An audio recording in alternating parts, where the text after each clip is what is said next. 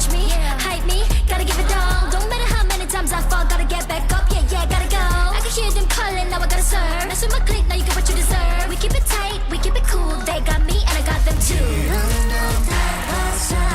Kita kunjung pada marah kehadapan kita sehaluan. Jangan simpan-simpan kita anak Malaysia.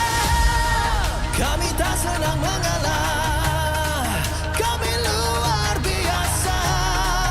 Semangat membara, harungi bersama. Jaga, jaga, kita jaga. Jaga, jaga, kita jaga. Jadi ayo. Yeah.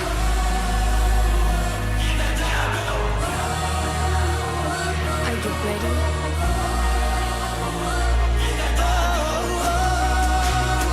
Can you feel me now?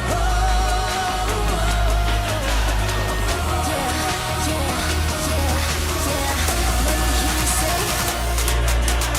Oh yeah. Langkahlah sama-sama langkah, bergema di kiri dan kanan. Tak berhenti marah ke hadapan, tak mengalah berdepan cabaran. Jaga, Jaga, kita jaga. Jaga, jaga, kita jaga. Jadi ayo.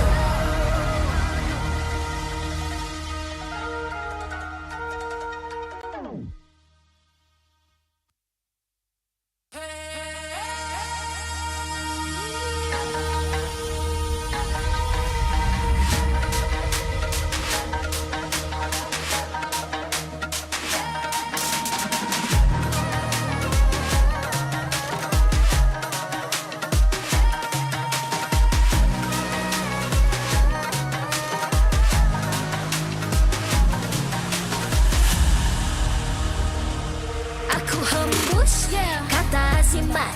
Bila terjatuh aku beringat. Jalan dah jauh, cari titik bermula. Krak, krak, krak, krak. Jangan patah semangat. Semarak api bukan calon cadang. Biar apa menghalang, aku sambut datang. 1000 daya, 1000 alasan. Harungi semua sampai di akhir garisan. Eo, eo. kami tak senang mengalah, kami luar biasa. Semangat membara, harungi bersama. Langkahlah sama-sama langkah, bergema di kiri dan kanan. Tak berhenti marah ke hadapan, tak mengalah berdepan cabaran. Jaga, jaga.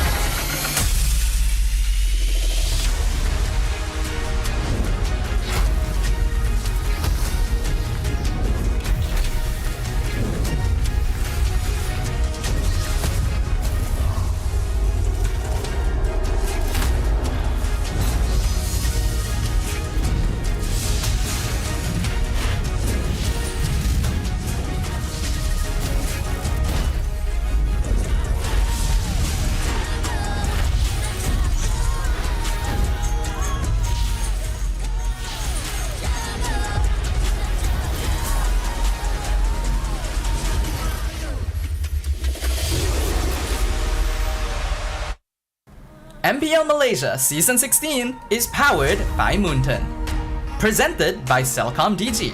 Stream, game, vibe on social media, and more to your heart's content without missing even a single moment. Power up with lightning-fast 5G speeds. Stream all day long with Celcom DG Prepaid 5G. Our official sponsors. Official gaming smartphone Infinix GT30 just launched. Comes with a free magnetic cooler, even more affordable than the GT30 Pro. The only phone in its class with GT trigger, 1.5K display, and 144Hz refresh rate. Supports steady performance with 120 FPS in MLBB. Available in 2 exclusive colors for the GT30, green and blue. Perfect meals for gamers, grab. Grab food for 1. When eating alone, enjoy meals from 10 ringgit with just 1 ringgit delivery fee and no minimum spend. And group order. Get 15% off when eating in a group. Bigger gang, bigger savings. Our esports partners, 100 Plus, Ferry, and Yamaha. And thank you to all our strategic partners, CeraVe and Playaz.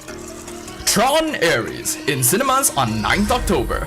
A visual spectacle action adventure. Tron Ares follows a highly sophisticated program, Ares, who is sent from the digital world into the real world on a dangerous mission, marking humankind's first encounter with AI beings. Catch Tron Ares in cinemas 9th October. Keep an eye out for special ticket bundles that reward you with in-game diamonds when you purchase Tron Ares movie tickets for 4DX, IMAX, or ScreenX. Supported by KBS, Rakan Muda, ESI, MESF, and PSM.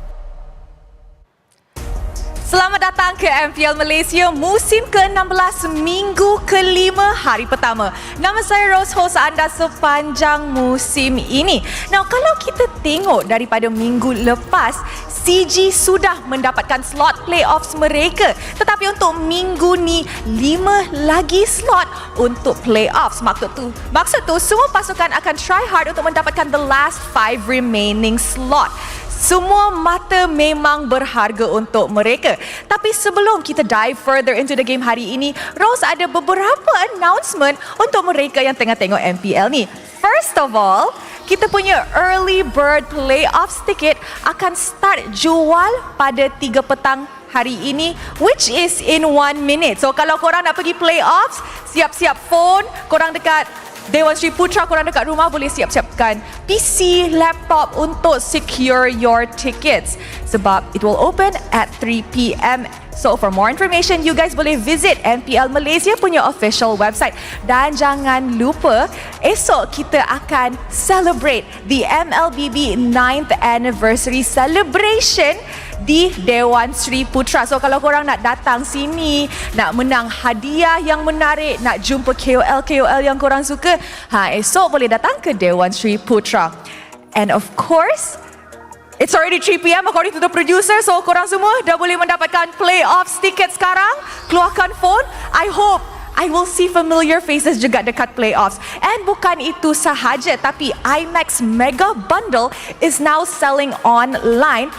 So macam Poji tercakap tadi, korang boleh belikan kita punya Tron Ares ticket for only RM72 untuk mendapatkan 2 tiket Tron Ares dan Predator Badlands. Dan juga ada peluang untuk menang hadiah Mobile Legends Bang Bang yang bernilai sehingga RM9,000. Termasuk diamonds dengan skin, so jangan terlepas peluang ini.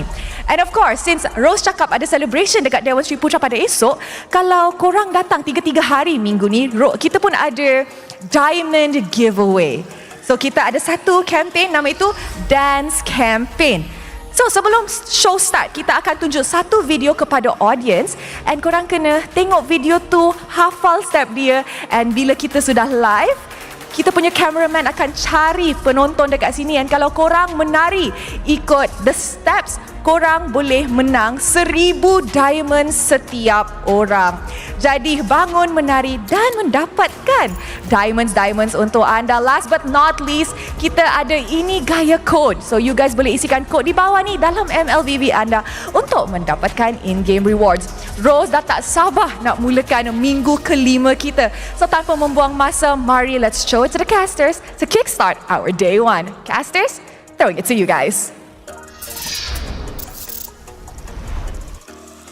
Thanks, Rose. Welcome, everybody. It's the MPL MY Season 16. Once again, here on week number 5. We are coming close to the end of the season. And of course, teams are going to be battling out for the last 5 remaining spots for the playoffs. My name is Gini Q. Of course, here today with me is going to be Slafa here at the desk. And Slafa, talk to me. Because right now, teams are in a pretty dire situation, especially considering how close the middle of the standings are to each other. They're like, what, 1 to 2 point differences? Yeah, every single match now really makes a difference. And I know we say that a lot, but now it's real. The reality for these teams is the chance of going into the playoffs is looking further and further away for some, looking closer and closer for others.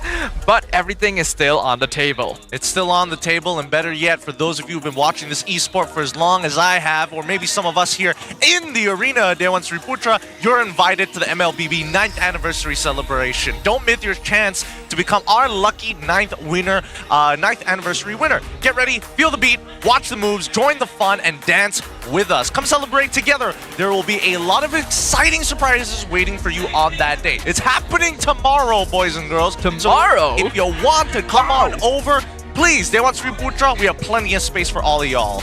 We've got plenty of seats back there. We've got plenty more matches for you to catch, which will be happening tomorrow. And who knows, you might be one of the lucky winners to get some special rewards when you come attend our 9th anniversary celebration. So make sure you guys tick that on your calendar if you're free this weekend. Sounds like a good deal, but let's get down to business, right? SRG OG now faces off against Team Ray, and SRG are on a complete tear so far, but Team Ray is also thinking about how they're going to beat currently champions of MPL MY. But that's not the only game that we have to worry about. Let's pull up today's schedule, because the match afterwards has almost the same stakes, but luckily they don't have to face SRG. But after last week's performance, I don't know, we've got a strong competitor. It's Untitled facing off against the Homeboys.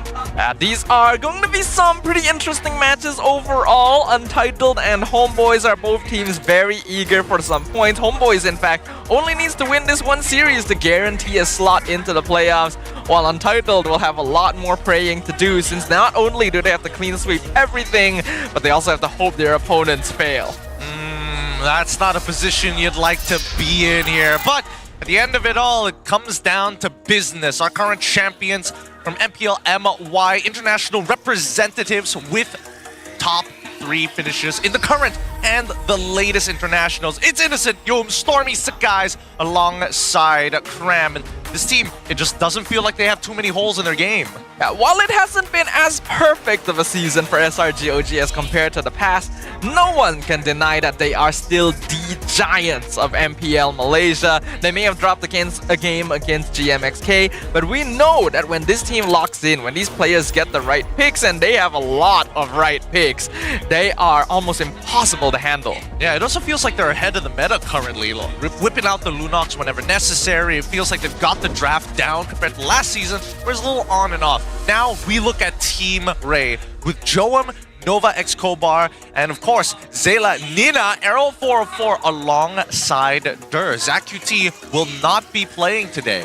Now, I am admittedly a little bit concerned for Team Ray. So far, they've been having a lot of difficulty figuring out what their team identity and playstyle is, and it became a lot messier when Error 404 came in to replace Dusk.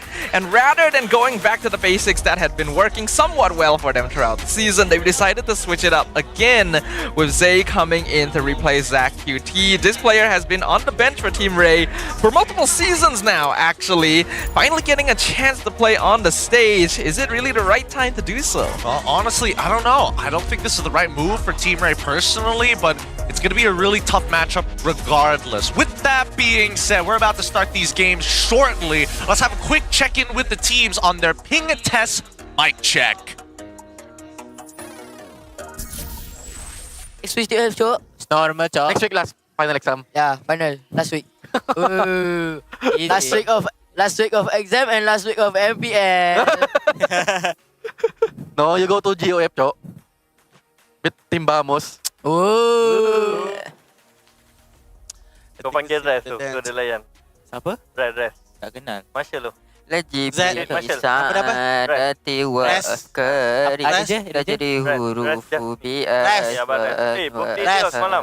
Oh. Haziha Oh, satu ni.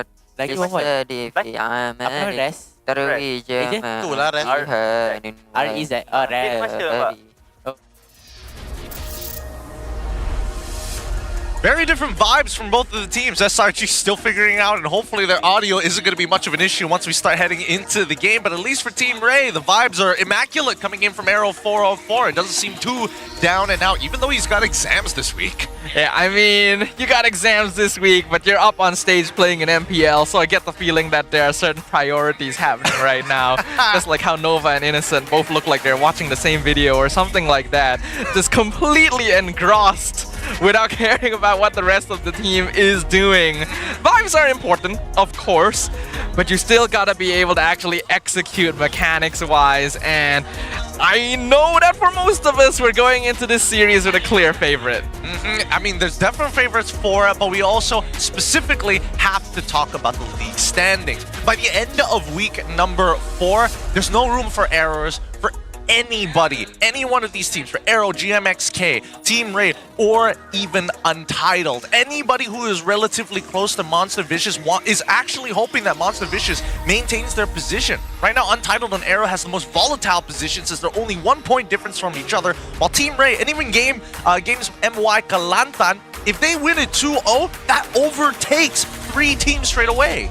You could argue that out of these teams, Arrow Esports is going to be looking the most comfortable since they are the one with 5 matches thus far, while all of the other teams have played 6 already. Even Monster Vicious is still only sitting on 5 matches, and they're quite comfortably in 5th place. If they're able to get a couple more points, should be quite safe for them to escape this range, which means that that one singular slot, that 6th place position moving on into the playoffs in this final season of this era of MPL Malaysia is up for grabs.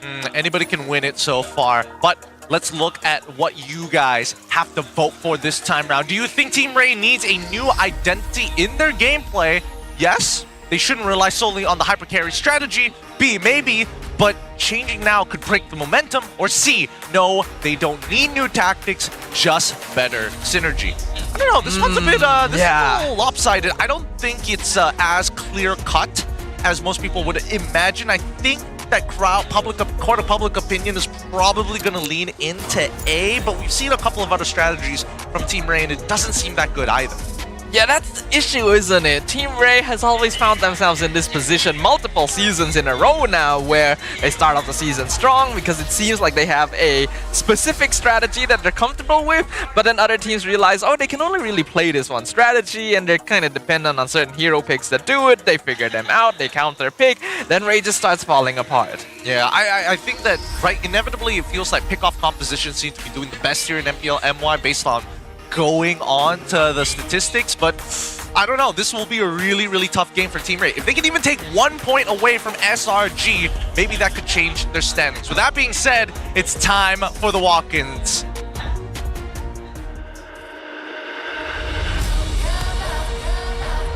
Introducing our marshals that will ensure fair play and professional integrity in the matches. Thank you for your hard work. Rez, May, alongside with Nuna.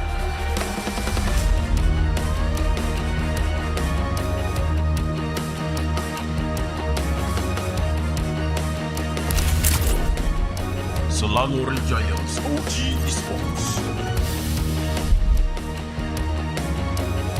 Still riding their winning streak after crushing Vamos and GMXK in style last week. The Red Giants stand tall and unyielding in search of foes worthy of their unstoppable might. Facing Team Ray, will they be stung by defeat or remain proudly unshaken? Ladies and gentlemen, welcome the conquerors of MPL Malaysia, Selangor Red Giants OG Esports!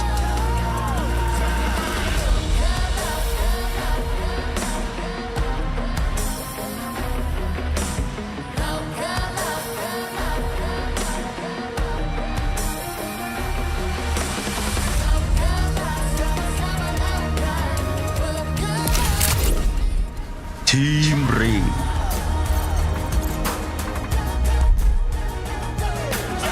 After enduring 3 heartbreaking defeats in a row, the pressure is higher than ever before. With their standings in the league at stake, every move now determines their fate. Can they rise against all odds and topple the mighty Red Giants who stand tall and proud? Brace yourselves and make some noise for Team Ray!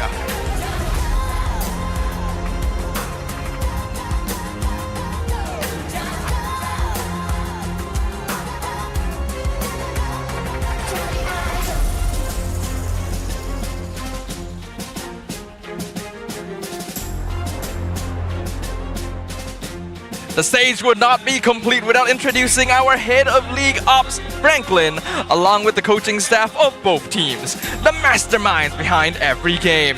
For SRG OG, we have Coach Arcadia and Ozora Becky, and for Team Ray, we have head coach CJ alongside Caleb. Let's keep it rolling with the fist bumps between the teams, a true sign of professionalism. This is how we roll. This is Malaysian sportsmanship. Good luck to both of our competitors on the stage. Luck will certainly play a role here, but so will skill, so will adaptability. Now that we are a few weeks into the Project Next patch, teams have started figuring out exactly which directions they want to take it, while others are still struggling to set that foundation. SRG will be taking blue side first pick for this very first match in this best of 3. Now keep in mind that at least for Team Ray's side, they have shown that they are decently good at hyper carries, but against pickoff compositions, it can get really, really difficult. Double fighters was shown last week as well, but even so, I don't know if they want to whip that out against SRG OG. Doesn't feel like there's any polish to it just yet.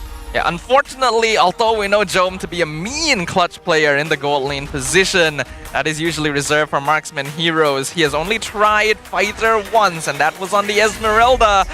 And as an Esmeralda player myself, I will have to say that his performance was very much less than stellar.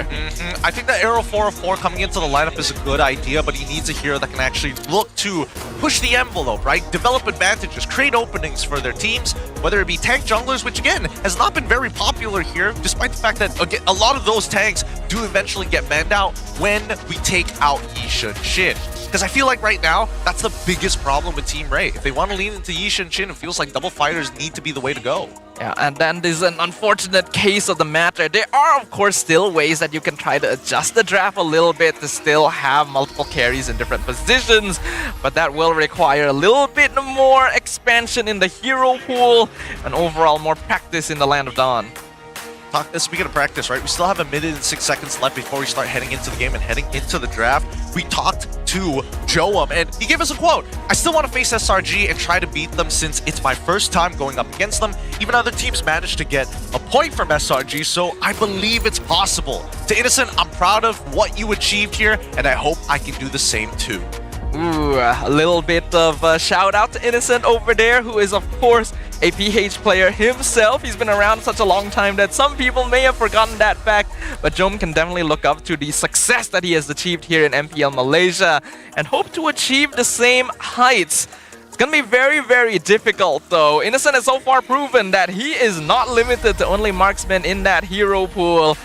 Will Jome be able to match up? Well, it feels like Innocent has a bit of an advantage here against Joam, but in terms of competitive career, Joam has been playing for a lot longer, especially in the MPL Philippines, right? So let's also take a player quote coming in from Innocent as his reply. Joam can try, but he won't be able to do it. There'll be a lot of Filipinos watching this match, so let's make it a good fight. Wow, just shooting him down right from the get-go here. You would not have heard that from Innocent a few seasons ago. But SRG are looking a lot more confident on the stage these days. They know they're the kings. We didn't call him half man, half beast for no reason whatsoever. It seems a little bit of that savage is still inside of him. But it's definitely understandable, right? International finishes for Innocent, being blessed with the opportunity to get picked up by SRG OG. And Joam, the fact that he's back in MPL MY, he's got to grind a couple more seasons before he can look for some kind of achievement of that level. Jome has shown the potential. He's shown the grassroots possibility of achieving the same heights that Innocent has seen. But so far, those have not turned into material substance. And now he is eager to make that first step by taking on the Red Giants themselves on home ground.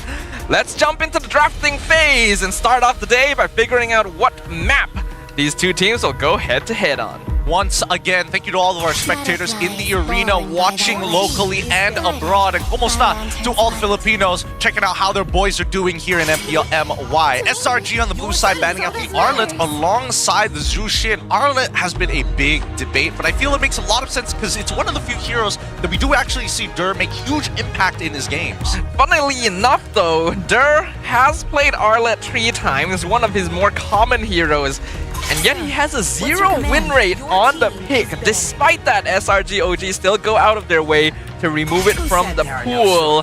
So that might indicate some ideas as to what their plan is. Hey, it's impact over win rate so far. Because Team Ray, they're at the bottom of the standings for the reason, right? Their stats this league hasn't been too great. But now the Chip, the Wanwan, the Kalia, good bans for the side of TR, and finally Fanny at the very end. Knowing that Era 4-4 could take advantage of this. Oh my goodness. So those are tickets, but why does the image look like that? Hey, I'm not gonna question it. I just know that SRG have a lot of fans in the crowd right now who are more than happy to see Stormy playing up on that stage. I'm sure a lot of us are very happy to see how far he and the rest of SRG has come, but it looks like we're going back a little bit. The SRG OG's MSC meta kicking things off with the CC first pick on blue side. Very interesting, right? CC has been, oh my goodness, I don't know if you want to be showing your email alongside. Yeah, that's a lot of here. details, right? Or your number for that matter. But hey, glad that you're purchasing the tickets. Oh boy. Oh boy. Luckily, we didn't get more information than that. Yishin Shin and as well as the Badang gonna get locked in for the side of Team Ray. I'm all for it, but I feel like this Badang is more likely to be a support roam rather than an EXP laner. Yeah, I would presume so as well. Though I definitely think that Badang EXP is not too bad a matchup into CC as well. Yes, he doesn't win the lane for sure, but if he doesn't allow himself to get pushed back too far, he will still be able to contribute quite a bit in terms of mid-game utility and team fight setup. Let's see how Team A decides to go for that as SRG lock in the Lancelot Kimmy. Oh, Lancelot Kimmy. All right, I'm all for it as well.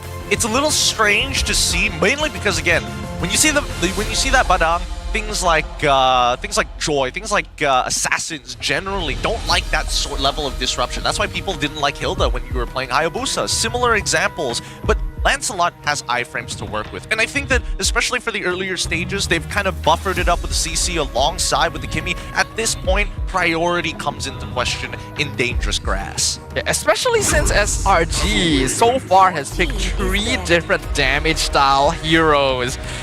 Team Ray locking in the Uranus here. Now this is a hero that you traditionally have disliked, Gideon. Yep. And I have recently also grown to dislike. Why do you think it would be picked here? Well, I think right now it's just how do you battle for the early turtles, right? How do you take advantage of those situations? Actually, you know that this could be a potential gold lane. We don't know for Gold certain. Uranus? Could be gold Uranus because again, it's Yishin Shin, right? So there's a good chance that double fighters might come into play. It just doesn't do that great in general, even against the CC matchup. Once the War Axe comes through and then some anti-heal, then Uranus really loses a lot of its effect. But he does buy a lot of time. It does mean that the TR wants to set up for potentially going for magic damage. Great Tread, Farsa is still available, and I think that wouldn't be too bad of an option. Yeah, I think Farsa is something for Team Ray to consider.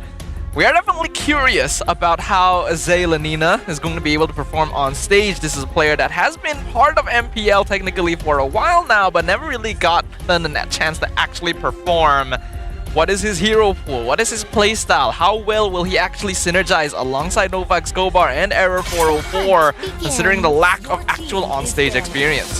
Now SRG is begging the question of TR, what are you going to play if you yoink away all your double fighter options, right? Are you just going to purely play tank? Are you going to depend purely on Nova X Kobar to get over that finish line to secure those points? And I think they don't have much of an option other than Lapu Lapu. Generally speaking, I don't think there's any EXP laner who wants to get that much in terms of lane dominance. Maybe a Freya, but really, we're pushing the limit at that point. Yeah, a lot of EXP laners are already taken off, and I think SRG should be quite safe in banning the Lapu Lapu as well, just to completely eliminate any other options and force the Uranus into the EXP lane, where CC will definitely cause a lot of issue. SRG decides to ban the Harif instead. Looks like they're thinking this Esme might be setting something up for Dome. Huh. Esme. Does that mean they want to play potentially Granger, potentially double fighters, and alongside Lancelot Kimmy as your main carries? If so, what would that look like, right? The main fighters are kind of out of the question. You could go for a... No, even if you go for like an auto attack based EXP laner, generally doesn't do too well into Badang anyways. It's just too much CC to kind of cut through. But we'll see. TR, they get their first option for Red 4, and I think Red 4, one of the most important picks on Red's side, going to really give us an idea of where this comp is going to lead to, or at least where they want to punish SRG. They go for the Lunox this time. Very safe, doesn't really give much away. Yeah, I think this is a good option here for Team Ray. They do know SRG's mid lane matchup already, but with 2 picks still remaining, it's hard to really say for sure whether or not a pick like Barca would be safe. So go for the option that has so far been working out as a general pickup for most mid laners this season. That was a lot of tickets. Dear God, how many tickets? And I think it was like, what, 3? Bringing his whole family. And relatives. And relatives, alongside with their pets. Oh boy. Now, you see that Lapu finally gets locked in. It looks like a double fighter composition is being set up for SRG, but with no Grok, no Chip, no Kalia. Does that mean they have to go for Cho or something that can actually... Gatot's also safe? Gatot's okay. Yeah. Good means to disengage. I was thinking maybe something to force purifies from the side of Team Ray, right? I think it's not very necessary. They already have the Kimmy to do so, but otherwise they don't really have big CC that would need the Purify to be utilized anyway. With the double fighter comp and the Gatot now, SRG just has a straight up rundown composition, and I think this was the intent as well once they saw the Uranus, because the best way to deal with this hero that's meant to buy time is to just have a composition that ignores him entirely. Oh, that's also true, but I think the Team Ray, they've got some really good peel on their side, right? Like, nobody really threatens the Lunox, maybe the Gatot ult. They get the carry at the very end to try and deal with these tanks in the front line. Doesn't matter as long as you have true damage to kind of cut through all of it. But what do you think, Staffa? Because for me, SRG, they've got a pretty balanced lineup, except chasing people is great, but disengaging, not so great without the AOG. Yeah, definitely. SRG, once they're in the fight, they are in the fight, which also means that they're probably going to be a little bit more decisive with it, not really forcing a lot of things and looking to set up opportunities instead where they can take out Team Ray in one fell swoop. I think Team Ray's comp is also not bad. Their scaling is okay, but they need a lot of map pressure initially to make sure they have space. Yeah, this Ishin Shin performance from Arrow 404 alongside with Nova X Cobalt on this Badang are going to be the real difference makers here. We'll see whether or not it's going to be enough. Joab will be playing that carry, and hopefully he gets to his 3 items in time before this game runs out of time, because SRG are on a timer, and we know how they like to play. They don't like wasting it. SRG OG will make the most of every opportunity that is going to be sent their way, and when you have the danger of ambush lurking around every corner in the lands of dangerous grass, the very first game shall be determined by which of these 2 teams will be able to set up initiative for themselves to claim victory in game number 1. Alright, let's jump right into it, because again, this mid lane matchup is not exactly the easiest, right? You need to make sure that they get consistent trades against specifically Zay Lanino, which they are. He's level 2. He should not die goodness. Here. He should not die. He's able to out-sustain it, but that's the big problem, right? Level 1, you see that Yums, he's not trying to clear that wave. He's looking to trade as soon as possible. Apply that brass tax to Zay Lanino.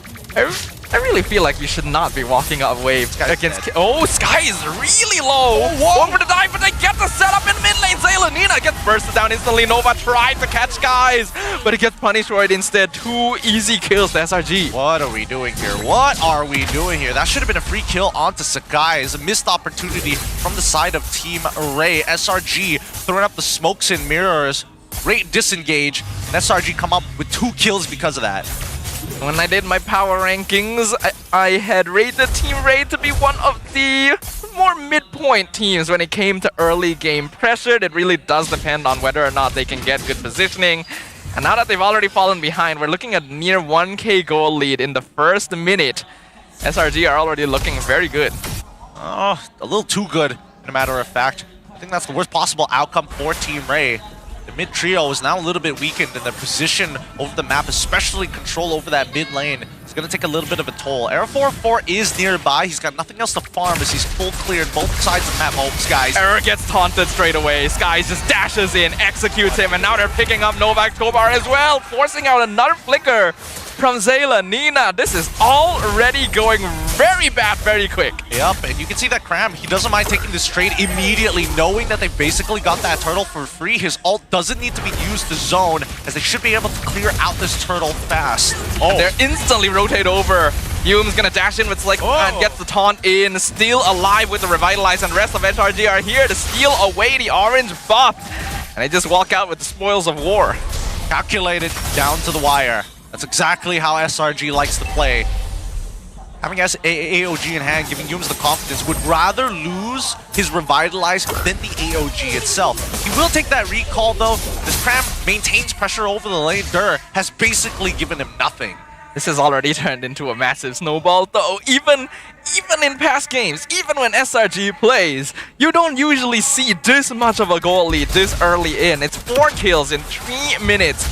And mind you, we mentioned during the draft, Team Ray needs some time to get off the ground. Yeah, and this is why you can't make mistakes, right? Again, 2 times we see Yums walk up, taunt somebody. Why aren't we responding? Use your Traceless, use your Flicker, get out of the way. Don't let him take it for free. Traction Pulse comes in, Piss Crack cancels it out, but Nova still has Dash out. The nice Mountain Shocker stops the Phantom Execution. Otherwise, Skies might have just taken out Zay there. Very nice, Mirror 404. It looks like he's playing a little, at least for today, a little bit better, right? Looks like the stage fright isn't affecting him as much as it did last week. I think that's what Team Ray needed. It's 2.3k for SRG so far, with 37 seconds left on the clock, but it looks like a gank topside. Nina pops in, darkening use, but Cram, with the good spacing, already has the idea that something is off since their enemies are missing from mid lane. Do they have information about positions? Because they could have gone for a proxy, maybe set that up a little bit better, but Nova can't hold this mid lane all by himself, and I think that Stormy is having the time of his life. That extra kill and 3 assists, really putting him far ahead. And intense multi-pronged attack. Fizzcrack comes out, Yum survives it all with the Revitalize once again. Skies looking for Error 404, gets the damage, gets the steal on the buff all at once. And Team Ray can't even recall in their own jungle. The pressure is immense. Yeah, Dur, he honestly shouldn't be fighting Cram at this point. He should be focusing on his waves and looking to proxy, right? He wants to be the first person to move. He can't get distracted by the little movements made by Cram at this stage of the game. Now it might be a bit early, Gideon, but would you say it's kind of safe to call this game already? Not yet. I think we need to see 3rd turtle first. 2nd turtle is going to be a giveaway for sure. Oh, Nova's dead. Nova, oh my goodness, Cram just like picking up groceries at the supermarket. Nova dies the 3rd time this game already. Skies picks up a free turtle. The timing is getting even worse for Team Ray, and oh my goodness, look at the surround in the mid lane. Zay can't even back off, has to flicker out to safety, oh never mind, the burn still picks him off. So good. Purple red tree this time, not red tree, purple red tree. This is again just a little bit of health steal.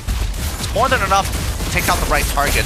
I think worse yet, it also didn't help that the Glow Wand by now should already be finished by Stormy. You check the items first. But look at this, right? It's all about the mid lane. It's all about pressure. You make sure that the waves are clear. You move off. You make that first move. AOG cuts off the backline. Arrow 404 instantly jumps on by Cram and crushed to pieces. Landshaker stuns Novak Skobar. Dur trying to buy time. Never mind. Phantom Execution comes in, pierces through the heart of the issue. SRG not letting them breathe. Not going to let them play the game at all. This is what happens when you don't have lane pressure. You cannot determine the tempo. And SRG playing the violin right now, and Cram, he looks so disrespectful! That Shaker hits Joe and forces the flicker. Nova tries to play defensive, has to use flicker himself, but the current calling Cram flickers forward!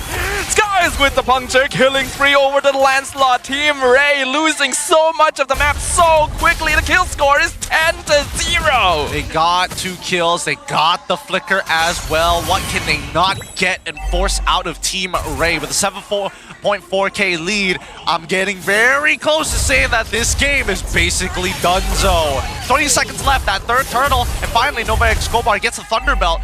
Bit late to stack now, but hey, at least he got it and rushed it first item. We're looking at a situation where the eldest sibling clearly got a new game and invited all his younger siblings to play with him. And the mastery difference is on another level entirely. We have a bit of recall communication happening here as Error404 is more than aware that this game is basically out of their hands now. Yeah, there's nothing much he could really do about this, right? I think he could try to look to clear up it, try to sneak an invade, but right now the coverage from SRG, making sure that there are no gaps in the jungle, no left of the map unchecked. It is difficult to slip through the defenses. Team Ray trying to gather around the top tower. AOG comes in, curtain call, and the traction pulse locks in Dur. Multiple ultimates used by Team Ray, but they're not able to counterattack at all. SRG getting free reign. And this is just a simple skill check coming in from SRG, right? They're saying, hey, if you're not going to do anything about it, we could have waited for that wave, gone for the AOG and sieged you out. But instead, we just want to see if you're going to make a mistake in the first place. Look at Dur. Never mind, he's gone. Where did he go? It's like he never existed. SRG picking them off left and right. 10,000 goal lead in 8 minutes. This is one of the biggest snowballs I have seen in the history of MPL. And still, top of the charts in terms of damage, it's Cram for some reason. Even though Sakai's his power farming has been good, and finishing the endless battle before even considering the Hunter Strike, right? He does have a Fury Hammer already complete, so he can still lean into it if he wanted to, but right now... Oh! Nova with the 3-man fist crack, but the Revitalize comes out and Team Ray does 0 damage! SRG dives the backline, AOG cuts things off, and Skies is here. He's late to the party, but is not too late to join the fun. They are destroying Team Ray. Cram finally falls, the first kill for Team Ray the entire game, but it is a 4v2. Nova Escobar loses half his HP in an instant. No more minion wave up top, but SRG will have another one pushing in mid. Another inhibitor tower will fall. Do they want to force this? Looks like the answer is yes. Dirk cannot even buy time, but Error404 and the rest will respawn, and SRG will finally back it off. 2 inhibitors off the very first push, and that is just immaculate, right? The Lord hasn't even spawned at this point. This game is done for. Checkmate angle has been set. And now, wow, even as SRG plays the grand finals, early bird tickets have been sold out. So if you've not been fast enough, we already warned you. 10 minutes! 10 minutes! And then it was sold out. That's what our producers are telling us. The tickets were literally sold out, and probably the amount of time it'll take SRG to end this game, actually. Wow, you guys are on the ball! And hopefully we'll have a really exciting grand finals for y'all to catch at the end of the season. But for now, we are witnessing the end of Team Ray's hopes and dreams. Very difficult. Very difficult for them right now. So far, uncontested and unable to get the items necessary to scale. See that TR trying their absolute best on the base defense. Their high ground just cannot deal with it. Cram is able to just completely disrespect the space entirely. He's not worried about anybody. Yeah, Cram is basically doing the job Dur is supposed to be doing. And now 10 minutes in, the Lord is already pushing. Mountain Stalker comes out. Innocent is just on top of Error404. A nice fist crack comes out from Nova once again, but the rest of Team Ray is completely scattered. Brilliance has to be used defensively. Lord is still alive. Crystal dropping 40%. Dur trying to drop time, but double kill goes to Cram. And SRG OG. One of the cleanest games I have seen all season. Like it's not even a competition for them. Secures game number 1. Nicely played by SRG. No problems whatsoever. Just another day in the office. Team Ray, unfortunately, the early game went completely downside to Nova Escobar, as well as their mid laner. It's just unfortunate. Really unfortunate. They have to be more respectful about that taunt. Wow. We already knew that the early phases of this game would probably dictate the pace, but none of us would have expected it to go so far so quickly. SRG OG instantly locks in the pressure, and by picking up kills left and right, secures mid lane prio, then jungle prio, then the map is just theirs. Again, some bad miscalculations at level 1. They thought Yums was going to focus on the wave clear. Nah, he went straight for that trade, and that's to be expected with Kimmy's. This is something that teams need to recognize, right? As soon as something changes, you have to understand, hey, we can't be doing this anymore. We have to be a little more respectful. We missed out on timing. That's no big deal. We can still pull back because, again, none of them lost battle spells. None of them truly needed to go for a full recall as well. Yeah, I really do wonder why Zay decided it would be a good idea to walk up so far in the mid lane at level 1 as a Lunox versus Gatot Kimmy, right? Unfortunately, the days of Badang Rome being just the one-all answer to everything are behind us. It's a strong hero for sure, but his early game presence is very much lacking compared to the overall durability that the Gatot provides. And with that, Stormy is just pelting you the entire time. Exactly. I mean, the Kimmy lanes are very, very volatile, especially if you're playing against it, so you just have to take so much damage. With that being said, though, without further ado, let us announce the MVP of this game. Match number 1. Let's give it up for SRG's one and only Kram. Once again, knowing how to push the envelope is one thing, but to do it in his fashion, it feels like you're really getting no space whatsoever.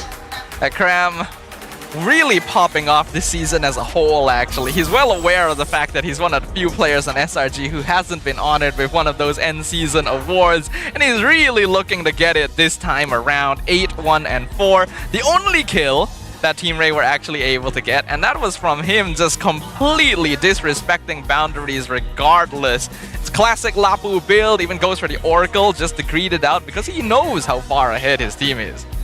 Yep, way too far ahead, and you can see how greedy his build is, right? Instantly, after getting after finishing off his War Axe, he's thinking, all right, I can go for Oracle. I can also go for Brute Force Breastplate. Again, Brute Force Breastplate, particularly good in this matchup because a lot of the CC from the side of Team Ray, the hard one, specifically coming up from Nova X Kobar, is manageable, especially when you have the Raging Slash ready to go. But worse yet, it allows you to kind of bypass the Uranus, right? That slow is not enough with the raw movement speed that you get from War Axe on top of the Brute Force. And this is why we keep wondering why Uranus is being picked up. You really need to win lane with him, otherwise he becomes a non-factor entirely. No utility, not even as tanky as he used to be. Kram, without needing to rely on the stacks, is more tanky than Dirt is going to be for most of that game because Team Ray can't even break through the first line of defense. It's so easy for SRG to just wait for the perfect chance to jump in and melt someone.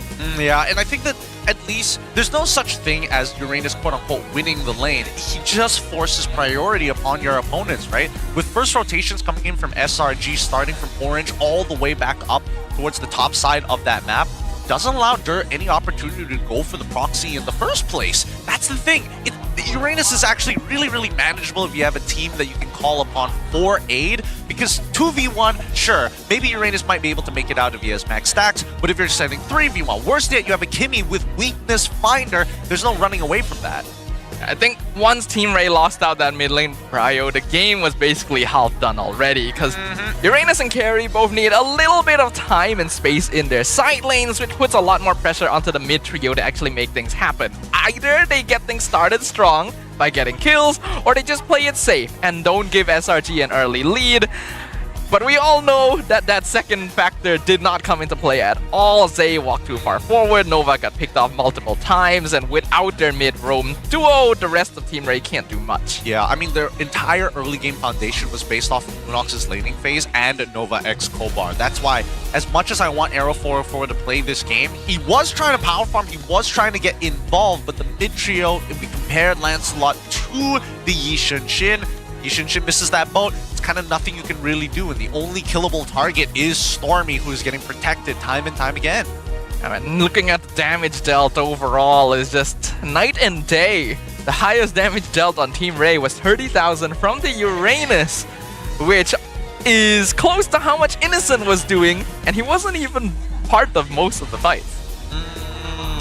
Yeah, that's true. He wasn't really. I mean, at this point, I'm ready to move on, right? Because this was such a one-sided game, 10-minute game, in a matter of fact, one of the stronger closers from SRGs, with every lane not giving a single advantage. That's when you know there are some problems, and I think that Team Ray need to start picking and choosing what they want, because as much as they want to play a composition that's like, oh, we want to scale towards the later stages of the game, maybe have some high ground defense to clear those waves, and I think that's a big problem. They're not thinking about the waves, they're thinking about like per matchup, per capita, what does our 5 do better than your 5? Yeah, unfortunately, Team Ray is in a situation where they're attempting to either reinvent the team or find a footing that's been missing when we're already in week 5 of MPL Malaysia. It's already too late to have that. At this point, you just gotta rely on what you know works just to get the points to hopefully get you to playoffs. And if Team Ray is busy trying to figure out how to play their individual responsibilities, you can forget thinking about outplaying the macro. I mean, they gotta work on this, right? As much as I believe the 5-on-5 draft, it makes a lot of sense, but the early stages of the game was played horrendously. Early game especially, right? Moments like this, how are you getting taunted by that? You can't be getting taunted like that, man. You have traceless to work with, and even so, you shouldn't be tracelessing or visibly showing your traceless in the middle of the lane. And unfortunately, Dur's lack of presence here is very clear. He's literally standing between Team and Error 404, and SRGs just decides he's not even worth paying attention to. He's not able to buy space at all. The rest of Team Ray not given any chance to farm or scale. SRG slowly closes it out. There's really not much more to say about it, because imagine most of you guys watching at home are aware of how this happened. Yep. Now, this engagement was particularly good from Nova X Kobar, but this also shows how devastating an early game can potentially get, especially at a 10k mark, especially when you don't have anti-heal. Worst yet, when Cram is already breaking level 13, he has way too many base stats to work with. There's no way you can deny him that damage. Skies was also level 15 as well by the 10-minute mark. He was just farming the entire map, while the rest of his team was standing in front of Team Ray and not letting them pass the security lines. So going into game number 2, we need to see some big shifts. In fact, I feel like I have to bring up the question, is it time to go back to Dusk? Oh boy, I don't know. I personally don't know. I think that they need to ditch the Yishin Shin. I think they need some better impact, especially since Arrow 404 might be able to force some ganks. It feels a little sad to see that he's forced to play Yishin Shin, right? You're setting up ganks, you're giving information to the rest of your team, but you can't make an impact until either, yes, the situation presents itself, but you can't really force it either. So let's look at what you guys have voted up on the screen. Do you think Team Ray needs a new identity in their gameplay? As part of public opinion, I was correct. 38%, but only 7% off from the other 2 answers. Yeah, actually a very close vote here from all of you guys, where yes, the A answer ended up being the winner, but every single answer had 30% split. So a lot of y'all are also wondering what actually is the correct path forward for Team Ray. Yeah, I think a lot of it just comes down to, hey, let's just play a style that allows us to at least get priority, right? Go back to the pick-off style. You can go into, like, I don't know, Cho Beatrix, Kaja Beatrix. It doesn't really matter here for me. Nothing seems to be working anyways, and now that you're facing off against like double fighters, you might as well have laners, or at least go back to a style where you can actually support Joam. It's a tricky situation, because when the season started, there were definitely a lot of flaws coming in from the players of Team Ray, but it just so happened that those flaws were manageable for the hyper carry style they were going for, right? When Joam was dictated as the singular carry, Dusk and ZaQT being more supportive players worked out for that. Dur would often throw his body too far forward, but there's no issue of him sacrificing himself since Joam is just meant to survive the damage. But now that they're trying to play something more balanced, it becomes that much more important for every player's responsibilities to be fulfilled correctly. Oh, talking about responsibilities, I feel like the biggest letdown for me has been Dur. There's so few heroes that he actually can make an impact on, and again, I love seeing him play things like Arlet, but then you start to remember, yeah, he played Fulvius that one time, not as good, but the Terizla does do well. So there's that give and take. There is something, but is doing something on the stage right now. Looks like, if you guys were paying attention earlier, we have a dance campaign happening for some of our fans to maybe win some diamonds here. Hey, I mean, it all starts with learning this dance. Keep in mind that these people who are dancing have a chance of getting 1,000 diamonds. We have dance cam up on the stage to show you exactly what these moves are going to be. And this is for our 9th anniversary, a time to celebrate, a time to dance. Okay, I feel like we're asking a bit too much of our fans right here. I know in that position, I would not be able to follow along with what is happening on that screen. But let's see what our fans are capable of here, because we know Poji is definitely winning the fight. Just give it up to Poji here. Go for Hold on. Wait. Hold on. Okay. Oh, they're going for it.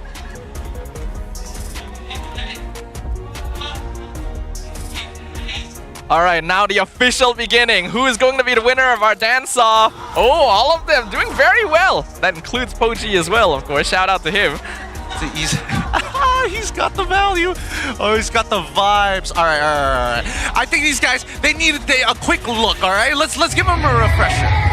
All right, let's look at the video one more time. All right. Everyone watching at home, pay attention to the moves. Spin. Left hand, right hand, cross, flying down. Farsa. Another point in the sky. X downwards, cross, lift overhead. Right hand, I think. Yeah, right hand spin over, left hand pull down. Sign language, I think. I don't know, man. I gave up following a long time ago. Actually, it's not too hard. There's 3 sections to this dance. All right, we'll see whether we can memorize some other time. Thanks, Poji, so much. And thanks to our dancers up on that stage. That's 1,000 diamonds in the bag for the 9th anniversary.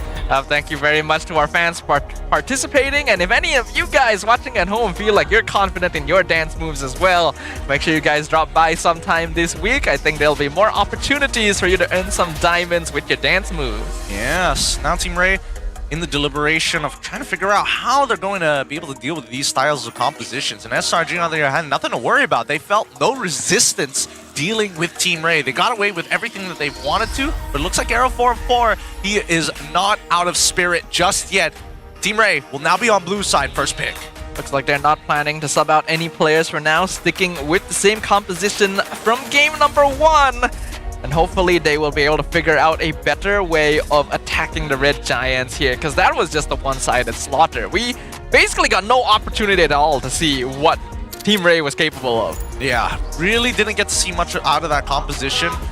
And worse yet, I think they had Poji a Marshall now? He is now. I hate the fact that he's wearing an MPL Singapore jacket as he does it. But our local troll is that allowed? Going at it. Can we get him off the stage? I mean, it's fine. You know, Singapore needs some love too. I've been hounding on them for so long that it feels like, okay, they need a bit of a breather. A little bit, you know, but you know, they're our sibling. They're our sibling MPL, and you know how sibling relationships are. Yep. You know, when we're on camera, Gideon, we're not allowed to like them. As long as you can put my voice to my face, you know that I'm not going to be liking Singapore. Until my face is gone, then it's like, man, I feel bad for these guys. To be fair, they just started their MPL not too long ago. They've only had their first week. There's much to be excited for with new roster changes and revamps to a lot of the lineups. Speaking of which, let's see how the drafting phase is going to begin. I feel like we really didn't get to see Dangerous Grass come into effect at all last game because of how quickly it ended. But let's see what map we are going for in game 2, and it is a Broken Walls this time. 100% win rate for SRG on this map, and it definitely facilitates strong early rotation and potential tank junglers. All right, let's see what the draft is going to start looking like. Kalvia, Chipman, no surprises from Coach CJ. On the opposite side, I love the fact that Coach Arcadia is getting rid of the Boxia. This is something that I was wondering whether Team Ray was willing to put Arrow 404 on, because it would have been a great counter specifically to the early game, as well as the Kimmy, which has been highly contested these past few weeks. It has been a little bit up and down though. It really depends on how well you're able to actually set up for the Kimmy. Because we saw previously when it was played by a CG Esports, even Chiku ended up getting harassed quite a bit when he was playing on that hero. So you've got to make sure to pair it with the right roamer. Let's see. Angela also gets banned out alongside with the Fanny. Slight adjustments from Coach Arcadia. And I like it, right? Because Broken Walls is one of the few maps that you can really start to think about these neutral objectives differently. There's two sides of the Turtle or Lord Pit that you can play from, and your tier 1s matter so much in these types of maps, mainly because it gives you a place to fall back to, and it gives you multiple directions of which you can fall back to. And remember, this is the map that allows you to approach both the Turtle and Lord Pits in 2 different directions as well. So having heroes that can take that space, stand in front, and buy time is very, very important. It's why heroes like Grok get a lot of priority here as well, since he can also create walls to make up for some of those missing ones. Kimmy, the first pick for Team Ray. Yep, I think that it makes sense. They see the Baktia gone on the opposite side. It feels like a strong first pick. And now, SRG, 2 things that they can do. Either ego challenge and lock in a Lunox just to show them how the matchup is going to be played. Or B, just go for an assassin-style jungler. Hayabusa does very well into Kimmy's. Not much you can really do once that shadow is on top of you. Joy as well does very nicely into it. And it looks like it's going to be Lancelot alongside with the CC. So again, just burst damage, look for your targets, cut them down. Basically the exact same opening from SRG from last game as well. This time on the red side. For the instant CC first pick and then the Lancelot for Skies. So far, Skies has been playing a lot of Lancelot this season. He's been getting a lot of practice on the hero. Now Team Ray will have the opportunity to respond. You definitely want to try and put a better matchup into the EXP lane this time. How good of a matchup is it going to be, though? The CC is such a strong opener. I think at this point, Team Ray might want to just consider Lapu Lapu. But it's hard, right? Because you're thinking that EXP laners is not only to generate space, but to also actively affect these neutral fights. But with iframes, there's a good chance that you can miss out the CC. So they're going to hold off on their EXP pick. They go for Harith alongside with the Hayabusa this time, which is an interesting option. Harith and Hayabusa. So SRG's previous ban may have been closer to the truth than expected. Definitely seemed like Team Ray wanted to set up this hero pick for Jome. Maybe something that can help him win out lane and carry that mid to late game. SRG now have the option. What are they going to grab here? Their third pick in the previous game was the Kimmy, which has been stolen away. Either they go for the Lunox to make sure mid lane doesn't get banned out too much, or they can even go for a very early Esmeralda just to make Jome's life difficult. Yeah, but then you instantly reveal your 2 side lanes, right? I think they can hold off on that because they still have plenty of other options. They go for the Brock instead, which I'm all for, right? Good ways to peel from against your opponents. Oh, somebody's actually going to roll for the aspirin skins. Okay. Just do the 10 pull, man. You're on camera. Just do the 10 pull. Do the 10. Do the 10, man. He's really going to make us wait one by one. Okay, we got the Moto Drifter skin. Yeah. Any more? You're going to pull any more, sir? Just do the 10 pull at this point, right? That's what we want to see. Okay. Maybe he has better. Oh, wow, bro. Wow, so exciting. Yeah. That's just Brody the hero, right? Yeah, that's just Brody. I didn't actually know that was a possibility. Oh, yeah, you get heroes too. Oh, that's something nice. Oh, wait, hold on. No. It's just Bane, but green. Oh, man. It's green Bane. I will choose my Bane. own I don't know why the skin is so, Oh, that's kind of nice. Venom Grok. That's a classic. That's a classic. Everybody loves a Venom Grok every once in a while. Yeah. Come on. Give us an aspirin. Let's see that pity. Which one are you going to get? You going to get Guinevere? You going to... Is that it? Are you done, sir? It? Looks like he's done. Should have done the 10 pull. Yep. Should He basically have did done a 10 the pull. It would have been faster. It would have been faster, but he wants to, really bring that. Maybe he wanted the screen time. I've been paid to do this. Say less. I will take up all the screen time. Now, the second half of the draft has been... this one's a little amusing. Once again, SRG giving a lot of respect to the impact that Dur is able to bring with the Arla, but also kind of ruins their composition if they are trying to set up for a double fighter again. But without the Kimmy, though, I don't know how they're going to set up the double fighter. I feel like it's still possible, considering that if you go for, let's say, the Esme in the gold lane, just to counter the Harith. Both Esme and CC actually do an okay amount of damage while being fairly tanky, then land scales super well. If you finish off with a Lunox, I don't really think you need a specific late game core. Oh, that's also true, but does it benefit their combinations? I think the Lunox makes a lot of sense, and Team Ray, probably the onus is on them to ban it out since they've already got the Kimmy in the first place. And we see that the Uranus gets banned out here. Makes a little bit of sense because, again, you've already got 2 magic damage dealers, both of which need to chase their top opponents down, ideally keep them in one spot, and Uranus sort of does that in his own little way. He shreds MR at the very least. That's why I guess pair him up so. with, like Barca and stuff. Eve. I still really feel like Uranus is getting a lot more prio than he should be. But, well, I am just the caster, and they are the coaches, so maybe they know something we don't.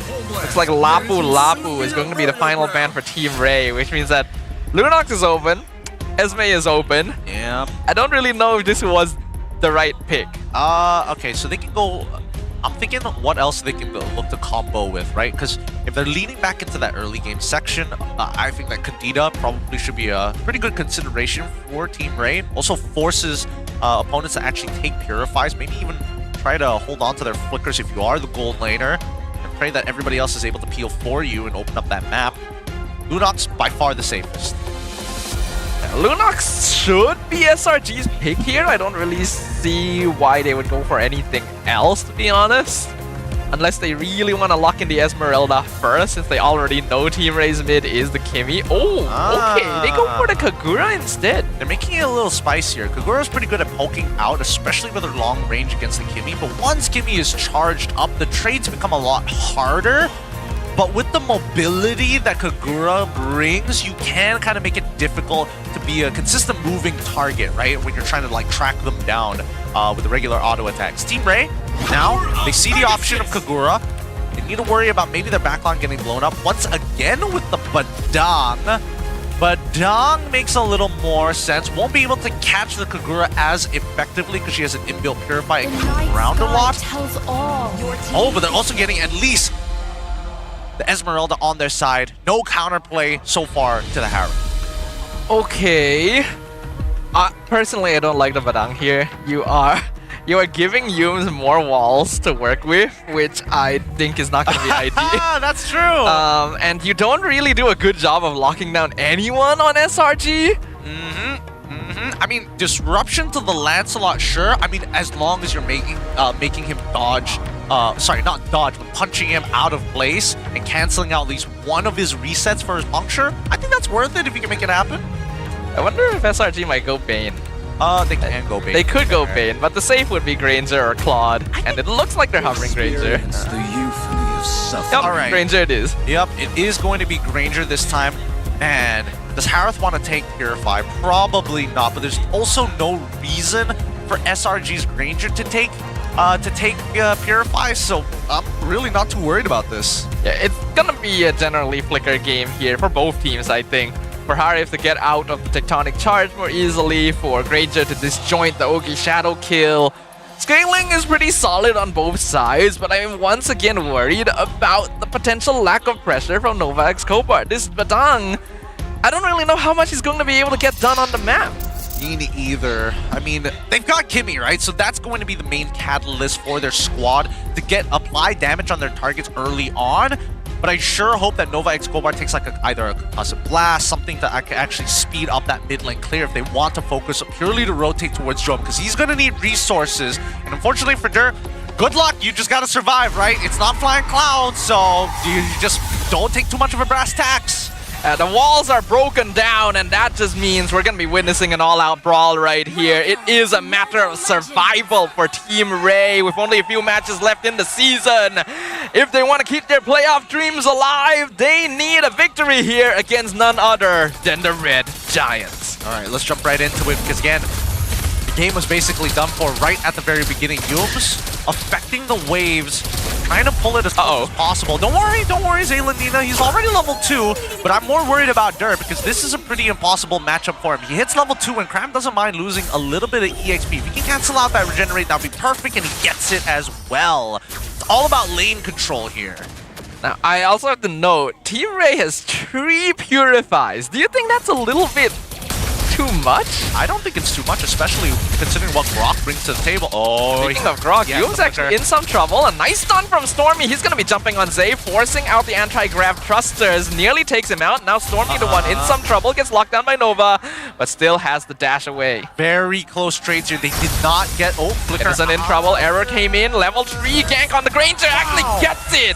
Too late on the Flicker. Error 404 picks up the first blood. Very late on it, but to be fair, he was already tagged with the Shadow, so he was going to die no matter what. And Innocent just wanted to wait until the very last second to do so. Now, we see first blood for Team Ray. And this is what I was talking about, right? Error 404 now has some form of like early impact more so that he can forcefully get involved in these ganks compared to their opponents. Yeah, level 3 gank on the goal lane is probably the best call that he could have made, actually, since you're unlikely to get a kill on Cram, and Innocent is already pushing up the lane. Also, we have a bit of an in-game fun fact here, where Yumes has become the first player to reach 200 wins in MPL MY history. Wow, okay. Considering his debut and the long winning streak that he's had, it's pretty tough to imagine. 200 games that he maybe should have hit it sooner once he already joined SRG's side, but now see the very first turtle already open up here. See that both junglers are hitting that level 5.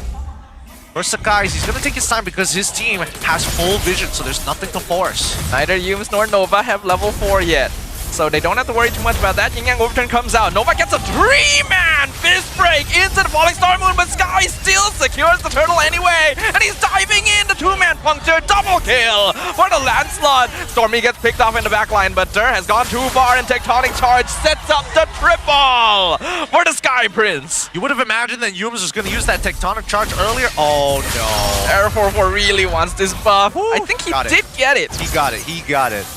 Oh boy. Both didn't have Retry, to be fair, so it was a clean 50-50 from either side. But now you're seeing the major EXP difference here. Yumes to Nova Escobar. Nova Escobar hasn't even hit level 4, and Yumes is already at least 70% of the way to level 5. Which is a shame, because Nova got a really solid fist break in the turtle pit there, but the rest of Team Ray wasn't really ready to follow up on it. Nor do they actually have the damage just yet this early in the series. So SRG still were able to take a 1k lead for now. Well, actually, they do have the damage with Zaylanina. The problem is that Zaylanina on Kimmy, it's not very bursty, right? It does take a little bit of time, and if you can apply it to multiple targets at once, that's always a good time. Oh, Nova Escobar having to dash over the wall for now. But I just want to make sure that people recognize that Stormy, he is gunning for that back line. He is looking for Zaylanina, knowing that he's going to be the majority damage dealer. Oh, wow! Nova is gone. Tectonic Charge into the full combo. SRG waiting in the bushes. Zaman Force comes out. Ogi Shadow Kill can be used on Stormy and Innocent. Nearly takes him out. Flicker comes out. All of them are so low. But SRG escapes. Oh, frustrating. It's got to be frustrating. They're putting them so low, but still finding no cigar. Cram, he's controlling this lane extremely well, right? He's even calling upon the rest of his team to be ready for this turtle because of how much lane pressure he's developed. He's making sure that Dur doesn't feel comfortable, right? Every scenario we've seen so far, Dur getting 1 kill, that's great, but he also died and missed out an entire wave, which is why we see this EXP lead from Cram. But you could argue that Cram also hasn't really been allowed to leave the lane all that much, thanks to the Esmeralda's wave errors taking so much damage just from Yumes here. And that means that SRG has been taking 4v4s without one of their main setters in the CC. Yep, they're just denying plenty of kills, right? They gave away early first blood, and they don't want that mistake to happen again. Curtain Call comes out, Traction Pulse going to miss. Nova manages to flicker over the wall, and Team Ray will back off. That's exactly what you want to see from the side of Team Ray. The way that they back up here is extremely important. Oh, okay, no. Sakai's not going further than this. Mid lane gets clear, but look at top side.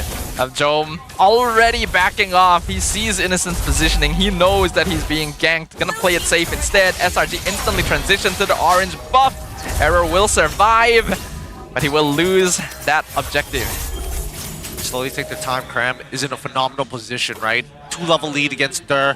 It's untouchable. This lane is so done for. And with topside, tier 1 already broken. I'm waiting for the lane swap for Innocent to actually head down to the bottom side of the map. He's probably going to double wave off of the mid lane first before heading down. Innocent, while he did get picked off quite early on, has been given a lot of space to farm now. Yumes looking for the setup. Fist Break comes out. Fist Break, all of it used on the Grok. Tectonic Charge comes in, gets 2-man. SRG not really interested in forcing that fight. It was an attempt, but Innocent can't get in. And more importantly, Stormy was not in position to actually capitalize on it either. Here comes Skies, not quite able to steal the purple. Team Ray secured that one, but we can already see their rotations becoming more and more defensive as the game goes on. Very honest for now. But I love the spread of resources, right? They're switching out Stormy, they're sending Sakai's downside alongside Cram. They're going with this 2 and 3, which has been working out really well for them as long as Yums has the long-range damage from Granger's Death Sonata to get involved when he does decide to initiate. Curtain call comes out, Novak Tobar forced back. We can see a 4-level difference between him and Cram. Very difficult to actually take any space there. Yum gets hit with the falling Star Moon, but he is scouting out information. SRG looking to set up in the mid lane for another turtle. Gonna make the attempt here. Cram gets pulled in with the traction pulse. Dirk gets murdered in the mid lane by Innocent, and the Ogi Shadow Kill finishes Cram off. Oh, 2-prong fight, but here comes the conceal! Tectonic Charge finds 2 with the concealed flicker, and Error 404 has been taken off the internet. Sky is looking to dash in for Zayla Nina as well. Oh my goodness, that damage at the wall sets it up for Innocent!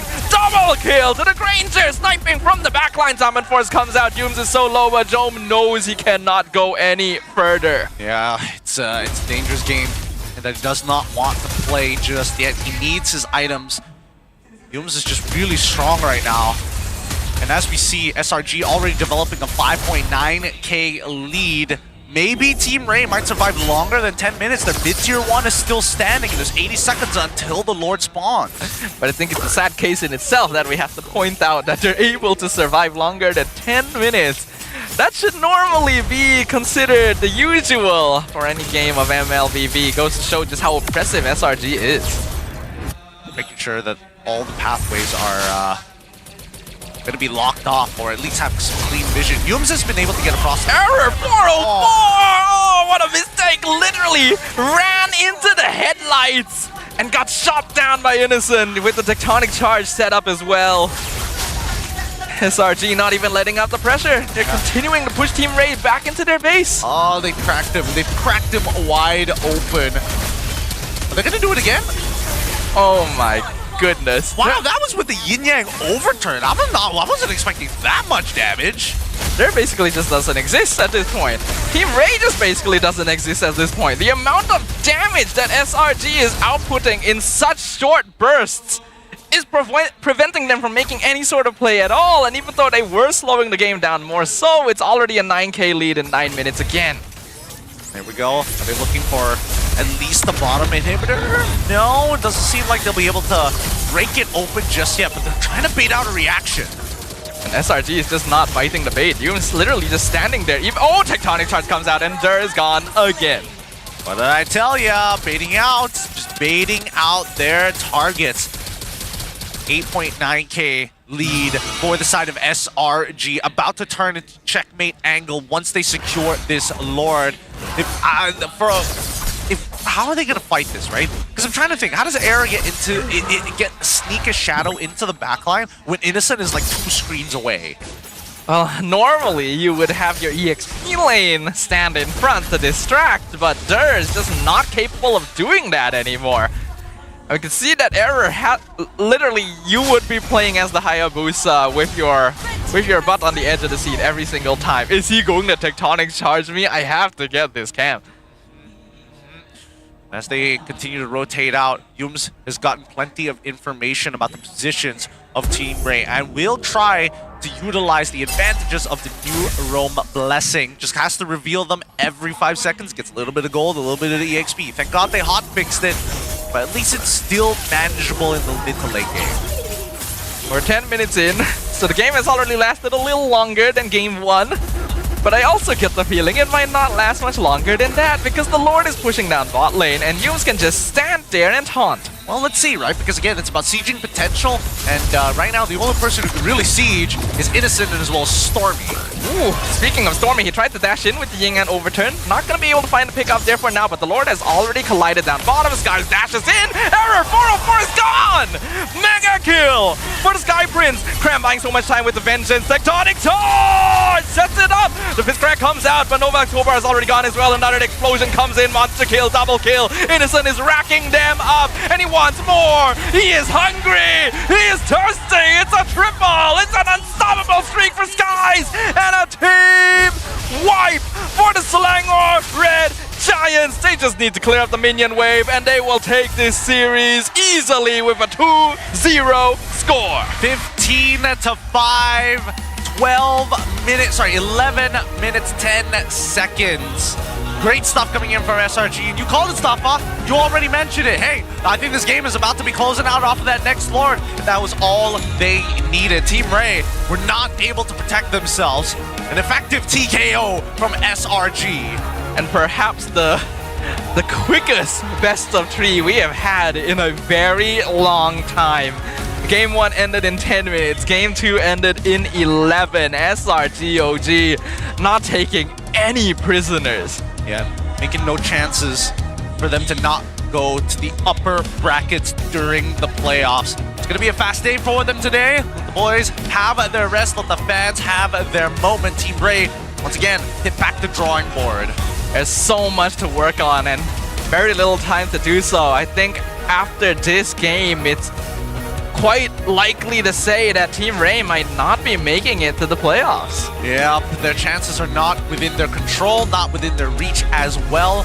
They're running out of games very, very quickly these last 2 weeks in the MPL MOY. But we celebrate for SRG. Let's throw it up on to a Rose. She's having an interview with both Cram alongside Yums. Rose, how you doing? What's going on with the boys? Secara rasminya, SRG OG Esports adalah pasukan kedua untuk layak ke playoffs. Congratulations boys on making it to the playoffs. Sekarang kita dah ada 2 pasukan. Kita akan cari 4 lagi pasukan. Dan sekarang Rose bersama dengan Yums dan juga Cram. My very, very favorite duo on stage. How are you? Yeah, good. Thank you. Good. Behave today? Yes. Okay, now let's talk about the game. Tadi Team Ray tak mainkan Zak. And kalau kita tengok daripada minggu lepas punya interview, Innocent really wanted to meet Zak. So today tak dapat jumpa Zak di pentas. How do you feel about that? Saya nak jumpa Jom je. Oi, kenapa nak jumpa Jom? Sebab saya memang nak jumpa dia. Kenapa? Oh, kenapa? Mungkin ada hal lah yang patut saya deal dengan dia. Ada hal? Hal apa tu? Ada lah. Nice. I tak tahu apa-apa. So sekarang dah jumpa Jom, apa perasaan? Rasa puas ke? Rasa masih ada hal ke? Saya rasa tak puas lagi lah sebab dia macam main safe. Oh, too safe. Too safe. You nak dia barbar tapi tak jadi. Nah, tapi saya selalu tengok dorang lawan dia asyik barbar. Tapi lawan saya dia macam nyorok-nyorok. Oh, so macam tak puas hati lah. Kalau boleh nak jumpa lagi? Kalau boleh nak jumpa lagi. Okay, now speaking about that, sekarang ni SRG OG adalah pasukan kedua untuk like ke playoffs. Tapi kalau kita tengok standing, the top 2, you guys are still fighting dengan CG untuk mendapatkan upper bracket. My question is, apa yang SRG perlu buat untuk at least secure upper bracket? Sebab kalau kita tengok, you guys are actually behind in points this season. Dulu biasanya regular season perfect run. Sekarang dah kalah beberapa point tu. So, macam mana korang nak secure upper bracket? What's in plan? Kita orang akan lock-in lah. Lock-in. No, lock-in. Low-key? Lock-in. Lock-in. I ingat low-key. So, kena lock-in. Yeah. Cram, do you agree? Yeah. Yeah, nice. Memang pening lah interview dua ni. And of course, kalau dah ada 2 pasukan dekat playoffs, you rasa siapa lagi 4 pasukan tu yang akan dapat slot ke playoff? Sebab kita ada 10 pasukan. Prediction lah. 4 pasukan. Vamos, MV, Untitled dengan Homeboys lah. Homeboys, wow. Okay. So guys, itu adalah prediction Yums yang tak bias. Tak bias kan? Tak pernah. Tak pernah bias. Baiknya Yums. Okay guys, so kita tadi sudah tengok perlawanan yang sangat-sangat convincing daripada side SRG OG, tapi hanya seorang yang boleh menjadi MVP of the game. So korang rasa siapa? Wush. Okay, kita sama-sama tengok MVP of the game in 3, 2, 1. MVP jatuh kepada Stormy ke? Adik dah tidur tu. Adik ke? Adik! Ni macam dah tahu je. Okay, pergi ambil adik. Dia tak ada mic tu. Pergi ambil dia. Hai adik. Apa? Hai adik, how are you? I'm good. Kenapa tidur? Sebab biasanya saya tak akan dapat MVP. Oh, kenapa pula? Tadi tu saya tidur je. Tak sangka lah. Kamera depan muka pula. Katanya lah. Okay, adik. Last week, adik dah bagi prediction kepada Rose on siapakah yang you rasa akan layak ke playoffs. Sekarang you guys are in top 2, you guys are still fighting with CG. Tadi Yums cakap, korang kena lock in kalau korang nak dapat upper bracket. Betul? Betul. Tapi in your opinion, apa yang korang perlu buat untuk mendapatkan upper bracket? Jangan tiru. Oh lah, baru tidur. Sekejap saya fikir sekejap. Okay, saya bagi jawapan ni je lah, biasalah. Kita orang kena keep consistent, jangan complacent, jangan boring, jangan jangan underestimate enemy lah yang penting. Jangan underestimate enemy. Just do what we usually do. Yeah. Are you saying you underestimated enemies? That's why korang kalah season ni? Gaslighting ah? Oh, I'm not gaslighting Bukan. Bukan. Bukan. Okay, tak. Saya tak underestimate pun. Itu just reminder untuk korang. Reminder, awareness. Okay guys, I tried, tak jadi. Okay, thank you very much adik. Cram. Malay, English, Tagalog? Any, okay Last week I cuba tak jadi. Harap kali ni jadi. So today you met Jom, who used to play in the Philippines with you. How did it feel like meeting him in MPLMY? Good. Baik. How was his play style? How was his play style in Malaysia? Passive. Do you think it's like him or it's very unlike him? I think very unlike him. Because he's usually quite aggressive, right? Yeah. Now, Team Ray is not looking too good if they want to enter to playoffs, but there's definitely still a chance. It's not 0%. Is there anything that you want to say to them? Maybe words of encouragement or anything for your friends inside? Semangat. Nice, semangat. Cram, come here. For the past few seasons, Innocent has been getting the regular season MVP. However, this season, you are actually very high up in the ranks, and you're currently tied with Chibi, if I'm not mistaken, for number 1 or number 2. Do you think this is the season you get to be regular season MVP?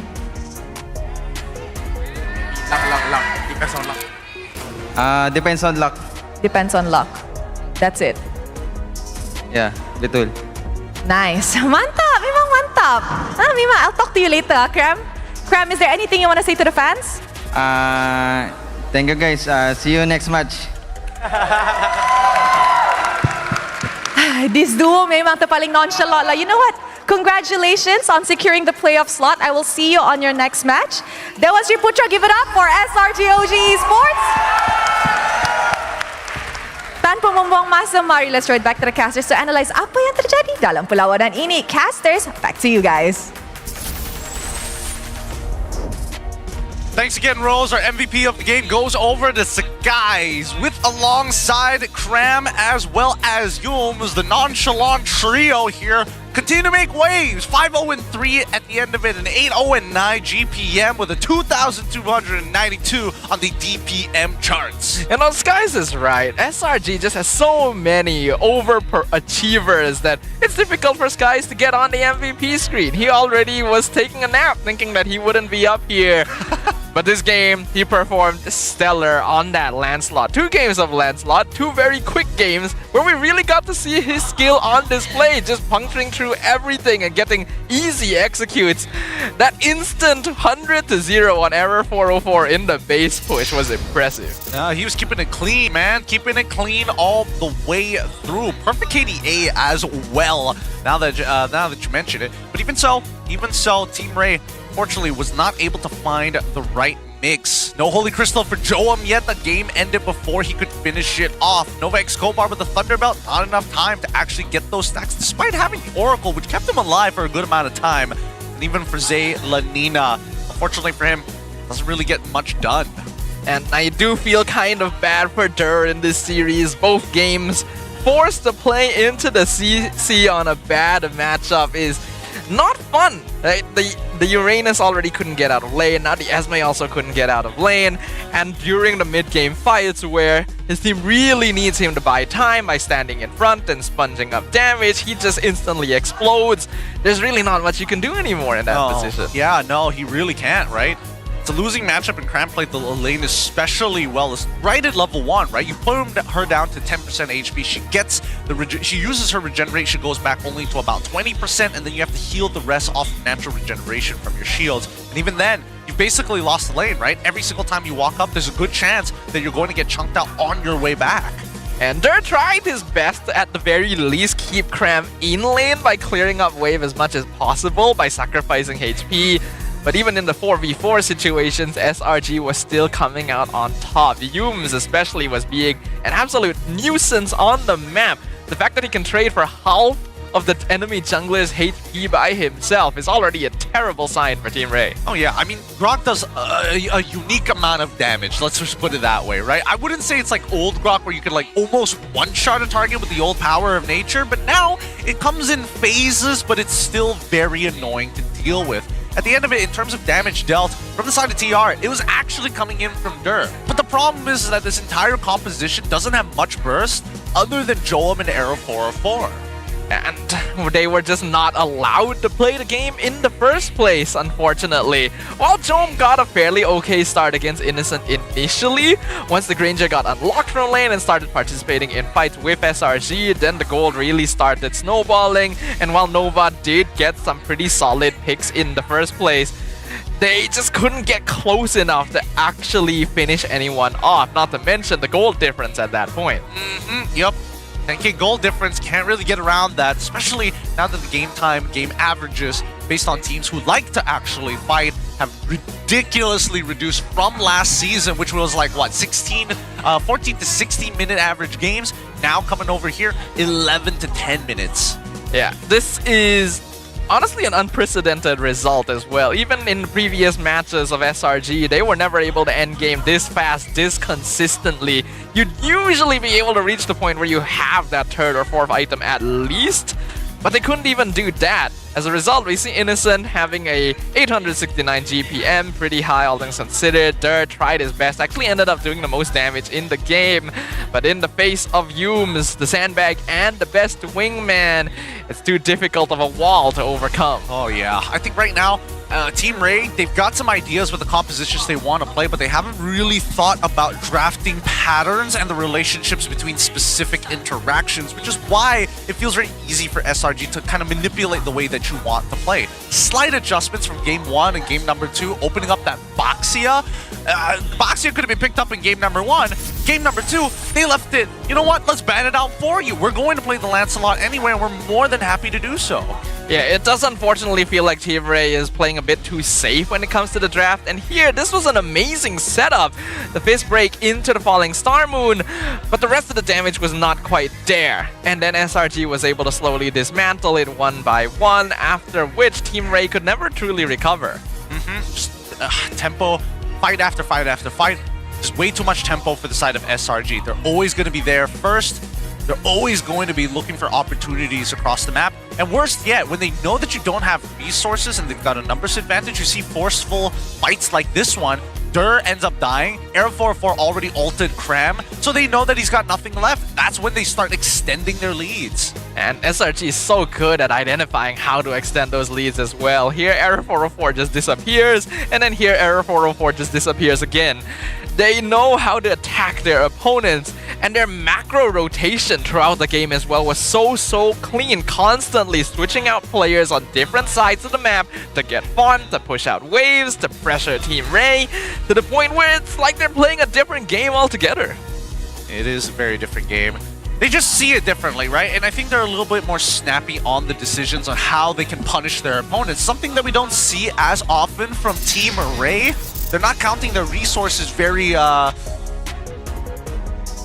don't want to say they're not counting their resources at all, but I don't think they make enough decisions when they see a missing resource. I think it's the same thing that we talked about after game 1, where Team Ray is so busy trying to figure out the fundamentals that they can't even bother going to the next chapter, right? There's no way they can decide on decision making or macro or how to attack SRG from different angles, because they even haven't finished the tutorial basically for MPL. Kind of. I mean, that's the professional player handbook, some may call it, right? I've been talking about this for like, what, 6 seasons straight prior, building up, and I stopped talking about it like season 13 most likely, so I've been doing it since season 7. Fundamentals will always come first before you start thinking about adding varnish or polish to the rest of the composition, just to make sure that you have like a level of execution that is indispensable, and that makes you more adaptive because now it's muscle memory, and there's a huge difference with knee-jerk reactions and just raw intuition. It basically happens in pubs as well, right? When you start out MLBB, you're learning how the game works, you're figuring things out, and then later on, you're able to decide on how to approach things from a more complex angle. And unfortunately, in the perfect world, every team in MPL should at least have fundamentals mastered, but we're still working on that. Yeah, no, we're, again, testing the waters, right? A lot of MPLs still have to figure those out. With that being said, though, that is the conclusion of game number 1 between SRG alongside with Team Ray. Let's have a look at their mic check. We'll catch you back in just a little bit. I just start abang. Down, you. Simi, this guy. Double leg ke area. Revi. Dapat dua.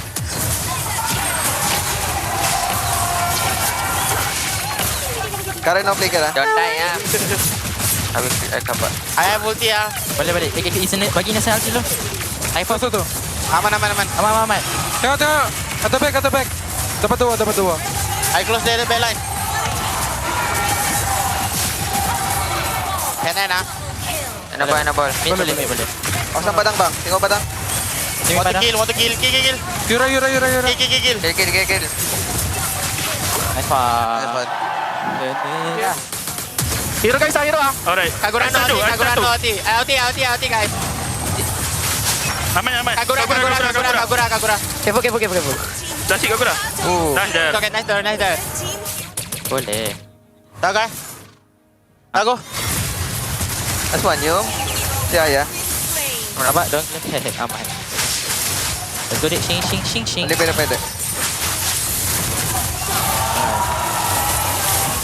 Let's go jom. Tengok kerama. Sini. Wow. Smash. Kill guys. I cannot. Aman ada. Aman. Jadi good game guys.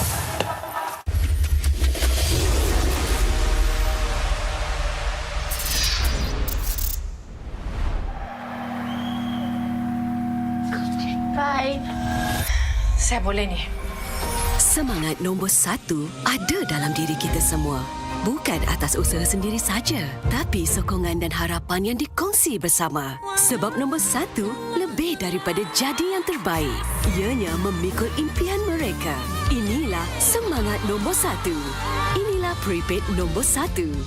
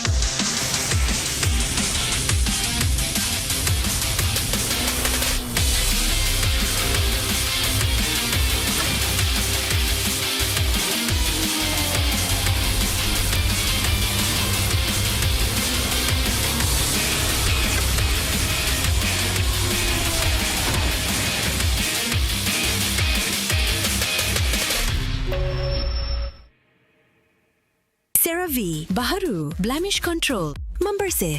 2% salisilik asid untuk membersihkan pori dan 3 ceramide untuk melindungi kulit, memperbaiki. AHA, BHA dan niacinamide untuk menangani jerawat, untuk kulit bersih dan sihat. CeraVe.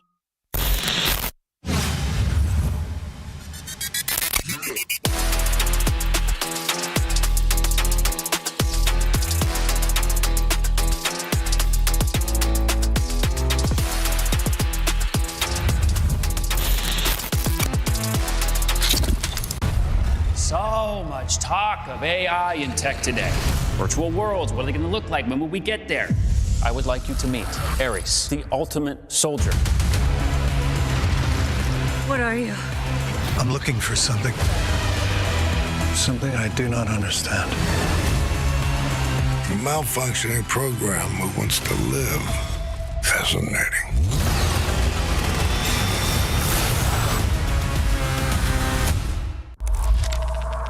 Tujuh tahun, 16 musim, perjalanan yang dianggap sekadar permainan di telefon, kini menjadi isukan paling berpengaruh. Inilah MPL Malaysia. Era permulaan segalanya, titik mula sejarah apabila Malaysia dan Singapura menjadi tuan rumah MPL pertama di dunia. Di musim pertama, kita melahirkan legenda Solos, Penjahat dan Fredo. Dari musim ke musim, MPL NYSG menjadi pentas lahirnya pemain tersohor. Musim kedua mengukir cerita untuk pasukan yang tak disangka. Sayan Rebound, Nur bangkit dari kedudukan tercorot di tangga liga, mengharungi satu demi satu halangan hingga akhirnya menjulang piala pertama buat Malaysia. Musim ini menyaksikan kebangkitan luar biasa pasukan Todak. Ciku Guys dan Moon menggoncang pentas M1 World Championship, menamatkan saingan di tempat ketiga, mengharumkan nama negara. Momentum itu memuncak di musim ke-6, detik bersejarah apabila Todak menjulang trofi pertama mereka. Dari detik itu bermulalah era kompetitif. Dari musim 7 hingga musim ke-12, setiap musim nama baharu diukir di trofi. Tiada pasukan yang kekal di takhta. Di sinilah Todak membina legasinya. Bersama Ciku Guys menjulang trofi sebanyak 3 kali. Puncak kegemilangan mereka hadir di SEA Games ke-32. Gabungan superstar team Ripo, Chibi, Zod, Ciku Guys, Izarami, Momo dan Gary menakluk pentas Asia Tenggara dan membawa pulang pingat perak. Satu detik bersejarah yang mengangkat nama Malaysia ke mercu isukan tertinggi di era ini akhirnya mencapai noktahnya apabila musim 12 Homeboys, pasukan yang sebelum ini tidak pernah menjulang trofi, mengangkat piala buat pertama kalinya dan membuka jalan untuk babak seterusnya. Sorakan peminat bergema bukan hanya kerana nama, namun kerana SRG menjadi pasukan Malaysia pertama menjulang MSC 2024 dan mara ke Grand Final 2 tahun berturut-turut. Sekaligus menyemarakkan api harapan baharu untuk MPL MY. Era ini diterajui oleh Cram, Stormy, Yums, Skies dan Innocent. Bukan sekadar juara, SRG menulis sejarah daripada dominasi di peringkat liga sehingga ke detik terakhir mereka mempertahankannya dengan penuh megah. Musim ke-14 mereka terus membuktikan kekuatan, memecahkan lagi sumpahan menjadi juara bertahan. Musim ke-15 repeat bersejarah yang menobatkan SRG sebagai pasukan paling dominan dalam sejarah MPL MY dengan barisan pemain yang sama memperoleh kemenangan demi kemenangan. Tapi musim ini pentas akan digegarkan. Wajah baharu muncul menentang gergasi. Wajah lama kembali membawa dendam membara. Medan tempur terakhir sebelum segalanya berubah. Pantang mengalah. Menuju perjalanan ke era baharu MPL MY musim ke-16. Hanya yang gagah kekal juara.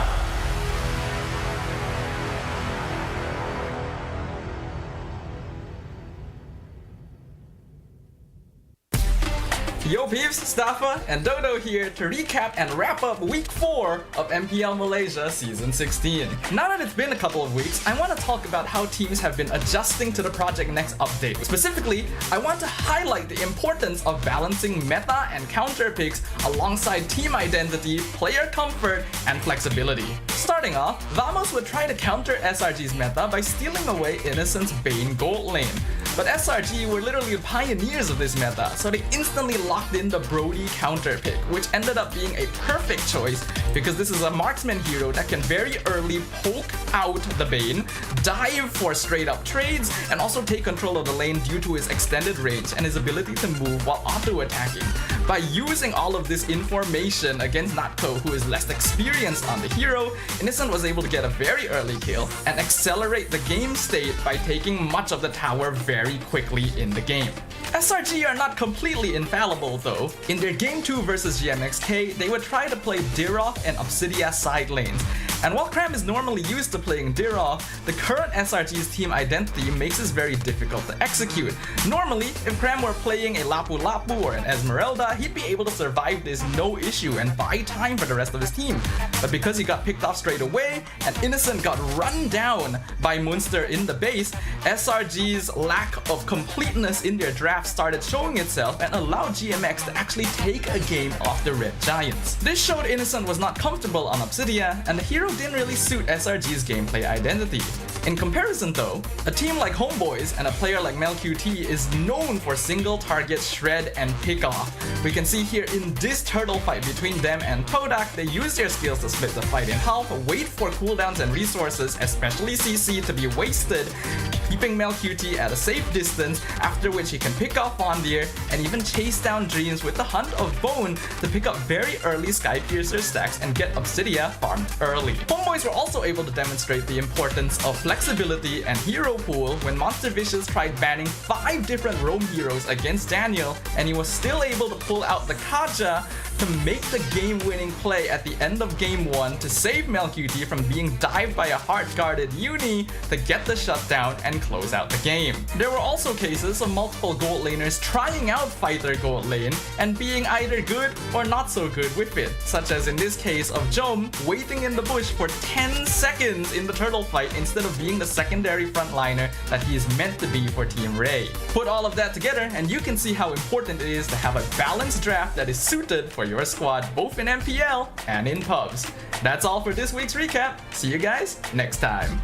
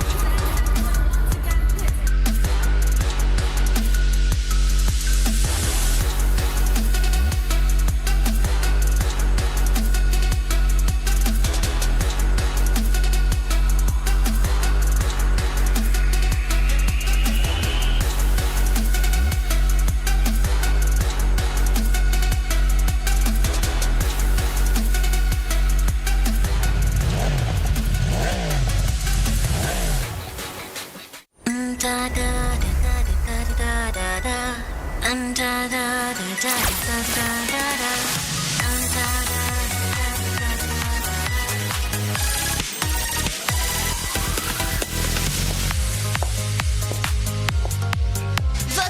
utama PACE, Fanny, sedia untuk memasak.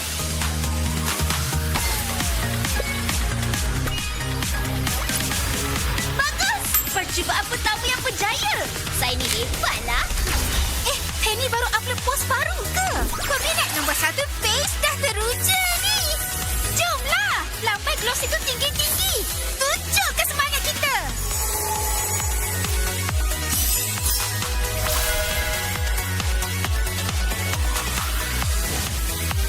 Wah, kamu semua memang hebat di pentas. Kalau macam tu, saya pun nak buat yang terbaik. Kalau macam ni, mesti kekal segar. Baiklah, biar saya uruskan buah-buahan ni.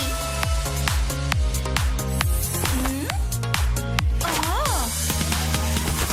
Hah? Wah, ada skin. Amboi, teruja betul mereka ya. Sampai saya pun jadi bersemangat juga.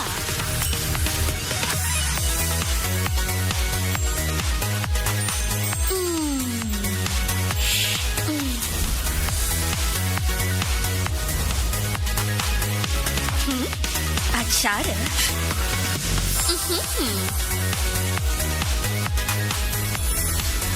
Fanny! Sisi! Masa untuk melepak.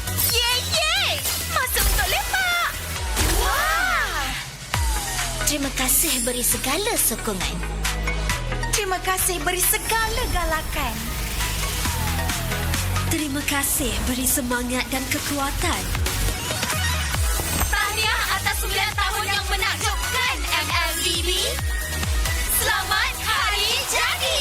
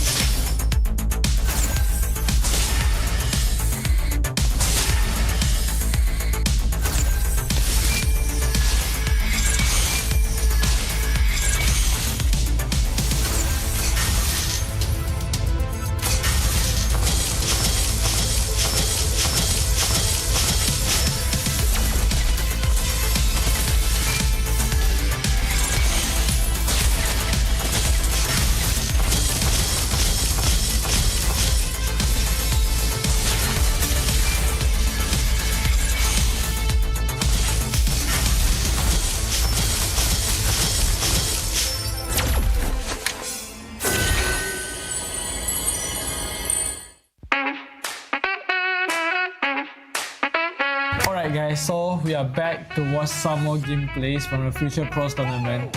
As you can see right now, the meta right now is very interesting and down in the gold lane, because gold lane now consists of like the mage and the fighter, right?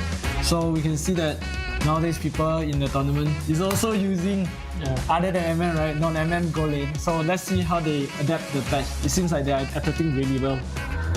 And again, they are constantly sending out chips to just send the Bane in the fight. Sending the shark, Oh, nice. Now you can see that Mage Bane is really kind of strong in this meta. Thank you, Innocent, for creating this monster. My boy! My boy is Sky Piercing. Yeah, you can see that he's really using the Mage Bane really well. So it's good to see that people are adapting the meta quickly.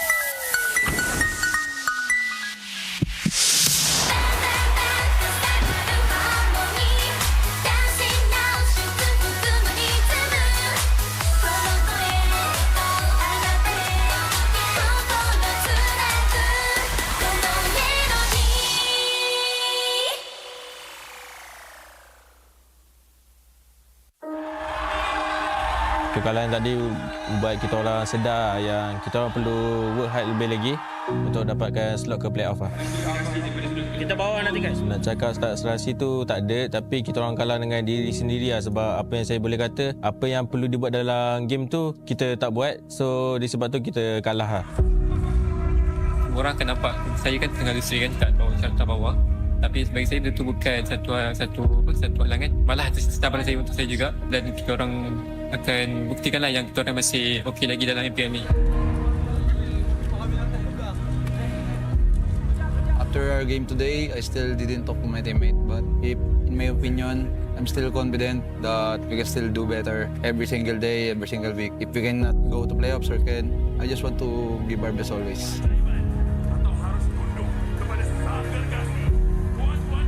Kita orang tak fikir banyak sih ya, cuma main je. Dengan sisa match kita orang, kita nak bagi yang terbaik sih untuk dapatkan slot playoff. Soalnya kita orang tak fikir pasal itu ya, kita orang nak bagi yang terbaik dulu dekat regular season ini sebab ya kita orang masih boleh tak lepas playoff. So sekarang kita orang berada di top 5 dan berbaki 4 game ni kita orang akan buat yang terbaik dan takkan mengecewakan fans MV lagi lah, insyaAllah. Kita orang akan janji kepada korang yang kita orang akan buat yang terbaik untuk fans semua sebab kita orang takkan hampa dengan korang dan kita akan buat setiap game kita buat yang terbaik. Saya nak dapatkan legasi sih, terutama untuk kelas season ini saya nak dapatkan ya title champion. For me, for my opinion, I don't want to prove to anyone. I just want to prove I can still play for myself only because I love to play games. So I just want to prove that I can play just for myself, not to other people.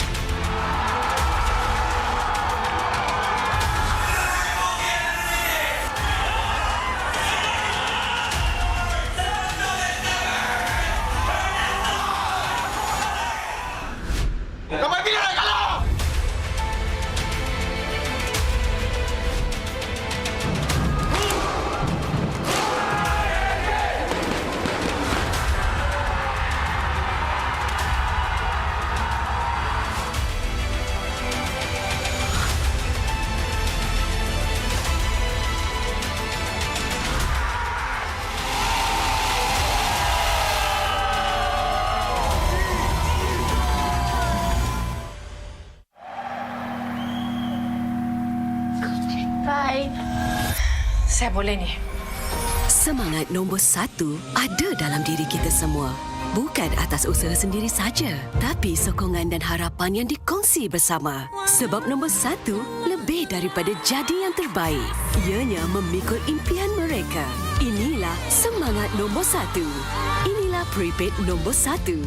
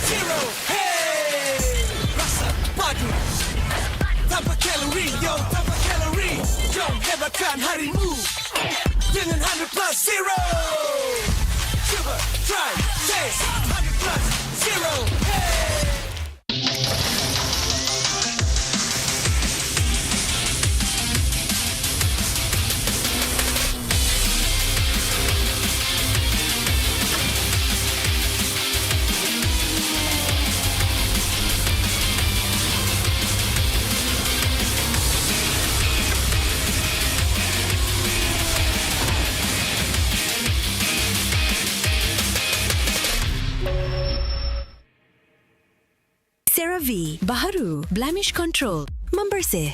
2% salicylic acid untuk membersihkan pori dan 3 ceramide untuk melindungi kulit, memperbaiki. AHA, BHA dan niacinamide untuk menangani jerawat, untuk kulit bersih dan sihat. CeraVe.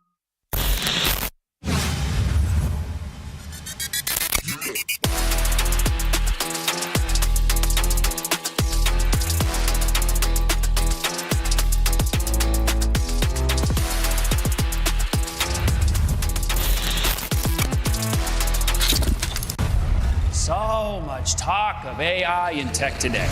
Virtual worlds, what are they going to look like when we get there? I would like you to meet Ares, the ultimate soldier. What are you? I'm looking for something. Something I do not understand. A malfunctioning program who wants to live.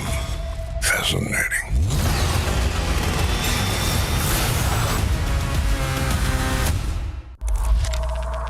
7 tahun, 16 musim, perjalanan yang dianggap sekadar permainan di telefon, kini menjadi isukan paling berpengaruh. Inilah MPL Malaysia. Era permulaan segalanya, titik mula sejarah apabila Malaysia dan Singapura menjadi tuan rumah MPL pertama di dunia. Di musim pertama, kita melahirkan legenda, Solos, penjahat dan Fredo. Dari musim ke musim, MPL NYSG menjadi pentas lahirnya pemain tersohor. Musim kedua mengukir cerita untuk pasukan yang tak disangka. Sayan Rebound, Noon bangkit dari kedudukan tercorot di tangga liga, mengharungi satu demi satu halangan hingga akhirnya menjulang piala pertama buat Malaysia. Musim ini menyaksikan kebangkitan luar biasa pasukan Todak. Ciku Guys dan Moon menggoncang pentas M1 World Championship, menamatkan saingan di tempat ketiga, mengharumkan nama negara. Momentum itu memuncak di musim ke-6, detik bersejarah apabila Todak menjulang trofi pertama mereka. Dari detik itu, bermulalah era kompetitif. Dari musim 7 hingga musim ke-12, setiap musim nama baharu diukir di trofi. Tiada pasukan yang kekal di takhta. Di sinilah Todak membina legasinya. Bersama Ciku Guys menjulang trofi sebanyak 3 kali. Puncak kegemilangan mereka hadir di SEA Games ke-32. Gabungan superstar team Ripo, Chibi, Zod, Ciku Guys, Izarami, Momo dan Gary menakluk pentas Asia Tenggara dan membawa pulang pingat perak. Satu detik bersejarah yang mengangkat nama Malaysia ke mercu isukan tertinggi di era ini akhirnya mencapai noktahnya apabila musim 12 Homeboy, pasukan yang sebelum ini tidak pernah menjulang trofi, mengangkat piala buat pertama kalinya dan membuka jalan untuk babak seterusnya. Sorakan peminat bergema bukan hanya kerana nama, namun kerana SRG menjadi pasukan Malaysia pertama menjulang MSC 2024 dan mara ke Grand Final 2 tahun berturut-turut. Sekaligus menyemarakkan api harapan baharu untuk MPL MY. Era ini diterajui oleh Cram, Stormy, Yums, Skies dan Innocent. Bukan sekadar juara, SRG menulis sejarah daripada dominasi di peringkat liga sehingga ke detik terakhir mereka mempertahankannya dengan penuh megah. Musim ke-14 mereka terus membuktikan kekuatan, memecahkan lagi sumpahan menjadi juara bertahan. Musim ke-15 repeat bersejarah yang menobatkan SRG sebagai pasukan paling dominan dalam sejarah MPL MY dengan barisan pemain yang sama memperoleh kemenangan demi kemenangan. Tapi musim ini pentas akan digegarkan. Wajah baharu muncul menentang gergasi. Wajah lama kembali membawa dendam membara. Medan tempur terakhir sebelum segalanya berubah. Pantang mengalah. Menuju perjalanan ke era baharu MPL MY musim ke-16. Hanya yang gagah kekal juara.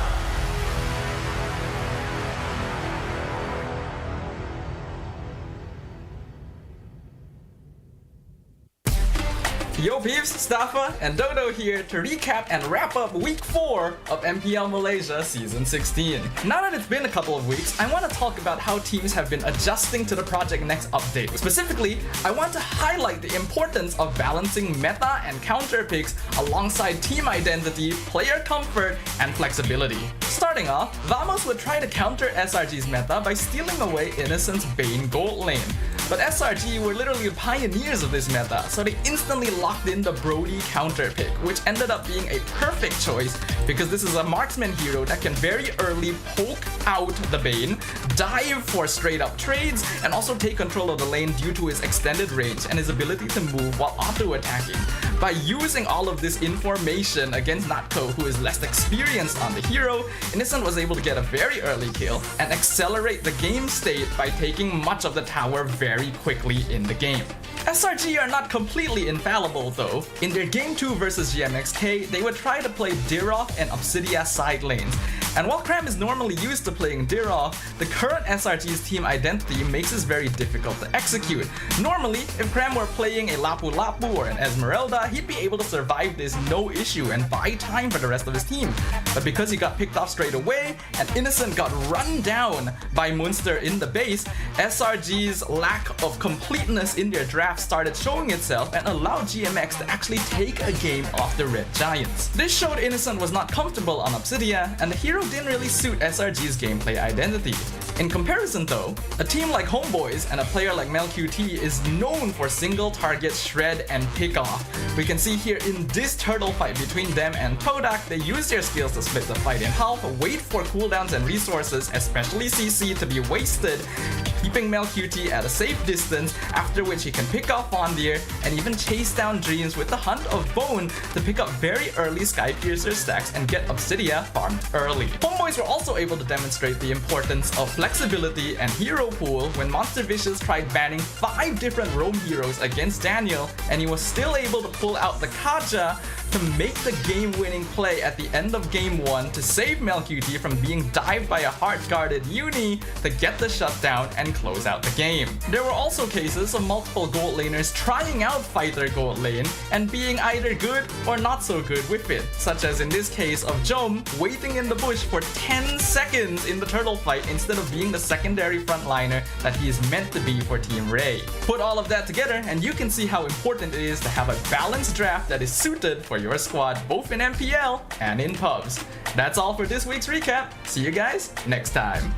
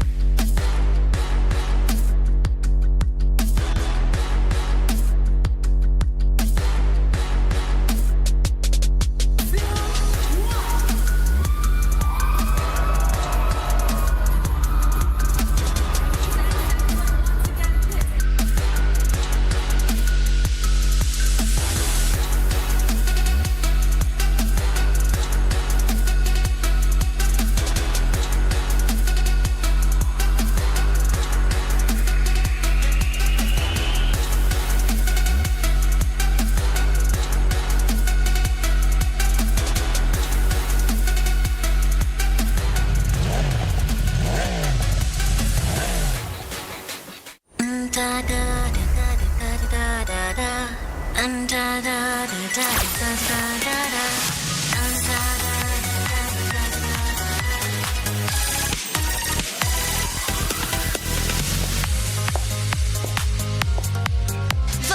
utama PACE, Fanny, sedia untuk memasak.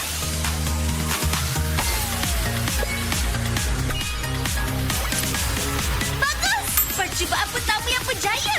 Saya ni hebatlah. Fanny baru upload post baru ke? Peminat nombor 1 PACE dah teruja ni. Jomlah! Lambai gloss itu tinggi-tinggi.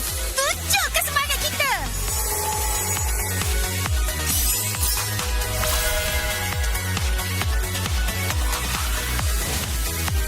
Wah!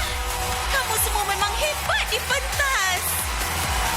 Kalau macam tu, saya pun nak buat yang terbaik. Kalau macam ni, mesti kekal segar. Baiklah, biar saya uruskan buah-buahan ni.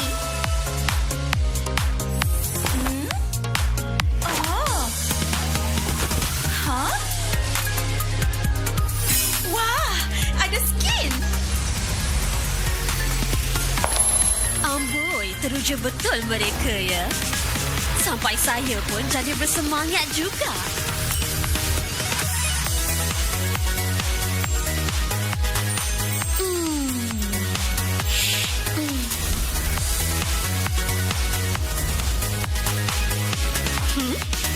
Acara.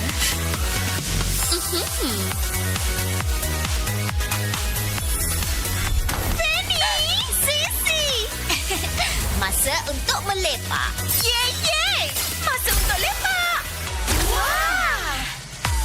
Terima kasih beri segala sokongan. Terima kasih beri segala galakan.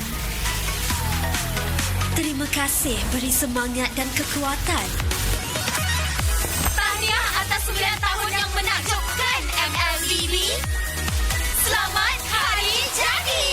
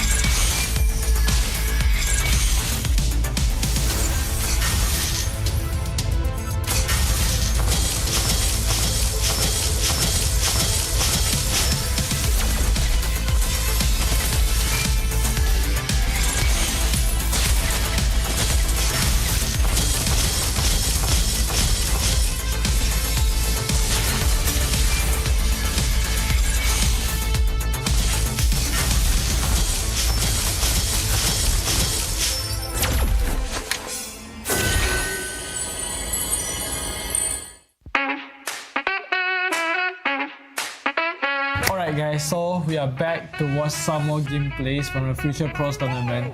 As you can see right now, the meta right now is very interesting and down at the gold lane, because gold lane now consists of like the mage and the fighter, right?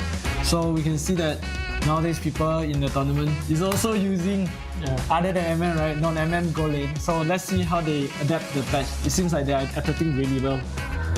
And again, they are constantly sending out chips to just send the Bane in the fight. Sending the shark, Oh, nice. Now you can see that Mage Bane is really kind of strong in this meta. Thank you, Innocent, for creating this monster. My boy! My boy is Sky Piercing. Yeah, you can see that he's really using the Mage Bane really well. So it's good to see that people are adapting the meta quickly.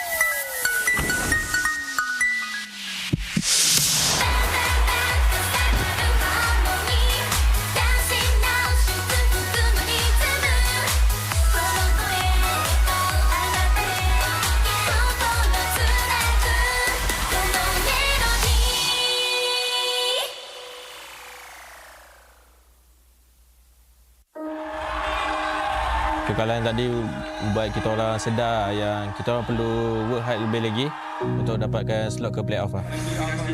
Kita bawa nanti guys. Nak cakap start serasi tu tak ada, tapi kita orang kalah dengan diri sendiri lah. Sebab apa yang saya boleh kata, apa yang perlu dibuat dalam game tu kita tak buat. So disebab tu kita kalah lah. Orang akan nampak saya kan tengah lusuri kan kat bawah, syaratan bawah. Tapi bagi saya itu bukan satu halangan. Malah cabaran saya untuk saya juga. Dan kita orang akan buktikanlah yang kita orang masih okey lagi dalam MPL ni. After our game today, I still didn't talk to my teammate. But in my opinion, I'm still confident that we can still do better every single day, every single week. If we cannot go to playoffs or I just want to give our best always. Kita orang tak fikir banyak sih ya, cuma main je. Dengan sisa match kita orang, kita nak bagi yang terbaik sih untuk dapatkan slot playoff. Soalnya kita orang tak fikir pasal itu ya, kita orang nak bagi yang terbaik dulu dekat regular season ini sebab ya kita orang masih boleh tak lepas playoff. So sekarang kita orang berada di top 5 dan berbaki 4 game ni kita orang akan buat yang terbaik dan takkan mengecewakan fans MV lagi lah, insyaAllah. Kita orang akan janjikan kepada korang yang kita orang akan buat yang terbaik untuk fans semua sebab kita orang takkan hampa dengan korang dan kita akan buat setiap game kita buat yang terbaik. Saya nak dapatkan legasi sih, terutama untuk last season ini saya nak dapatkan ya title champion. For me, for my opinion, I don't want to prove to anyone. I just want to prove I can still play for myself only because I love to play games. So I just want to prove that I can play just for myself, not to other people.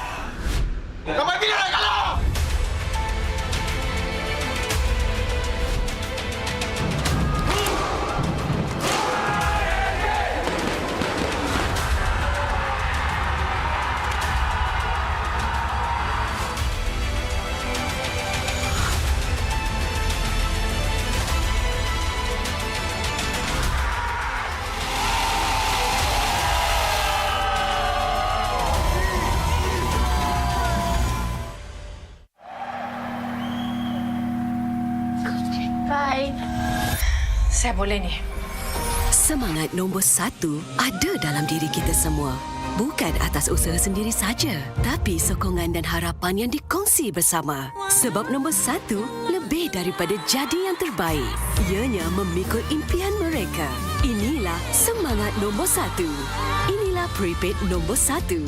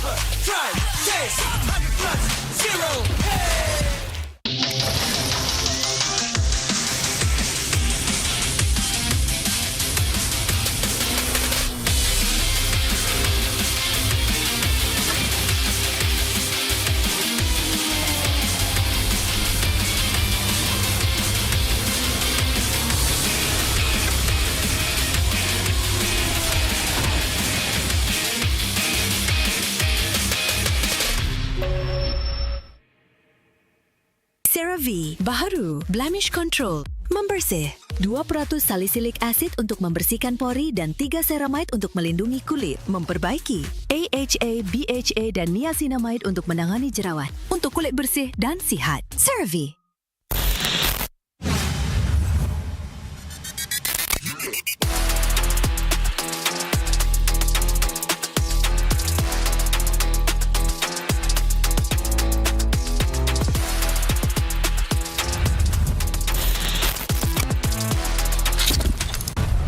So much talk of AI in tech today. Virtual worlds, what are they going to look like when we get there? I would like you to meet Ares, the ultimate soldier. What are you? I'm looking for something. Something I do not understand. A malfunctioning program who wants to live. Fascinating.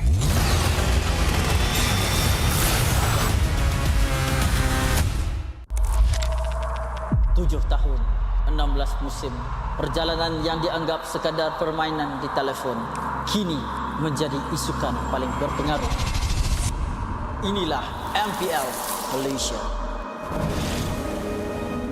Era permulaan segalanya, titik mula sejarah apabila Malaysia dan Singapura menjadi tuan rumah MPL pertama di dunia. Di musim pertama, kita melahirkan legenda, Solos, penjahat dan Fredo. Dari musim ke musim, MPL NYSG menjadi pentas lahirnya pemain tersohor. Musim kedua mengukir cerita untuk pasukan yang tak disangka. Sayan Rebound, Nur bangkit dari kedudukan tercorot di tangga liga, mengharungi satu demi satu halangan hingga akhirnya menjulang piala pertama buat Malaysia. Musim ini menyaksikan kebangkitan luar biasa pasukan Todak. Ciku Guys dan Moon menggoncang pentas M1 World Championship, menamatkan saingan di tempat ketiga, mengharumkan nama negara. Momentum itu memuncak di musim ke-6, detik bersejarah apabila Todak menjulang trofi pertama mereka. Dari detik itu bermulalah era kompetitif. Dari musim 7 hingga musim ke-12, setiap musim nama baharu diukir di trofi. Tiada pasukan yang kekal di takhta. Di sinilah Todak membina legasinya. Bersama Ciku Guys menjulang trofi sebanyak 3 kali. Puncak kegemilangan mereka hadir di SEA Games ke-32. Gabungan superstar team Ripo, Chibi, Zod, Ciku Guys, Izarami, Momo dan Gary menakluk pentas Asia Tenggara dan membawa pulang pingat perak. Satu detik bersejarah yang mengangkat nama Malaysia ke mercu isukan tertinggi di era ini akhirnya mencapai noktahnya apabila musim 12 Homeboy, pasukan yang sebelum ini tidak pernah menjulang trofi, mengangkat piala buat pertama kalinya dan membuka jalan untuk babak seterusnya. Sorakan peminat bergema bukan hanya kerana nama, namun kerana SRG menjadi pasukan Malaysia pertama menjulang MSC 2024 dan mara ke Grand Final 2 tahun berturut-turut. Sekaligus menyemarakkan api harapan baharu untuk MPL MY. Era ini diterajui oleh Cram, Stormy, Yums, Skies dan Innocent. Bukan sekadar juara, SRG menulis sejarah daripada dominasi di peringkat liga sehingga ke detik terakhir mereka mempertahankannya dengan penuh megah.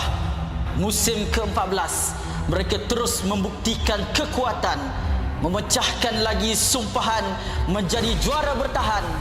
Musim ke-15 repeat bersejarah yang menebatkan SRG sebagai pasukan paling dominan dalam sejarah MPL MY dengan barisan pemain yang sama memperoleh kemenangan demi kemenangan. Tapi musim ini pentas akan digegarkan. Wajah baharu muncul menentang gergasi. Wajah lama kembali membawa dendam membara. Medan tempur terakhir sebelum segalanya berubah. Pantang mengalah. Menuju perjalanan ke era baharu MPL MY musim ke-16. Hanya yang gagah kekal juara.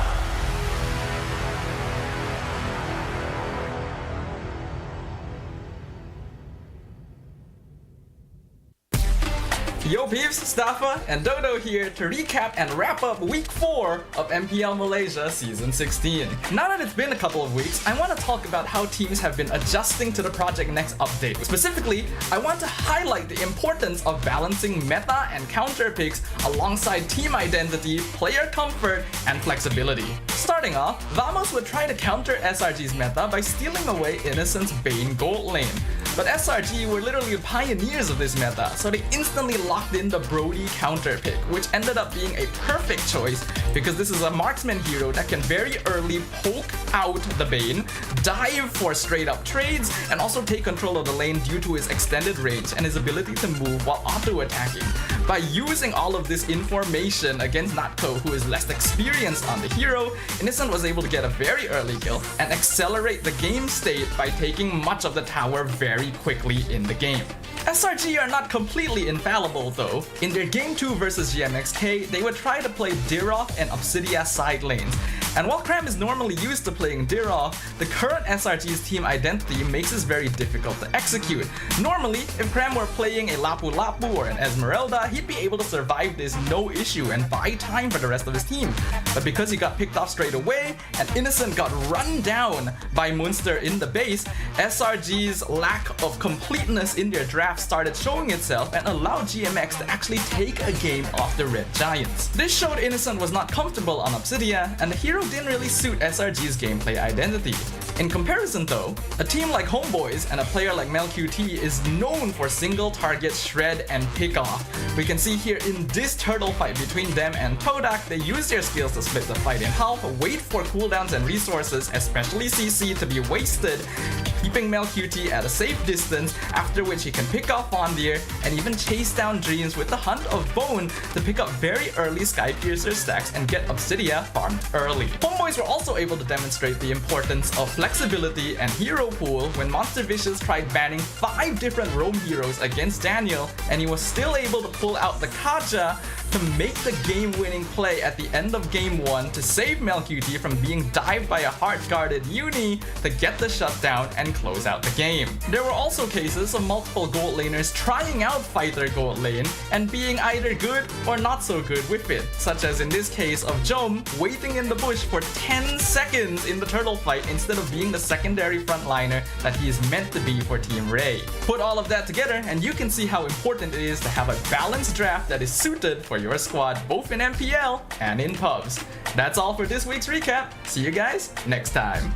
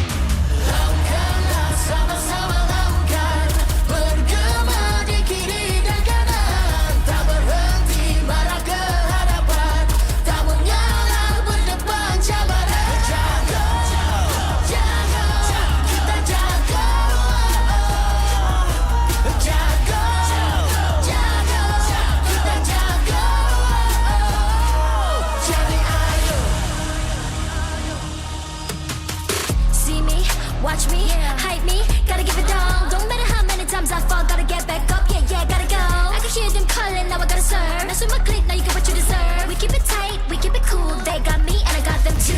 Random tak rasa api tak kunjung padam.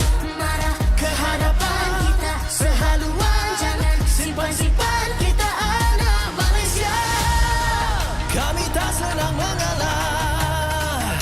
Kami luar biasa. Semangat membara.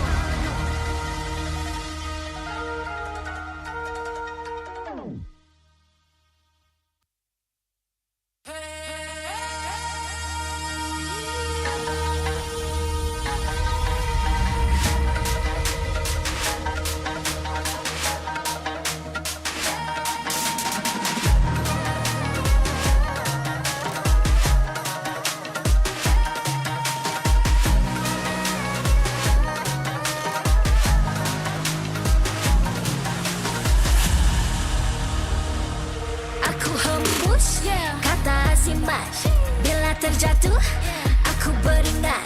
Jalan dah jauh, cari titik bermula. Krak, krak, krak, krak. Jangan patah semangat. Semarak api bukan calon cadang. Biar apa menghalang, aku sambut datang. 1000 daya, 1000 alasan. Harungi semua sampai di akhir garisan. Eo, eo. Kami tak senang mengalah. Kami luar biasa. Semangat membara, harungi bersama. Langkahlah sama-sama langkah. Bergema di kiri dan kanan. Tak berhenti marah ke hadapan. Tak mengalah berdepan cabaran. Jaga, jaga.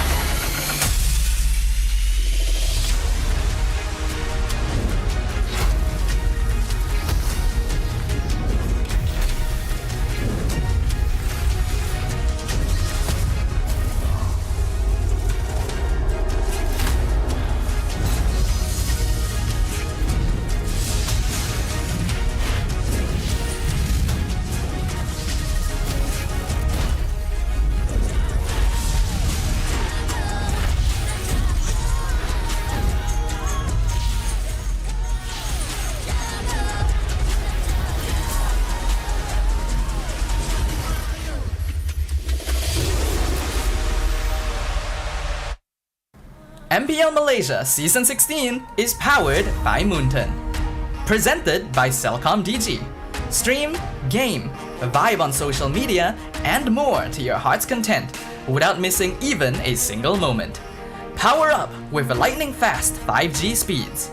Stream all day long with Celcom DG Prepaid 5G. Our official sponsors. Official gaming smartphone Infinix GT30 just launched. Comes with a free magnetic cooler, even more affordable than the GT30 Pro. The only phone in its class with GT trigger, 1.5K display, and 144Hz refresh rate. Supports steady performance with 120 FPS in MLBB. Available in 2 exclusive colors for the GT30, green and blue. Perfect meals for gamers, Grab. Grab food for one. When eating alone, enjoy meals from 10 ringgit with just 1 ringgit delivery fee and no minimum spend. And Group Order. Get 15% off when eating in a group. Bigger gang, bigger savings. Our esports partners, 100 Plus, Ferry, and Yamaha. And thank you to all our strategic partners, CeraVe and Playas. Tron Ares in cinemas on 9th October. A visual spectacle action adventure. Tron Ares follows a highly sophisticated program, Ares, who is sent from the digital world into the real world on a dangerous mission, marking humankind's first encounter with AI beings. Catch Tron Ares in cinemas 9th October. Keep an eye out for special ticket bundles that reward you with in-game diamonds when you purchase Tron Ares movie tickets for 4DX, IMAX, or ScreenX. Supported by KBS, Rakan Muda, ESI, MESF, and PSM. Hey, what's up everybody? Welcome to the MPL MY Season 16. Currently, we are on Week 5, the last leg of the race before we get into our final week next week. That's when it all wraps up to see who makes it off to the playoffs. My name is Gideon Q, of course. Again, here with me on the table, it's going to be Sadafa with our final match to end off this Friday. It's going to be Untitled facing up against the Homeboys. And let me tell you, the Homeboys, they are exciting for 2 reasons. 1, after the introduction of Daniel, and 2, because they are 1 win away from making it and qualifying to the playoffs. Homeboys is an example of a team that has actually found that missing piece needed to return to their stride from the previous season. It was hard to say, right? We've seen this a lot. A lot of us were wondering, can it actually happen? And Homeboys has proven that it is possible. Now, can they stay consistent? Can they get the 1 victory they need to cement a position in the playoffs once again? In comparison to the competitors, Untitled, who's currently, well, were on a losing streak, but have been able to pull at least a series back. And with the help of our sponsors, Infinix, of course, all of this was made possible. If you haven't heard about it, the Infinix GT30 is now launched. And you can check out their TikTok on Infinix TikTok Malaysia, which comes with a free magnetic cooler when you do purchase the phone. And even more affordable than the GT30 Pro, priced below 1,100. It's the only phone in its price tier with GT triggers, a 1.5K display, and 144 Hz refresh rate, supports steady performance of 120 FPS in MLBB, and 2 exclusive new colors, green and blue, added to the GT30 series. So pick one up today. But even with the Infinix, there's still questions about whether or not Untitled have what it takes to go far and at least qualify. Yeah, that's the difficult question, isn't it? And the thing that all of us were the most worried about seeing after their miracle run in the previous season, would they be able to retain that performance? Unfortunately, they've not been able to do so far, but they're eager to keep themselves in the running here. They need wins all the way through to the end of the season. Oh boy, I mean, that's already a really difficult task considering who their last opponents are going to be. One of which is happening here today with the Homeboys. And with that steady momentum, this could bring a lot of potential problems as well. But keep in mind, everybody, the MPL exclusive skin Lunox Quantum Polarity is already coming soon. The new skin that you've been seeing featured in the game, on stage, and also during the draft features a neon light design that will shine brilliantly with every skill cast on the battlefield. Additionally, the skill effects include exclusive MPL logo effects, so come check it out. So far, the MPL skin lines have always been looking good. Honestly, I feel like MLBB is just getting better at its skin lines, because it's not just this skin. There's been a few skins released recently that all look really interesting and all really cool, and I don't know whether to get them all because I don't know if I have enough diamonds to afford it all, and it's all of Yeah, there's got to be a better system to start getting these primo skins, man. We need to come up with another currency. Munton, please get on to it. Not everybody can be buying diamonds every other day because there's just too much to purchase. Now, aside from the real-world problems that we have here today, we need to talk about the competition, because looking at the drafting section of it, I don't know. Rossi has been on a little bit of a downward spiral for the team in comparison to like Daniel, who initially I thought Homeboys was going to have a pretty bad run until Daniel came in and it's like, wait a minute, this is a whole new team. It actually is, and you normally wouldn't think that a single player can make that much of a difference, but somehow it can. Sometimes you do just need that one missing piece. For Untitled though, they have all the same pieces of the puzzle from last season. The question is, what exactly is lacking among the ranks of SkyZ, Rasi, Stone, Kimin, and Siska? I think the biggest ones who have been underperforming so far has been Rasi as well as Kimin. Obviously, Storm has had his ups and downs, but generally has some good concepts. Siska, sometimes literally hard carrying the team alongside with SkyZ, really depending on what heroes they have access to. But it's really sad to see because Kimin last season felt a little bit more hungry, but he does feel a little bit more nervous this time round. It's tough to see because Kimin was a little inconsistent during the regular season, during season 15, but started really locking in for the playoffs. And yet now that the season has reset, it feels like a lot of that progress has reset as well. Especially now that they're going to be facing off against Homeboys. Let's see if he can find that momentum back. Yep, with Mel QT, Daniel, Izanami, Amal, and Reza, it feels like the Homeboys have finally found their edge in the MLBB Esports Malaysia space, and Daniel has been quite the standout. Previously with Kaden, it felt like Homeboys were lacking direction, a lack of initiation, but more so, just generally didn't know what they wanted to play. Now it feels very clear what they want to do. They're looking for big flanks, they're looking for team fights. Even previously, when Homeboys was popping off with Ivan and Vel in their ranks, they were known as a team that liked playing pick-off MLBB. And it was difficult to do that when Kaden was around because of his lack of experience and generally not being quite as solid in shot calling. But Daniel has completely switched that up, and Reza has filled in the point in the EXP lane of being an aggressive frontliner as well, allowing Izanami and Mel QT to do exactly what they're hoping to achieve.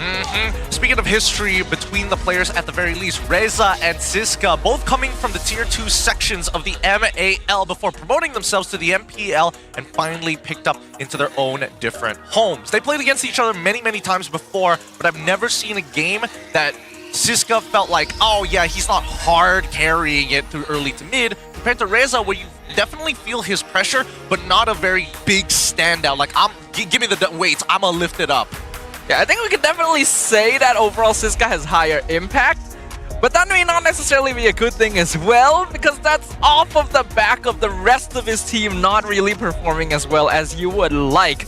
These were the Dark Horse players, the roster that surprised Malaysia as DXS last season, and yet have fallen behind of their previous glory. I don't know whether it's the new meta or something's going on within the team, but it feels like they still have that synergy there, right? It just feels like the decisions that they make sometimes can be a little awkward or a little forced. Other times it feels like some people are on autopilot, right? The inconsistency has hurt our Dark Horses for this season.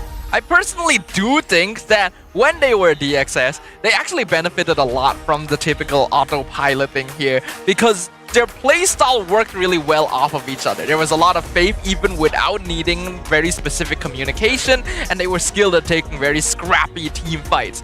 But now that the meta has shifted and it necessitates a more balanced approach to the Land of Dawn, you really need to know exactly what your plan is with every single draft and how you want to approach every single map. I think right now the meta calls for the diversity in not only your team composition, but your adaptability in the middle of the game. We have seen that certain ways to kind of cheese your opponents in the lane is recoverable towards level 3, level 4. But even then, sometimes these maps can be a little frustrating, right? Flying Clouds in particular is what's kind of really piquing my interest after we're done with the Broken Walls alongside with the Expanding Rivers. We kind of know what to expect because losing matchups now become, kind of obsolete with Flying Clouds. Yeah, so it's the question of, do you want to focus too hard on the map or not enough on the map, right? But in the battle of both of these rising aggressive EXP laners, we want to ask you guys watching at home, who do you favor? Is it Reza or Siska? Scan the QR code at the bottom of the screen to let us know, is it A, Reza, who so far has 8 unique hero picks in 6 matches, or Siska, who has had 5 unique hero picks? Ooh, this one's tough because Reza, you can definitely feel like he has a softer impact on the game, but generally is extremely consistent and stable. Siska, super high moments. And based on the stats so far for the number of plays that he's actually made, compared to how many that he's failed in lane and outside the lane, I'm leaning to like a 60-40 spread here. Okay. Yeah, it's a difficult thing because Reza, arguably has been having more success, but Siska makes those moments, man. Those TikTok clips, those real farms, all come from this man here, the EXP laner of Untitled. Literally the difference between victory and defeat for the entire team sometimes. I can't really come to an answer. I'm just going to wait and see what you guys think. Yeah, let's see, because again, keep in mind that Reza has played 8 unique hero picks, which definitely brings up the question of what Homeboys kind of wants to do. Let's quickly see how the players are doing currently up on the stage for a quick vibe check of how they're feeling, because yeah, Reza is one of the few people who actually is willing to say, you know what, I'll play Hilda EXP one more time. I'm gonna try something a little different. Now, I feel with the pick-off composition, vision, and how you want to open up the map is extremely important, and Reza has taken that responsibility.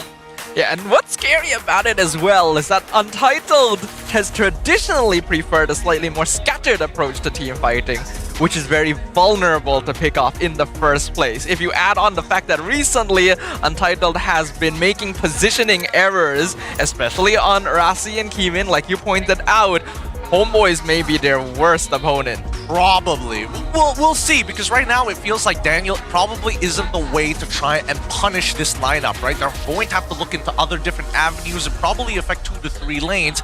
It's not going to be easy though, but we'll see, because keep in mind that the stakes are high. Homeboys, they're looking. They've already seen the first 2 teams going over the playoffs, and sitting in at home, it feels kind of bad. You know, when they told us in the briefing at the start of the day that they were going to show a Squidward meme, I didn't think they meant that they were going to make their own version.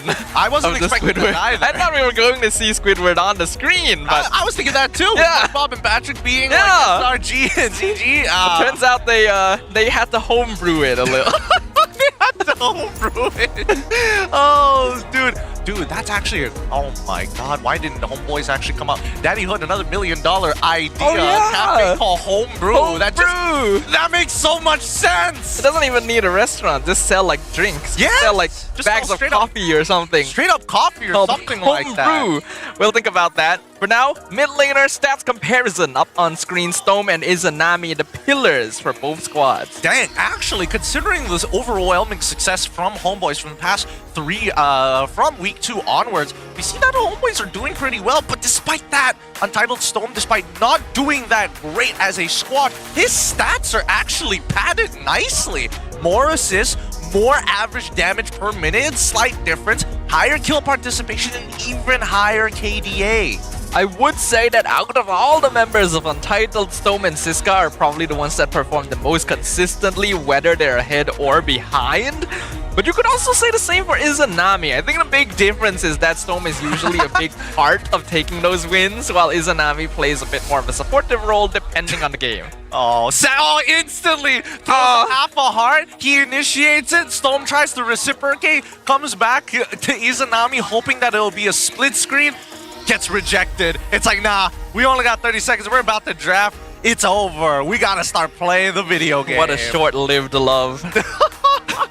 There's too much history there. Yeah, especially since these two have played together before. As the mid-duo, actually. The mid-duo when Stone was the roamer for RSGMY.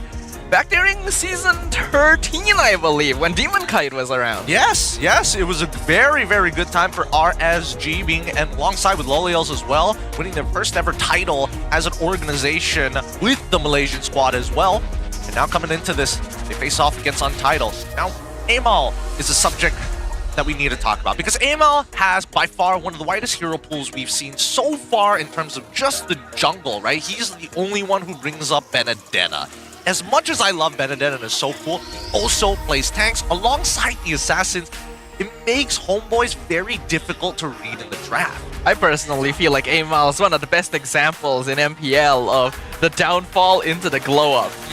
Because when he started off, it was okay, but kind of not consistent. Then he found his home in Homeboy, started showing off his massive hero pool, his consistency on every sort of jungler possible, and he genuinely is a threat. And especially now that it is expanding rivers, this map was made for Homeboys. Yeah, but it's also extremely volatile. Every single punishment that happens in the map Those expanding rivers quickly allow you to get in and out of enemy territory, able to defend certain objectives, smaller objectives, minor objectives like the buffs. Now we get into the draft and the bans are through. Fanny, CC, alongside with Chip and banned out by Coach Theo. From Coach Jesven, he decided to get rid of the Batsia alongside with the Frederick, which is an interesting shout because most people have been leaning away from banning out tank junglers. Yeah, and banning out both of them at the beginning of the draft is a very specific choice. Already they are directly targeting Heemin.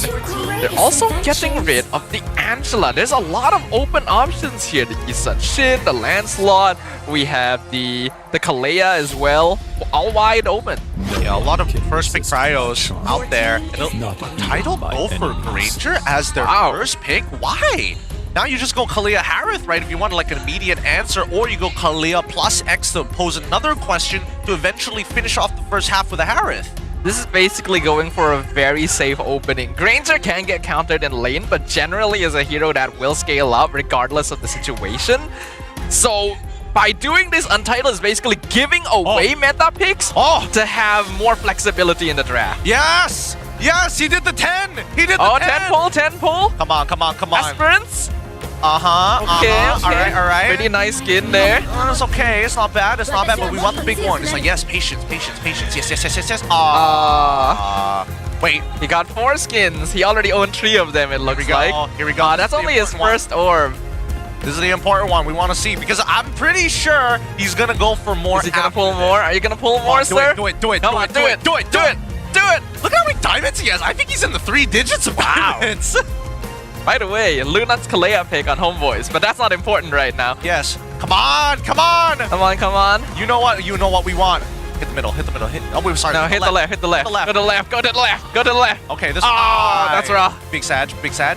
Don't worry, power saving mode so that we can do it. Yes, add the skip. Yeah.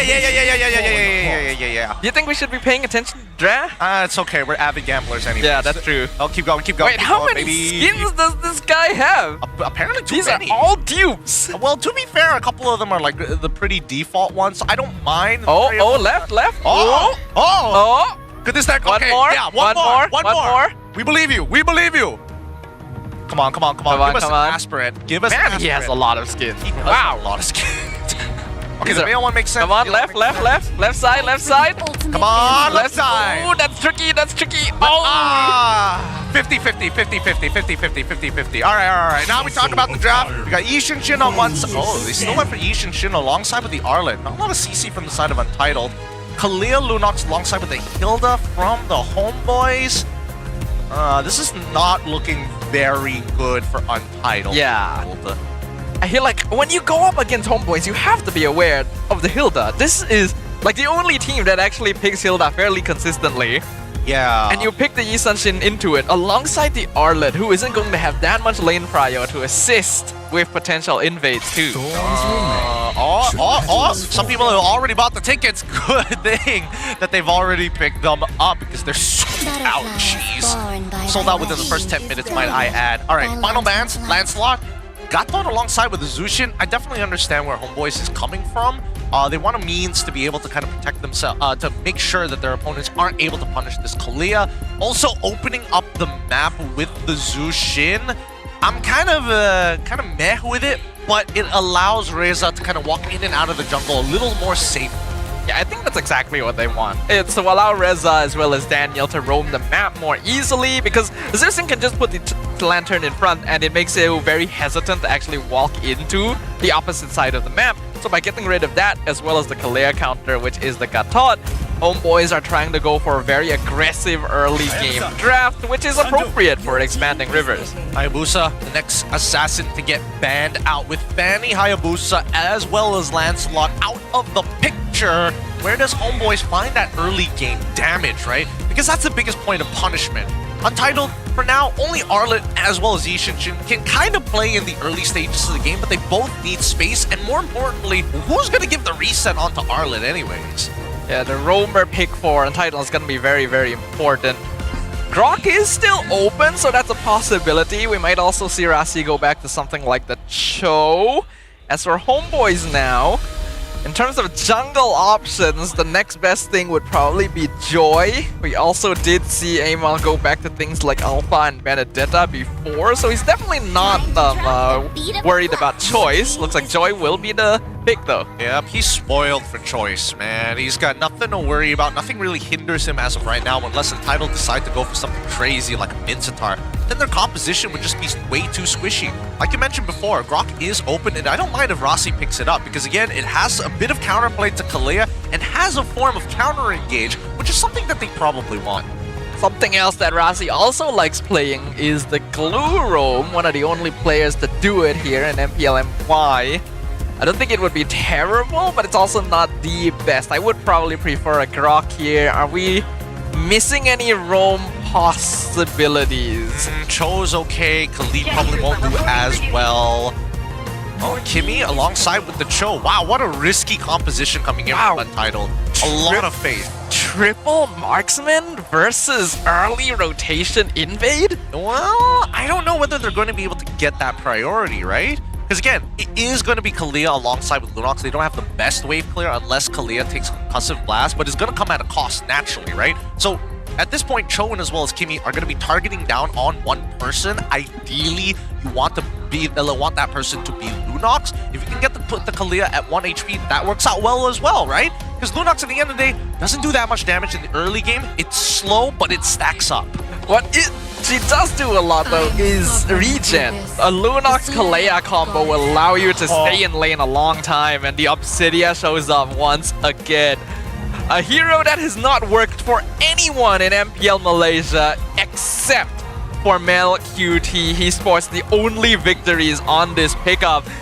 I wasn't sure if he would go for it. There's not actually that many dashes, but if he can land Rasi or Siska, he could ruin their day. No, absolutely. I mean, yes, there is actually quite a few dashes from the side of Untitled, but taking out the cornerstones of the composition, being that Cho alongside with that Arlet, could really hamper down on a lot of initiations. Imagine Hunter Bone, instantly Kalia is looking for a target to start yoinking backwards to burst down with the help of Amal and Izanami. At this point, I think that right now Untitled have an extremely volatile composition, and it really depends on that mid lane. I expect side lanes to do okay.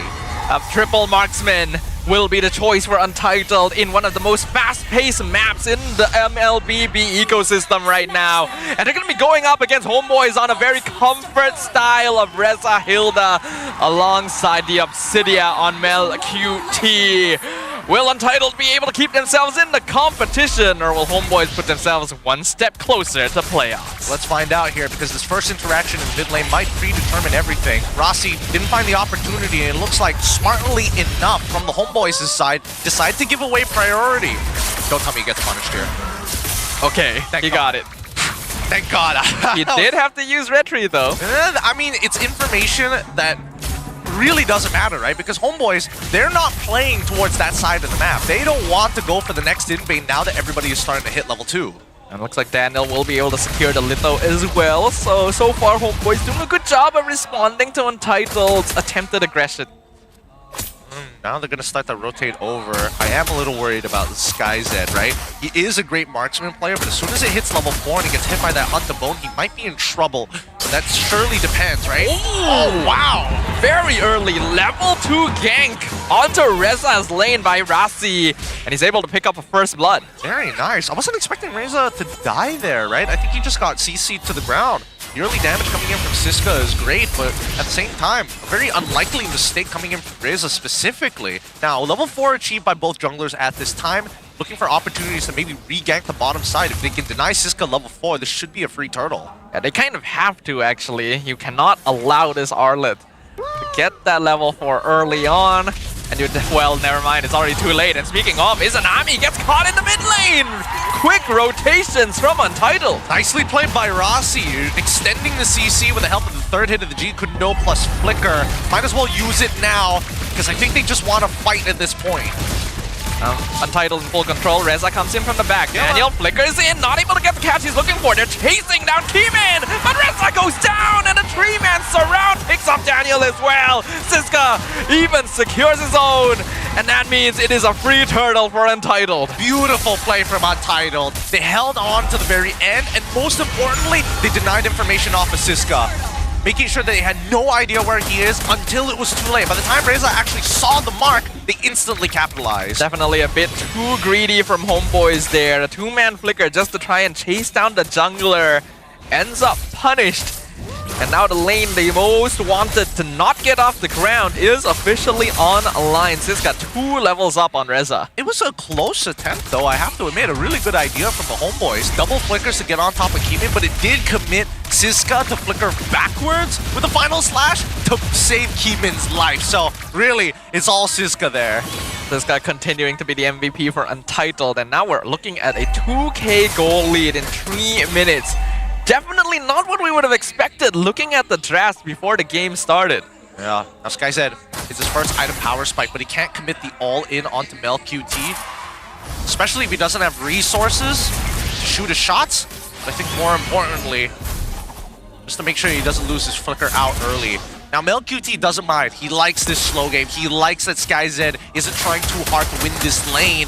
Instead, looking for that priority. Oh, wait, the dive! Right, nice flicker to avoid Rasi. Goes for Hunt of Bone, locks himself to the Cho, but this is a 4-man gank up top. Rasi survives on 1 HP. Daniel's here. It's a bit too late. The entire gold shield has been consumed. Wait, look at Amal. He's looking for an opportunity. Oh, but the stun! A beautiful lockdown from Storm stops the initiation instantly. And now they have to back away. Unfortunately for the Homeboys, they can't deal with the early game damage of the Kimi for now. It's just a matter of time. They even called Reza from halfway across the map. Luckily, at least for Siska, he's still able to absorb a bit of that mid-wave EXP before heading back down. Things are looking really good for Untitled, though. We already know them to be a team that does very well with momentum, and they have it in droves currently. Daniel scouting out for SkyZ, but he's already backed off really far. Rasi comes in, scouts the Tri-Brush, eats some damage from Izanami, but his job is done.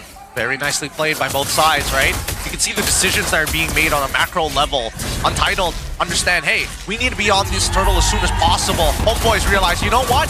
Let's just punish SkyZ. Our main win condition is scaling up Mel QT. The less we interact, the better. We're already 5 kills down on Untitled. Why give them more reason? Yeah, they just have to cut their losses here. They have the composition that should be winning early, but sometimes you just have to bite the bullet and accept, okay, we're on the back foot, we have to change things up, and if that means sacrificing everyone's farm for one player, then we will do it. Another attempt on LQT's life. Doesn't really get much here. They're also calling Reza on the opposite side of the map. Like Untitled keeping good distance, respecting Daniel's ability to engage. So far, they've been doing a great job of identifying where the Homeboys roamer is on the map and not giving him easy pickups. Yeah, they have, but now Reza acting as a secondary roamer as Hilda. She's got some decent wave play while Amal is going to get solo farm on the side waves, which is actually ideal for the Homeboys, right? Because at the end of it, it's Mel QT and Amal who are going to be the main scalers. Izanami is kind of a given. Oh, they found a way of the dragon onto Reza, and well, we all know there's no coming out from that one. All right. Reza unable to respond to it. Really good play from Untitled so far. They gotta keep it messy, right? Have a nice wide spread. SkyZ finally getting the Sky Piercer. Now they have a direction on who to play around.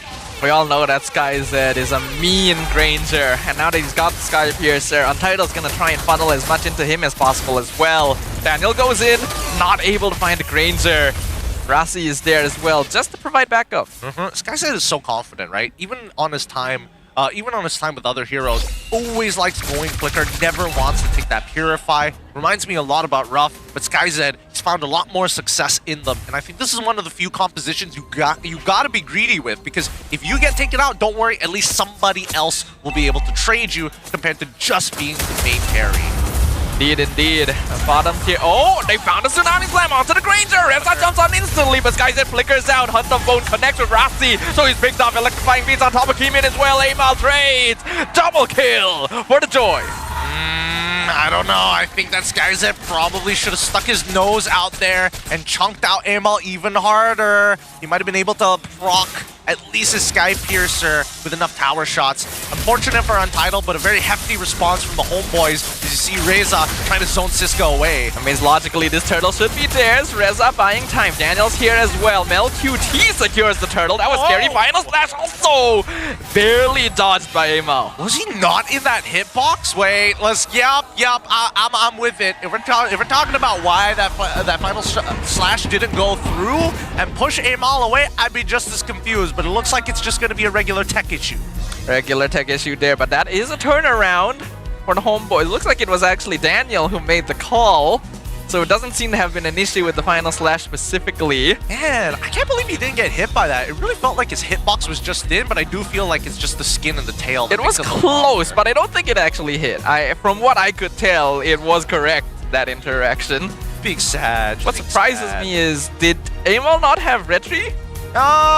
Hey, you know. Or did he miss the timing? Because that would have been scary. It got very, very scary. To be fair, he already was like, Siska was already on top of him with the stun and everything, so there was a pretty good chance that if he chained it well, then it probably would have been even worse.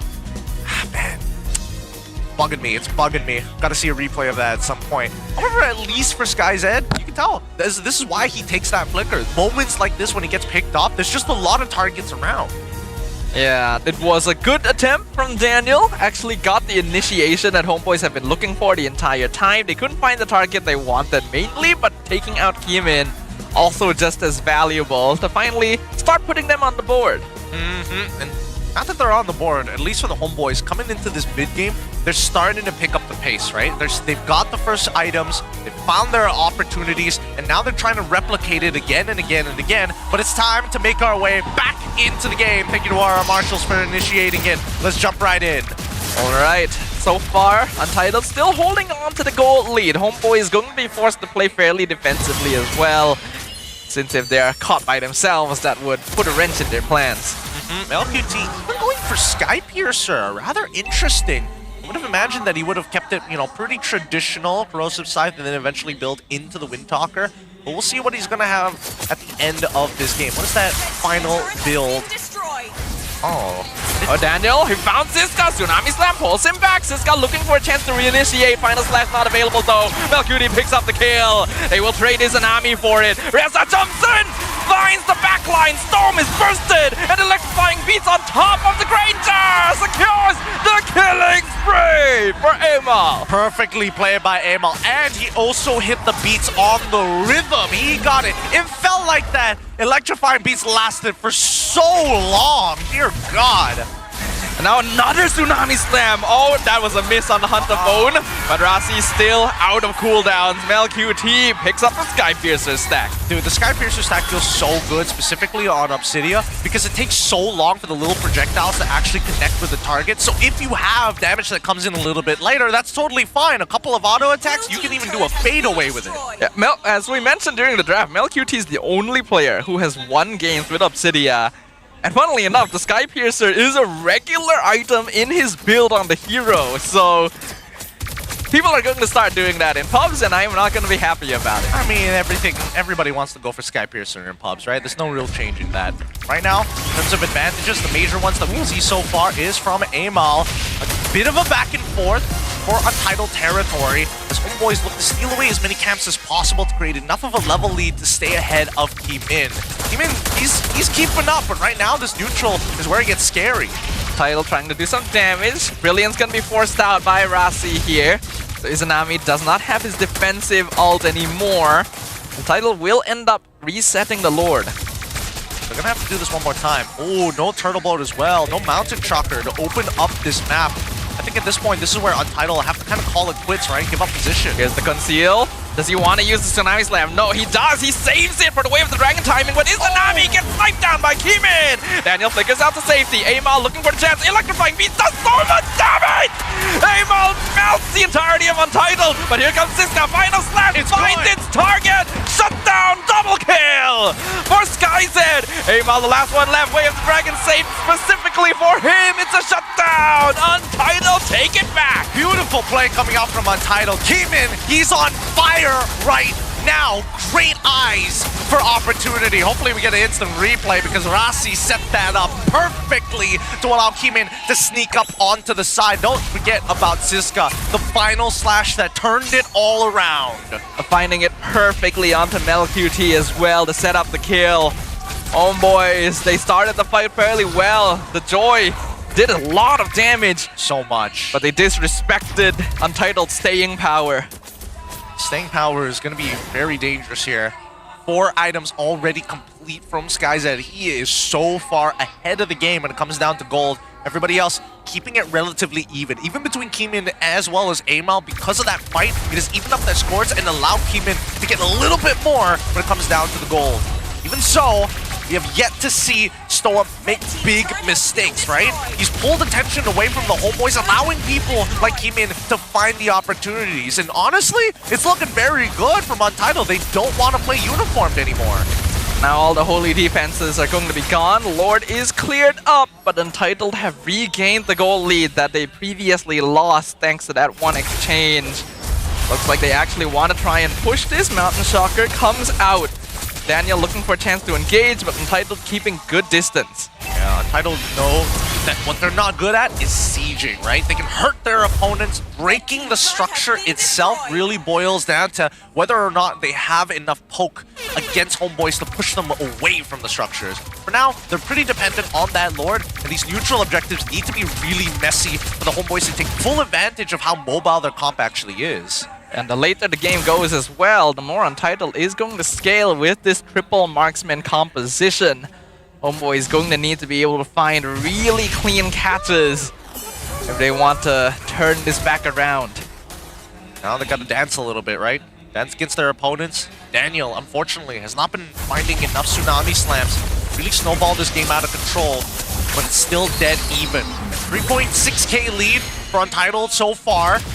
The next fight probably is going to be around the 40k mark when it comes down to total gold, as the final few items are going to be coming into place for both the gold laners. Wow, alright. Already has the magic dagger in play. In comparison, like a full 1.7k now. Good dash from Keemin.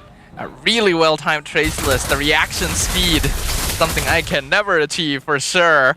Looks like Homeboy's actually intending to counter-engage. They flicker in with the Tsunami Slam, and Siska's caught in 100 bone. Meanwhile, in backline is being melted away by Living Beats. The fight is split in half. Keemin gonna be the next target, but he snipes down. Amal picks up the killing spree. SkyZ sniping from afar, being protected by Rassi at the same time. It is a 2-for-2 trade. Yep, guerrilla tactics here. Get in and out of these fights, and this is a perfect time for Amal to get picked off for the side of Untitled. The Lord now spawns. 2 seconds left on the clock, and Keemin's still alive. He is doing good. It feels like Keemin's got his confidence back up as well. Now, also keep in mind that SkyZ, he had to flicker forward to catch off Daniel, right? While he was low after the immortality had already popped. That might be a problem here for this upcoming fight.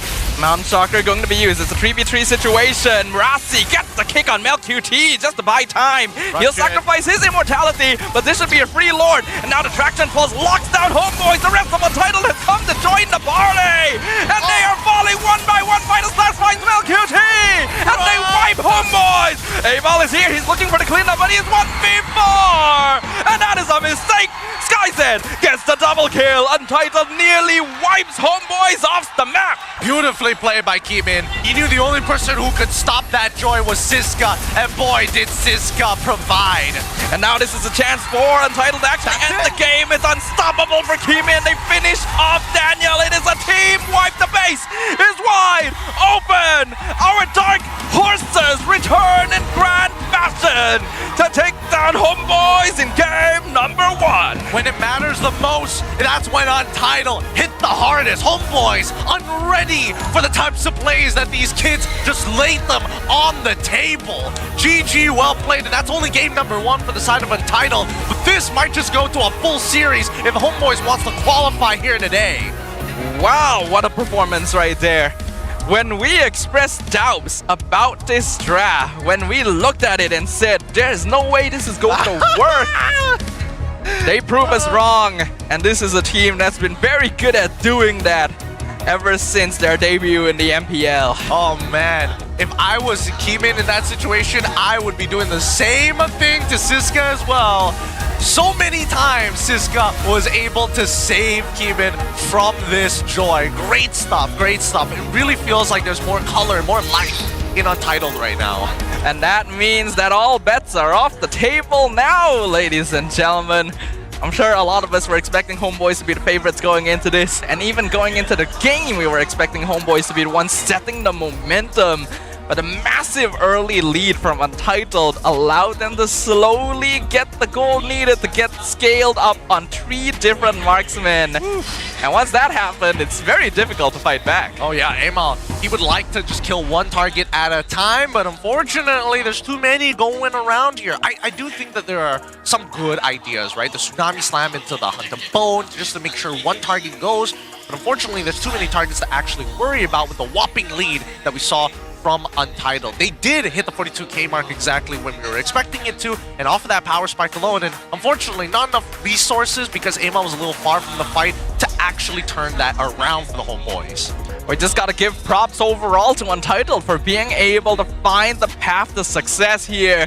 Our MVP of game number 1 will be none other than Keemin. The man that everyone looked down on, the man that everyone was wondering, has he fallen off, shows up once again. He's finally feeling himself today. The last time he saw his Yishin Shin, I was very hypercritical of it, but now it feels like he's a little more comfortable. Now the team is communicating a little bit more with each other to do whatever it takes to get him to his power spikes. 4 items by the end of this game, 7, 1, and 8 for his final KDA, 745 for his GPM because there were so many goddamn fights that he could barely farm. 2,873 for DPM with an 83% kill participation. This really did look like classic DXS style gameplay. The scrappy fights, the ability to trade bodies in and out, for each player to be able to take control of their own individual segment of the brawl. Homeboys tried to split them up, tried to pick them off one by one, but Untitled proves why they were the kings of the scrap, and you know that when they are pushed against a corner, that is when the beast shows its fangs. Let's look at the item build real quick. How did this progress so out of control for the Homeboys? And Siska opting to go for a tank build while still holding on to that Fury Hammer. And honestly, that Fury Hammer came into effect pretty soon, right? We saw the amount of damage he was able to do on Amal, bursting him down, and more importantly, at least stalling him for Keemin to get in and out of these fights. But at the same time, it threatens Izanami's life, right? Rasian as well as Siska chunks out Izanami after the Brilliance, putting him at a really low rate for him to try and go for a Chaos Assault. Yeah, I think Homeboys unfortunately were a little too dependent on Daniel to make the initial move. Ideally, you would have wanted Reza to be able to walk in front, bully out your opponent a little bit, and just provide information. But because Untitled accelerated the early game so quickly, the window of opportunity for a Hilda to become a threat just basically passed by in an instant. And that made Homeboys have to rely wholly on the Kalea to be their frontliner. Not to mention, they weren't looking to play around the EXP side of the map anyways. We saw purple start into orange, start into gold lane, which is where we saw Amal's entire pathing to be linked with. I mean, yes, there was a contest for Little Wanderer, but really in the long term of things, it didn't really matter. And I can't even blame them for thinking that way, because none of us would have expected the game to go the way that it did here. How quickly it got out of hand. When there's so many scaling heroes on the opposite side as well, it was super duper smart of Rasi to go for that EXP lane level 2 gank, because he knew he needed to unlock Siska. If Siska is not able to win out that lane, it becomes almost impossible for Untitled to scale in, and by putting Siska ahead of Reza straight away, his presence becomes a lot more valuable. Yeah, I mean, when you're on the blue side orange buff, you know that Keemin, on his next jungle clear, he was expecting to see Reza, but because of that gank, wow, he had the time of his life. Not basically untouched the entire game except for neutral objectives where those fights get really, really massive. But I'm surprised, right? Because Untitled, they played that early game to the T, the best possible result for Rasian as well as Storm to not only control how the mid lane moves, but Izanami, we didn't get to see much impact off of him. Daniel, those Tsunami Slams instantly countered as well. They didn't find too many picks without huge trades from Untitled. And it's honestly props to Untitled, because Homeboys, when they did actually find the catches, got really good ones. The initiations from Daniel were as clean as always, and I really like the way that Homeboys tried to layer their approach to take advantage of cooldowns. But Untitled just positioned really well, and this was something that confounded many teams in the previous season as well. This team has a way of sticking around even when you at least expect them to. Yeah, but they also didn't find the big flank angles, right? They wanted to play that traditional front to back with AML kind of jumping in the back every once in a while when they do find the setup, but even so, I think that Untitled, just SkyZ, really nicely played by him as well. He was like 1,000 gold ahead of Mel QT, and I think that 1,000 gold difference really set Mel QT so far behind because he was getting close to almost 23 to 22 stacks of the bone, if I remember seeing the visuals correctly. But even then, his damage was good. He just can't walk up to apply it. Yeah, unfortunately, both Granger and Obsidia are pretty late game scaling heroes, but it's a lot easier for SkyZ to poke out. So if he is ever ahead of MelQT, then it becomes very difficult for Homeboys unless both Daniel and Reza are in position to set up for him. And they sadly weren't. Untitled made sure of that. Well, I mean, all that coming down to Siska. I think at this point, they might want to rethink what Reza is going to play. Yes, he needs to open up the map. He needs to rotate fast. And I think there are other heroes that can do that. Fortunately, the Hilda might not be it this time around. I mean, that's more a preference than anything else. We can have a look at the highlights just to relive the moments here where the early game was already out of control for Untitled initially by taking an early kill and then winning out the turtle fight. Homeboys did do a very good job of fighting back and getting some amazing initiations such as this one. And at one point, it looked like the gold lead was evened up again. It did. And once we got into the mid game, I think this is where we saw Homeboys like, yes, it makes a lot of sense, but Keeman didn't let these low targets go through, right? He was cleaning up perfectly. Keep your eyes on him, right? He's looking for an opportunity, jumps on in. Luckily, Siska hands it to him, and he finishes off the rest. His only problem is Amal. He's the only person he can't out-damage. And that's why you have Rasi around, just to make sure he gets locked down. The fact that Daniel had to be the one initiating all the time meant that Rasi could actually save Way of the Dragon for later in the fight. He didn't have to be the one starting them, especially since he also had Final Slash to rely on to actually start the engagement. Unfortunately, we did see in that mid-game fight where everything turned around that even at half HP, MelQT with the Hunt of Bone could not actually finish off Siska. So the hero still has a bit of a question mark. The amount of burst damage that Obsidia does is still highly lacking. Yeah, no, it requires too much time. That's the biggest problem. Too much time to farm doesn't apply enough pressure in the lane. But once you get to that late game form, nobody can really touch you, right? Nobody's able to really out damage you. And that's the big issue here. Well, we'll see whether or not we're going to see the Obsidian one more time. I think that at least in this game, that Hunt of Bone actually had some pretty significant uses, right? Because, oh, I catch somebody with a Tsunami Slam, Hunt of Bone, guaranteed you're going to die. Because what are you going to do? Flicker away? You can't. It's a very strong combo, and it's actually the specific combo that allowed Homeboys to win with an Obsidia previously. But Untitled has done their homework. They knew exactly how to space. They knew that Daniel was going to try and catch someone in order to set up for the Obsidia. And they knew that Rasi would probably be like their ideal target most of the time. So Rasi just doesn't start fights. He waits for them to do it for him. Well, we asked you the question in the Battle of the Rising Aggressive EXP laners. Who do you favor, Reza or Siska? And it looks like 76%, the majority say Reza with his 8 unique hero picks in 6 matches. Maybe you guys have caster cursed Reza a little bit, you know? Like, that's a very big ratio in favor of Reza, especially after we mentioned how much this guy has been clutching out games for Untitled. And I think he continued to prove that in this game as well. That Arlet made some really nice Final Slashes. Hey man, Homeboys fans are going to be Homeboys fans, and we appreciate that you guys are interacting with us, not only in chat, but more importantly, scanning that QR code for the Fan Talk Zone. Get ready for the next coming ones in the later days, because we still have to go through our second game. Because what are the adjustments for the side of the Homeboys, and do you think that Untitled got a little lucky with their 3 marksman composition?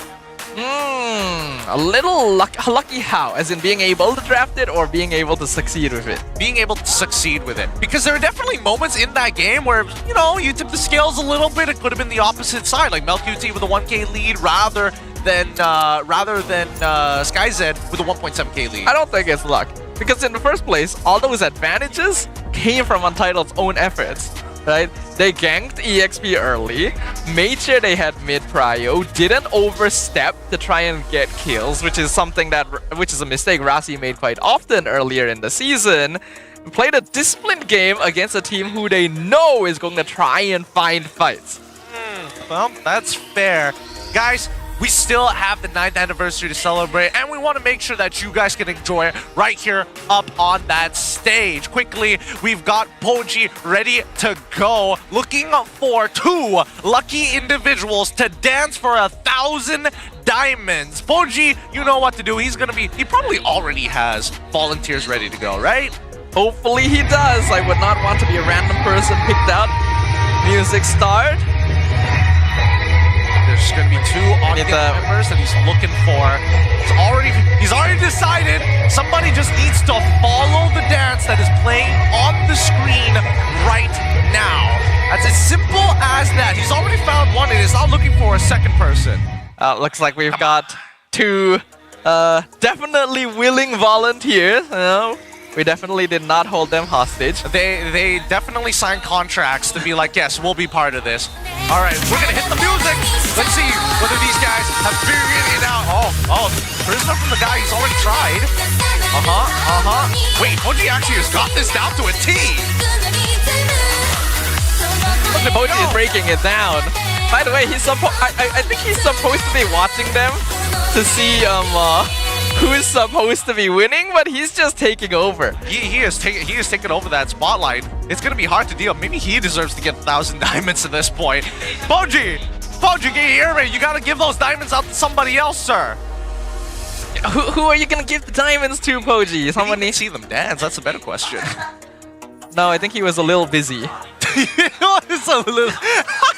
He was a little busy with something. All right, at least they're going to be getting their diamonds at the end of the day. So sorry, no worries. Participation awards for everybody. Give it up for Poji and our 2 following volunteers and their 1,000 diamonds. This is all for the 9th anniversary. We definitely need to give Poji some diamonds, though. At some point, this man is going to actually do a performance on stage. He's gonna actually do it. I feel like every time he's on camera, it's a performance with Poji, man. He's just that much of a show guy. During the grand finals opening ceremony, we're gonna have dancers on stage, and then we'll realize that one of them is Poji. It's been Poji this whole time. Or maybe they're all Poji. They're just he learned how to use the sun doppelgangers. All right. Untitled once again does get blue side. We'll see whether or not Homeboys have a better idea how to deal with this draft, because I don't feel like it was a drafting issue. I definitely feel it was more of like reading into how your opponents actually play. But we do have a quote to show you guys specifically from Ki Min. After having a ridiculous Yishin game, he says, "We feel like we're on the verge of missing the playoffs. Even though there's still a small chance, we'll just go all out and carry the winning moment from last week. In Homeboys, I think Daniel's a real threat, so I won't underestimate him. But overall, I think last season's version of Homeboys was much stronger." Wow, that's kind of a call out right there. Basically saying that Homeboy Season 15 is better than Homeboy Season 16. It definitely seemed like they were giving proper respect over to Daniel. The spacing around the Kalea is a very good indication of that.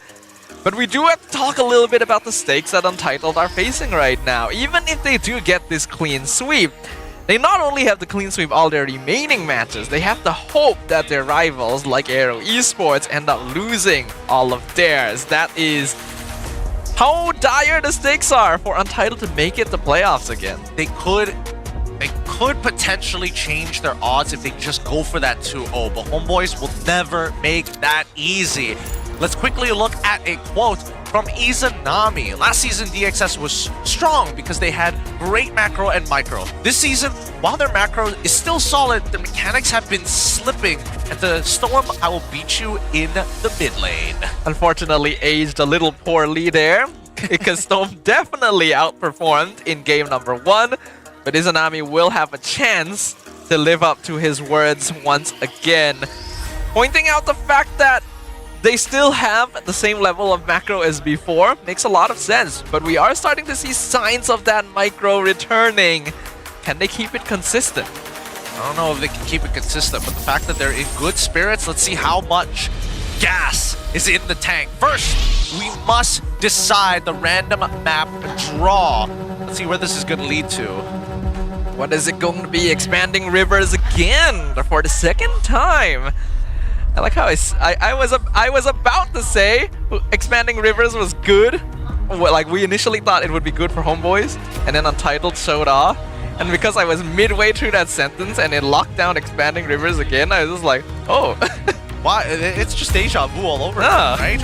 I feel like Untitled not going to change too much, but this time it's going to be Cho and Yi Shun Shin. Denial picks stolen away from Untitled.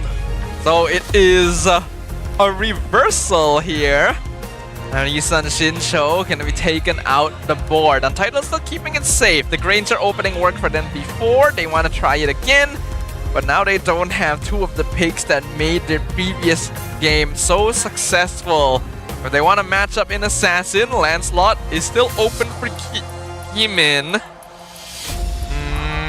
It's dangerous. No matter what, it's going to be dangerous. I feel like Lancelot probably has the best odds at dodging the Cho, but you're going to get targeted regardless. Untitled could go for Joy, but even that can get kicked away in the middle of these fights. They're going to be leaning into the Gatot and the Arlet. Keeping it very safe, keeping it very close to the chest. Specifically giving Siska Arlet as much as possible, actually, is something Untitled has been doing. Even in the fear of being countered, Siska just has so much impact on this hero that Untitled wants to hand it to him no matter what. Yeah, I think they don't mind letting the Assassin through at this point. They're going to get the Jushin for themselves, and I feel like right now, it's the perfect setup for a Phoveus from the side of the Homeboys, right? Because what other junglers are you supposed to play at this point? The Fanny is already out. You wanted to go put Kimin back on the Yi-Shun Shin, but now it's been stolen away. Both tank junglers are out of the question. Does that mean he has to play with the traditional Akai, have the consistent CC to allow Arlet to actually try and carry the game? I wouldn't be a big fan of Akai personally. Basically, whether or not Homeboys decides they want to ban more junglers, because you do still have things like the Lancelot, like the Hayabusa. If you still want to go for more damage in jungle position, Eve gets banned out by Homeboys, so they want to have teamfight control. They're also aware that Eve with Arlet is a pretty scary duo. Okay. Yes, Eve and Arlet is a scary duo, but the same can be said about Barca as well. Guinevere ban. Really good call because Kimin has historically played it twice so far within the season already. They get rid of the Hilda, potentially to try and fake for an assassin, or at least make sure that their assassin is not going to be touched.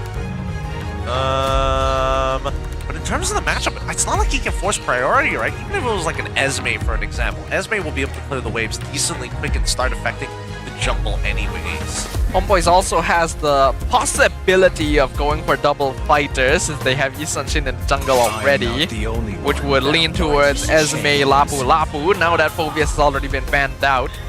So far, MelQT has only actually played CC in the gold lane as a fighter. Dude, people are already asking, wait, isn't this the same guy who bought like a whole bunch of tickets anyway? And he still wants to buy more? Who's he inviting? His entire condo block? What's going on? That's the Akatsuki for you right there. They want to take everything. They don't have just 12 members. They're a full terrorist organization. Oh boy. All right. Now that we're done with the bans, we see the second phase. Now, this is where it'll get interesting, right? Marksman's still not predetermined, but there's also no reason to take the Purify other than the Cho. Moskov comes into play. I like it. Okay. So no double fighter side lane for Homeboys, which makes sense since Zusin is going to be their mid lane. They might be a bit lacking on damage if they expect Kimin to carry all of it. Moskov this season so far has not had a very good success rate. In fact, I don't think a Moskov has won yet this entire season. Untitled locks in the Kimmy. There's no chance of a triple marksman like before now that Yi-sun Shin is gone, but this will give them some extra scaling. Man, Frederick would have been so good for this composition. I feel like Haya is probably best. Otherwise, it would be Lance. It's gotta be something. Yeah, Lancelot. I mean, it's kind of pick your poison, right? They all want to do the same things. It's just which do you prefer handling a little bit better. Now, homeboys, they've already got the Moskov in hand. I would have imagined that they would have wanted to go for like the Harith, because since Cho is available, that means that unfortunately for SkyZ, he most likely has to take the Purify. But we saw in game number 1, even against the Kalia, he didn't take the Purify. So it's safe to assume he does not care. He knows that as long as he positions himself well, then there will be no need to use a Purify, especially with the front line that they have to work with now. Reza needs to make sure he picks up a hero that doesn't lose too hard to Siska.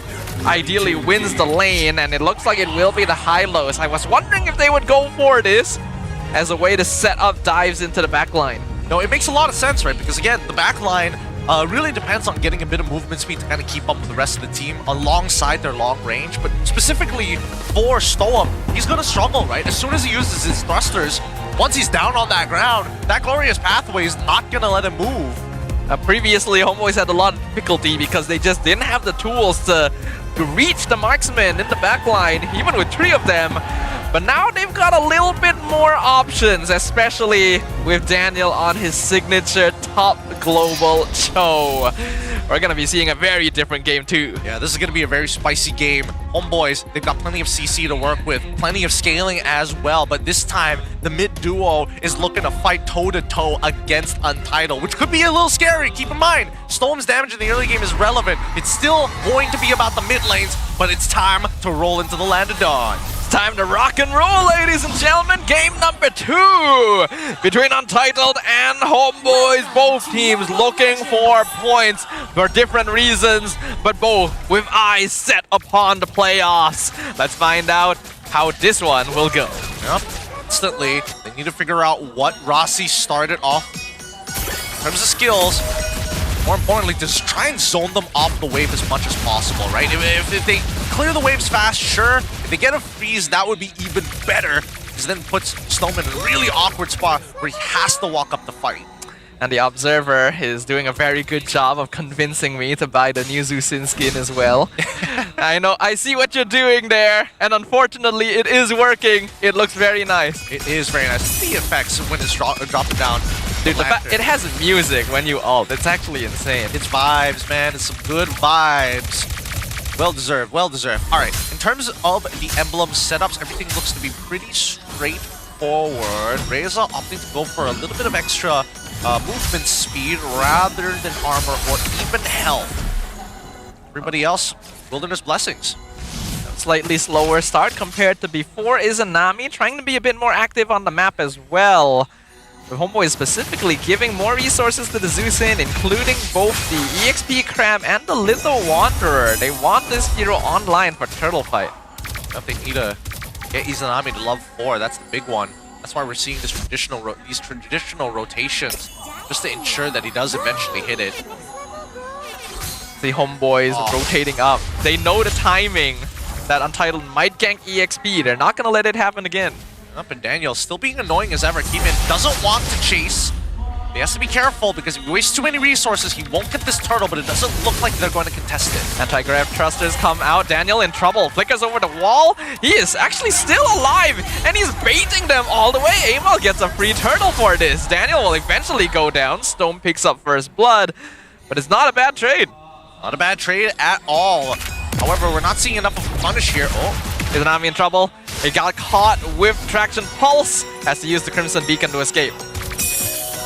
Set up for a bigger angle there, but Reza, he knows that he doesn't have the damage. Same goes for Izanami. They're a nice little combo when Zushin first came out. Glorious pathway to allow Izanami, after the Crimson Beaker, to just run down his targets, no matter how far they are.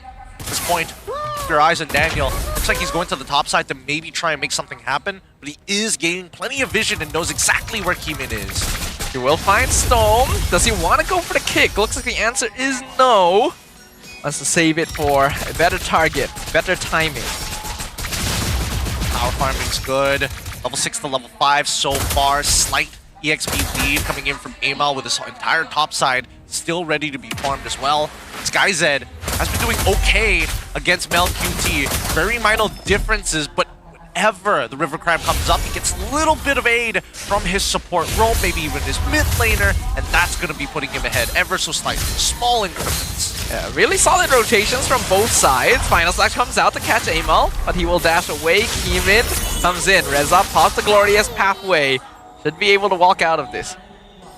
Really okay so far. Ziska doesn't mind being very generous with that ult. It has a super short cooldown. Probably not as good as Angela's, but getting pretty similar to more like Lapu. Even so, bot side, pretty unexciting so far, and this has been the lowest kill count as we hit into the 4th minute. We've had a lot of fast games today, so it's kind of unusual to see one go as slowly as it has. Daniel tries to bait Snom, actually dodges the Unbreakable with Shunpo. Keemin securing purple. Turtle is now spawning on the Land of Dawn. Distraction Pulse forces a Crimson Beacon out as well. Are they able to force it even more here? They've gone angled to catch 3 with Glorious Pathway, but oh, hold on! They found SkyZ! They kick it with Way of the Dragon, sets it up for Amal, and now Homeboys can rotate over to the Turtle. Untitled will use this chance to try and blitz it down as fast as possible. Keemin secures it. Maybe a little too good to be true, to be fair. Amal able to get this invade off just in time, but just look at that pressure from the side of the Homeboys. Now that they got that first one, oh, here comes the AOG.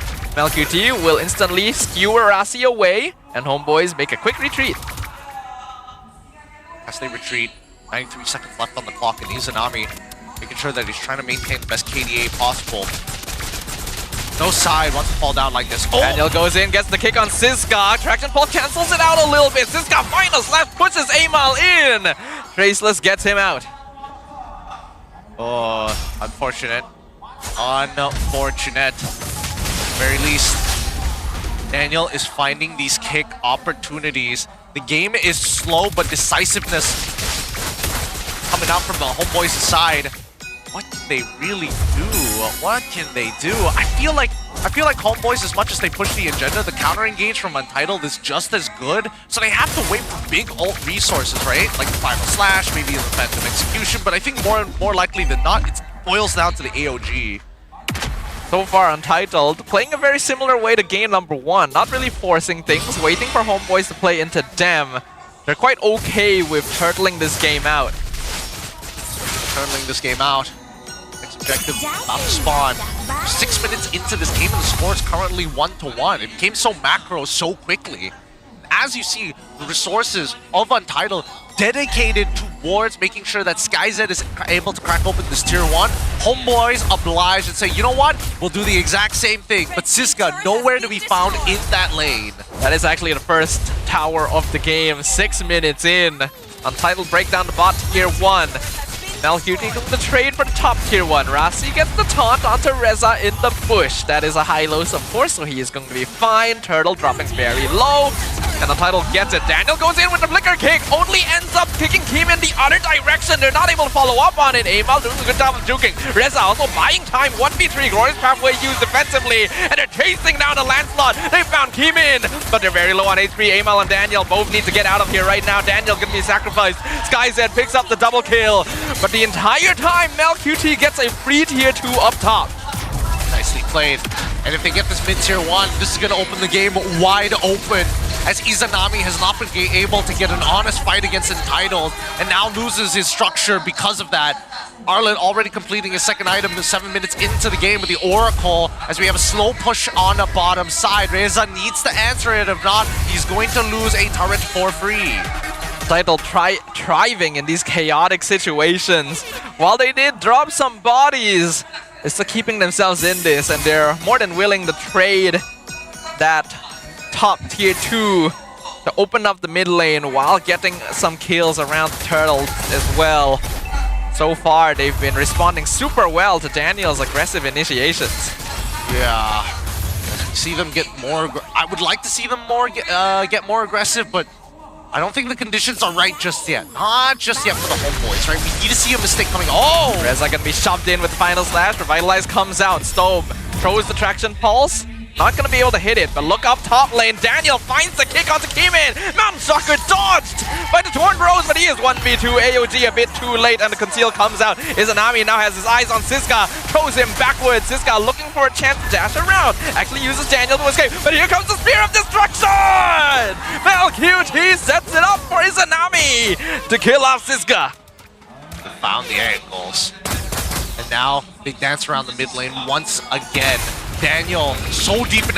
Oh my god, does he have an angle? Okay, thank god, guys. It was able to spot him out just before he goes in, but the Lord is now available, and both sides, they want it bad. They got the pickup on Rossi. He has to use Revitalize, and now they're diving, but Daniel taking a lot of damage from Storm. He's gonna need to back it off as well. It should be a free Lord for Amal, and Homeboys will go ahead and back off there. Now they have to play the defense. In terms of defense, all they got right now for some easy wave clear is Storm. He's probably the only one who can do it. Rossi against Super Minions. Super Minions will win out even though he has Concussive Blast. But let's look at the item build to see their current progress, right? As we can see, it's going to be a 6.1 to 6.3, 200 gold difference between the marksmen. For supports and alongside, the main advantage that we're seeing and where a majority of this gold is going to is Yishun Shin. He's 1,000 ahead. Yeah, he's actually really far. Glorious Pathway comes out. Homeboys really want this mid-tier 1 final slash! Siska! He found Izanami! He did. Izanami had no time to react as well, and worse yet, Siska didn't even have to like make it into a flicker play. Siska continuing to be the clutch player for Untitled. Stone scouting out Daniel, not giving him the angle for a free kick. Untitled are doing a great job of holding the waves back here. Well, as they continue to dance, the dive might just commence. Daniel is looking for opportunities. He's calling his buddy Moskov to come alongside. Ooh, right at the edge, just before the toes. Oh, that was close. Siska scouting the bush with final slash. A little further, and he would have actually gotten the two-man catch. But I think Untitled are perfectly okay with that. The Lord basically did nothing for Homeboys. Yeah, they're pretty content with the low kill score. Rossi found the taunt on Daniel. He should pose out of there. Glorious Pathway comes in as well. Cuts the fight in half. The tower goes down. Rossi comes in with the AOG to cut the fight and force Homeboys back. But they did get the tier 1. Now, that tier 1 missing, it opens up a lot of potential opportunities to invade the enemy jungle after the neutral objective. And 4 to 4, 10 minutes into this game, rather shocking, because I would imagine somebody would get like a little impatient, whether it be Rossi, maybe it would be for Daniel, but I think that Daniel is definitely holding himself back. He doesn't see all the right conditions in his eyes. These two teams are honestly giving each other a lot of respect. I'm seeing a little bit of our lower bracket finals from Season 15 actually, where DXS brought Homeboys all the way to a Game 5. And we're starting to see that rivalry rebirth itself here. 11 minutes in, kill score still very low, and the net worth lead is basically negligible. Yeah. In terms of other stats, it's going to be 4 towers to 2 turtles to 1 turtle. And at this point, we just have to patiently wait. 16 seconds left on the clock. Big group up from Untitled just to see if they can catch Reza lacking again, but I feel like he's already learned from his mistakes. He's not walking in without backup, or at least the means to intercept the targets as they're just about to fight. A lot of finesse is going to be necessary for these brawls here, and both teams, all 10 players, are well aware of it. So far, we've not seen any mistakes being made. Most kills being found by just better initiation. Speaking of better initiation, the fight might just break out now. In terms of wave sequence, bot side already has his push, so we have a cross-map play in effect. Now QT going to be setting that up as expected of a Moskov, which puts Kimin in a really awkward situation. He's going to have to show himself to clear that wave, and when he does, Homeboys will go all in. Daniel going to try and jump on Siska, not able to find the kick, gets the flicker kick on Siska, but the Revitalize comes out. Melkuti gets the tower down bottom. Glorious Pathway going to be used as well. Homeboys not able to break into the jungle of Untitled, but the pathway is gone. Siska gets pinned against the wall, gets lifted up and picked off. Sky Piercer go through, and a Spear of Destruction allows Melkuti to join the fight as well. Kimin going to need to come and help out his team, but Untitled going to chase down Daniel. They pick off the immortality. Sky Piercer stack for Sky's SkyZ, and that's killing spree for the Granger, but Homeboy's looking to surround. Izanami now comes in from the backline. Amal, vulnerable. SkyZ with the shutdown. AOG comes in, gets the knockout, but SkyZ with the triple, with the Maniac. One hit away from the Savage. Reza's not going to give it to him, but Untitled have found the opening. 4 members of Homeboys dead for another 10 seconds at least. Only a high-low stopping their advance, and they got 2 minions up top. Reza is gone! Untitled have done it!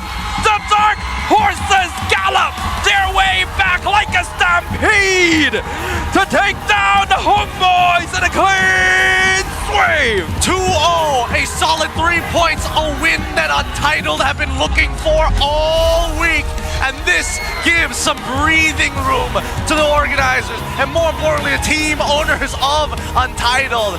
Faith has been restored, and you can see that Keeman, he's so happy. He's like, oh my god, oh, we made it to the next round. You can really see the joy on these players' faces, the relief on Stone when that game was over. It was so well played. This is the scrappiness we have known these players for. It's been missing the whole season, but they found the sauce, the missing ingredient. Is it back? Maybe this is what they've been looking for this entire time. I'm just glad that in both of these games, SkyZ, who we thought, he's gonna play a fighter, he's been trying all these other techs, now goes back on that marksman and shows, you know what? I'm pretty sick with it.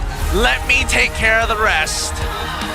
What a game. What a way to end day 1 of week 5 here. I was thinking we were going to get a full series, but Untitled knew they need those points. They want playoffs for a second time in a row. They're not going to let their journey end this soon. Yeah, and look at him. We were just talking about him. He's just like, what? No, I wasn't gloating over myself. Who would do such a thing? With that being said, we're going to be throwing in over 2 rows up on the stage with Keeman alongside Rasi. The playoffs dream still continues. 3 mata penuh untuk Untitled. Dan sekarang Rose bersama dengan Siska dan juga Rasi. Hello, how are you? Good. Dia budak ni memang good je yang keluar dari mulut dia. Now, Siska, selepas berjaya dapat 3 mata atas Homeboys hari ini, and kalau kita tengok track record musim lepas, korang tak pernah pun menang lawan Homeboys. Adakah ini perlawanan sesi membalas dendam? Cakap. Mungkin lah sebab kita orang season lepas tak pernah menang dengan Homeboys kan. Dari regular season sampai ke playoff kita tak pernah menang. So season ni kita orang dapat menang 2-0. Tu je lah. Tu je. Now, kita tahu that pada tengah-tengah regular season ni Untitled memang kita boleh cakap shaky lah. Shaky, tapi atas kemenangan ni 3 mata penuh 2-0, apa yang korang buat dekat gaming house ataupun masa off day to ensure that korang boleh menang perlawanan ni? Sebab perlawanan ni adalah do or die tau. Kalau saya waktu awal-awal korang pressure lah sebab season depan kita dah top 3 kan. Season ni kita nak target lebih tinggi. Tapi di sebab awal-awal kita nak target 2-0 menang-menang straight. Lepas tu Santai, relax. Kita try target 2-0, lepas tu kita dah low streak balik kan. Kita dah hilang balik pressure tu. Kita just main macam season lepas lah. Nothing to lose, betul tu. Pressure kena solo kill ke dekat XP? Pressure kena solo kill ke dekat XP? Tak ada. Kena pressure dengan Rasi. Kenapa? Apa Rasi buat? Kalau kalah dia, kan saya tidur dengan dia. Betul.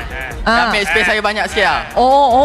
Okay. Bukan sini ya kita settle masalah ni. Kita settle belakang sana nanti, okay? Jangan dekat sini. Sabar. Kalau korang tak tahu lah kan, Rasi dengan Siska ni memang besties lah, boleh kata dekat gaming house. Asyik gaduh je setiap hari. Tapi Siska, very good game today dan ramai orang pun puji Siska. Tapi guys, hanya seorang yang boleh menjadi MVP of the game. Korang rasa siapa? Zed.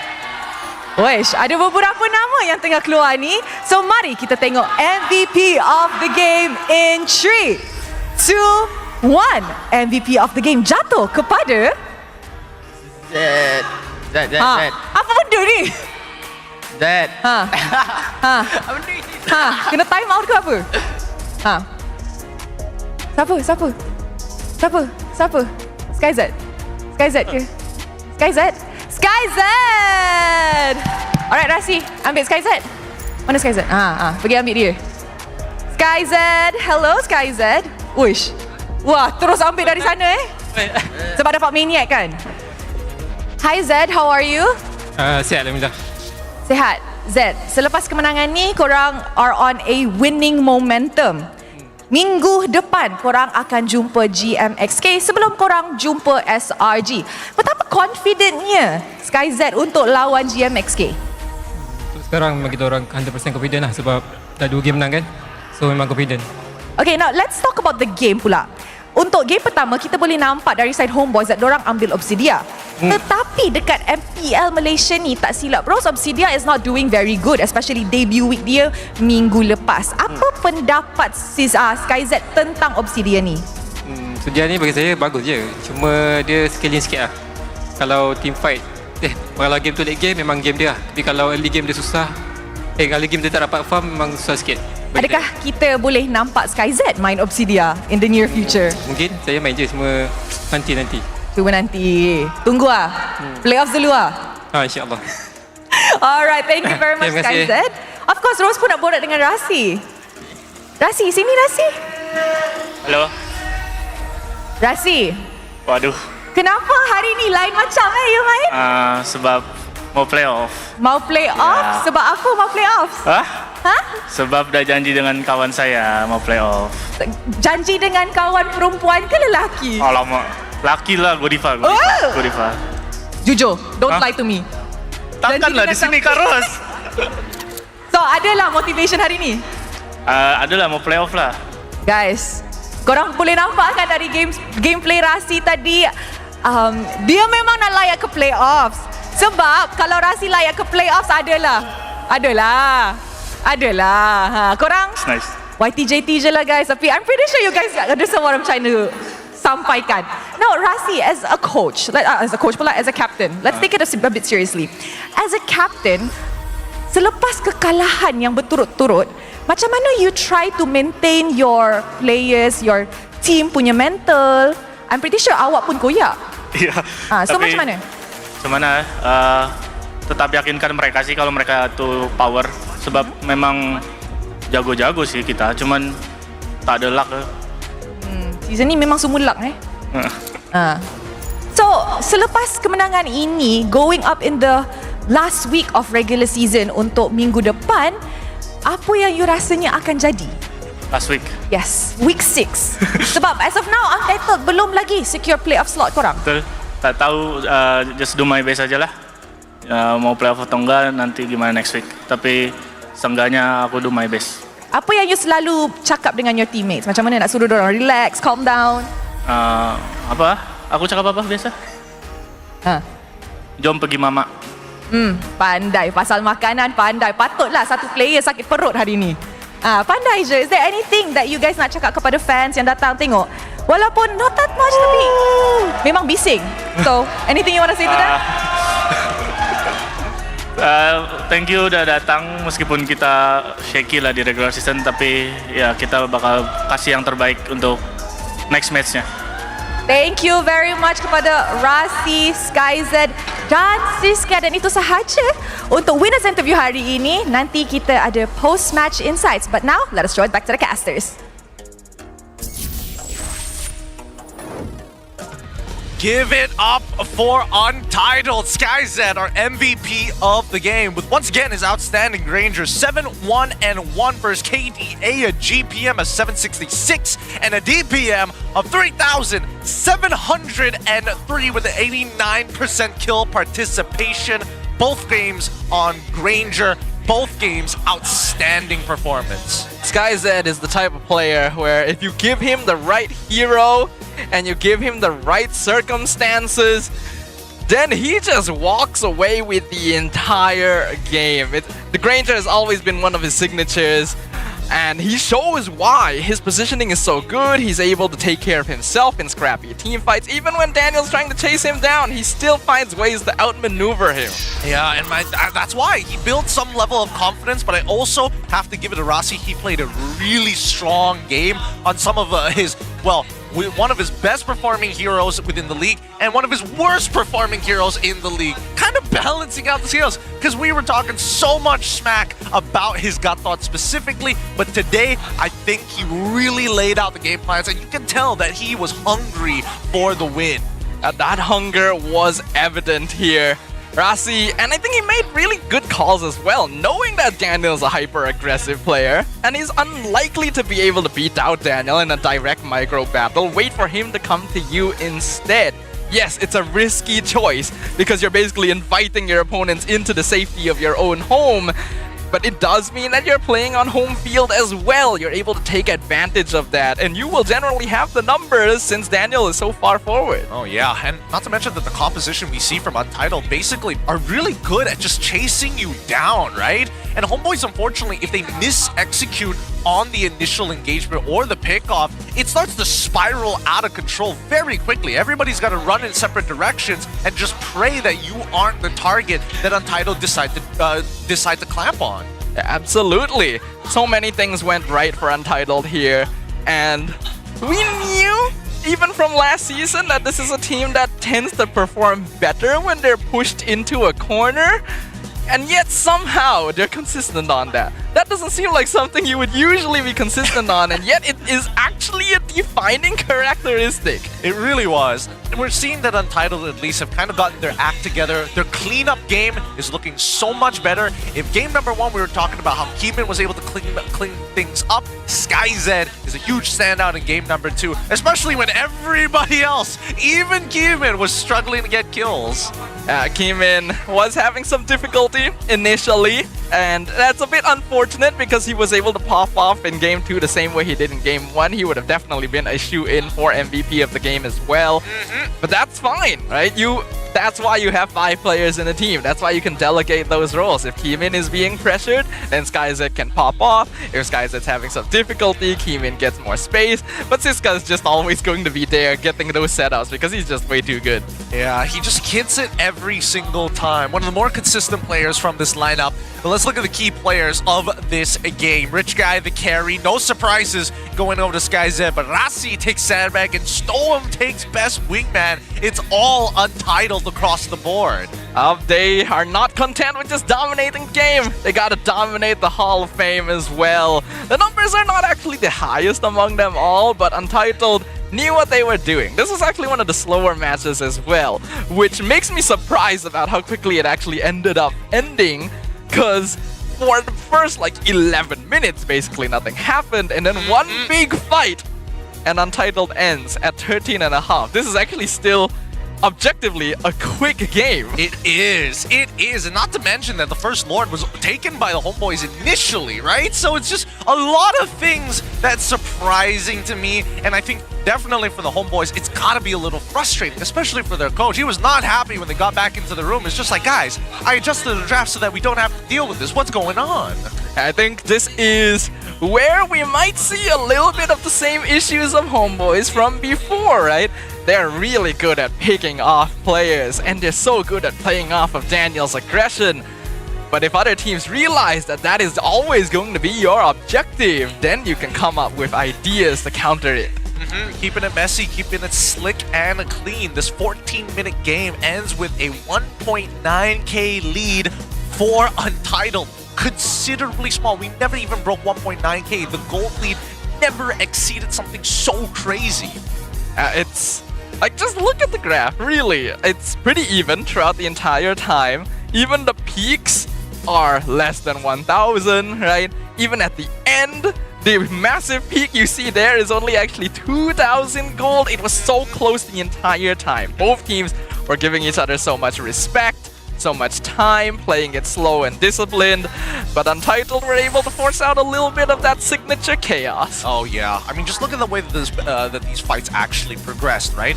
Early turtles, Untitled were able to slowly secure. Daniel, of course, being frustrating as ever for Untitled, but eventually things started to turn around. Like, for an example, Keeman, the fact that Keeman didn't get hit by the turtle ball, was able to skew away and got disengaged by Rasi. Look at how much time he buys for SkyZ to eventually just clean up the rest of the crew. The time bought is so valuable. And he still survives all of it as well. And SkyZ's positioning is clean. Daniel did get some good catches. He was opening up the map wherever he could. But he's the only one that's really capable of doing that. Reza is more of a team fight support, and he's very good at splitting fights with the Glorious Pathway. But if Untitled are able to position themselves out of it, then you are stuck in a similar situation to Game 1 where you only really have one initiator. I think a lot of it just comes down to like the decisions around sieging their opponent's turrets, right? Again, they gotta give a little bit more respect, especially to this Arlet. That final slash is such a good ability. It's one of the few abilities that dispositions you a wide distance. And the animation is still so quick as well. I still remember when Arlet was first released.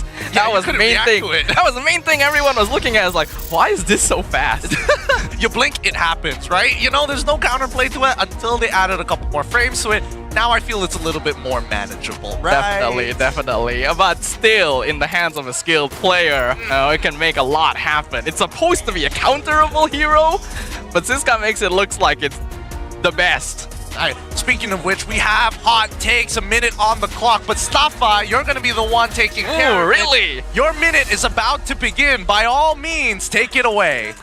Alright, everyone. So my hot take, not specifically for this game, but for this entire season, is just the fact that there is no singular rubric for MLBB. And I feel like there's a bit too many times where teams try to learn and play better and improve and try to change their playstyle by looking at other people, by looking at other regions, by looking at other teams that they feel are more successful with them. But that does not necessarily work. If you overthink a little bit too much about a certain thing, then it doesn't always pan out well. Let's look at Untitled as an example, actually. When the patch dropped in week 2, they overthought the draft. They figured we have to change our entire style. We have to pick only heroes that work for the specific map that we played, and that was bad. It just did not work at all. Look at them now. Now they're actually going back to the same style they played when they were DXS, picking up comfort heroes that they feel more comfortable on, even if they may not be the most meta, like Siska's Arlet, and it works out super well. Look at other teams, like Homeboys or Team Ray, who only play one singular strategy, and our teams are starting to figure them out.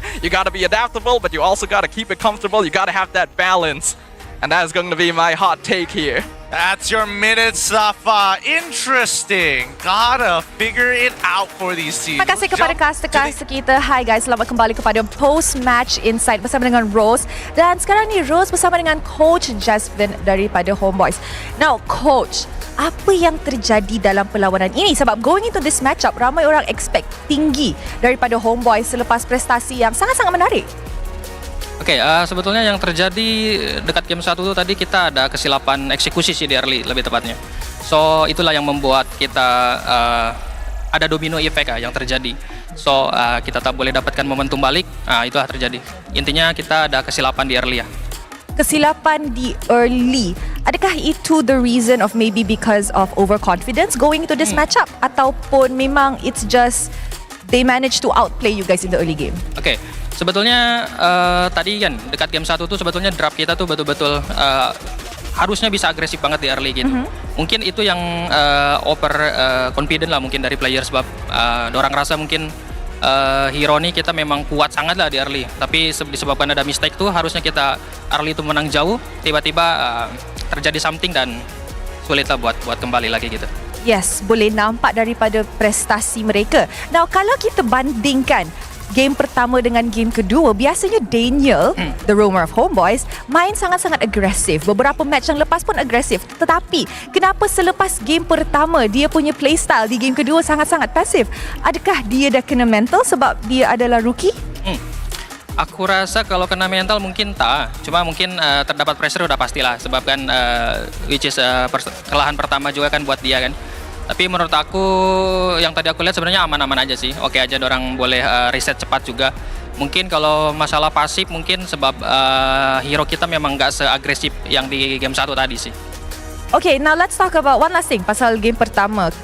Sebab kita boleh nampak daripada side Homeboys, dorang ambil Obsidia. And going back to the drawing board, kalau kita tengok statistik untuk Obsidia musim ini, dia tak bagus sangat. Sebab Obsidia ada hanya satu kemenangan, and itu adalah Melqt masa lawan Todak. Tetapi apa yang membuat Homeboys last pick Obsidia untuk perlawanan ini? Oke.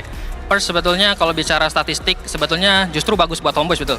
Sebab 100% win rate buat MLQT dan one of satu-satunya yang boleh menang dengan Obsidian. Sebetulnya kita udah try banyak sih di scrim guna Obsidian, especially kita kalau misalkan lawan Arlot kan. Sebab Arlot tuh kan kalau misalkan karena ulti Obsidian memang tak boleh des langsung So sebetulnya itu yang kita harapkan sebetulnya. Cuma memang again kita kalah di early, memang ada silap. Menurut aku marksman apapun tak akan jadi ya kalau misalkan early kalah kan. Tak dapat early game spike, especially Obsidian is a very late game hero. Now coach, kita semua tahu that Homeboys ada back-to-back match di mana korang main last match hari ini dan first match esok menentang CG Esports. Now CG is doing really well juga di regular season ini dan sudah mendapatkan tiket mereka ke playoffs. So, apa preparation yang akan berlaku pada malam ini untuk make sure korang pula dapat slot korang untuk playoffs esok? Kalau preparation sebetulnya kita selama 1 minggu ini memang preparation buat Untitled dengan CG ya secara langsung gitu. Cuma mungkin kalau buat malam ini kan ada scrim juga lepas nih gitu. Mungkin aku akan fokus ke early game sebab harusnya playstyle kita kan memang agresif di early gitu. Dan itu yang nggak terjadi sebetulnya tadi dekat game 1 tuh. Tak dapat capitalize apa yang korang punya draft with. You know what? Thank you very much Coach Jasvin. Thank you. Harap you guys boleh mendapatkan your playoffs ticket. Amin. Esok lawan CG Esports. With that, let us throw it back to the casters.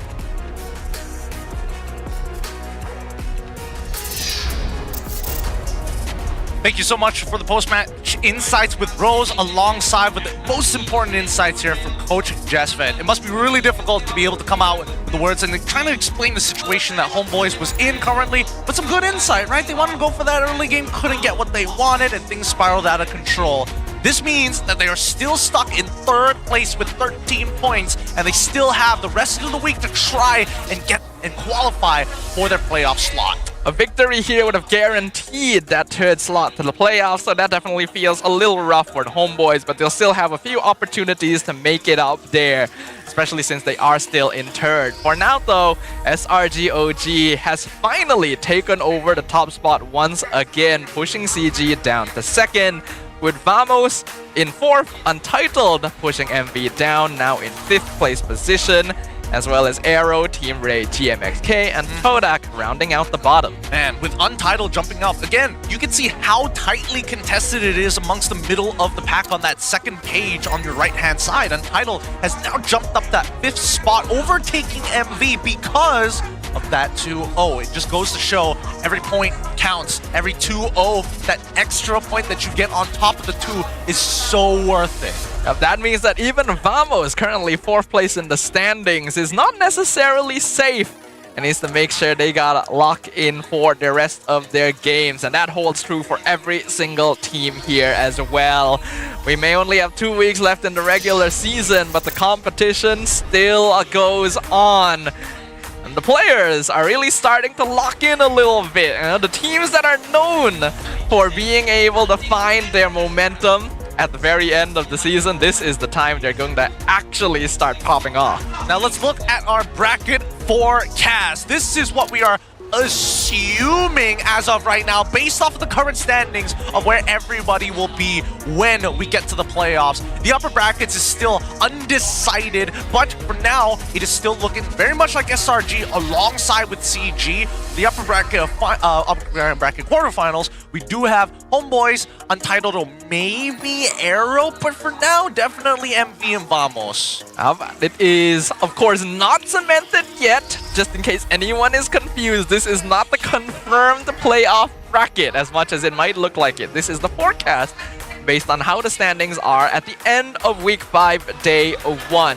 We definitely expect to see some switch-ups here. We cannot even guarantee if CG and SRG will be in the upper brackets all the way until the end.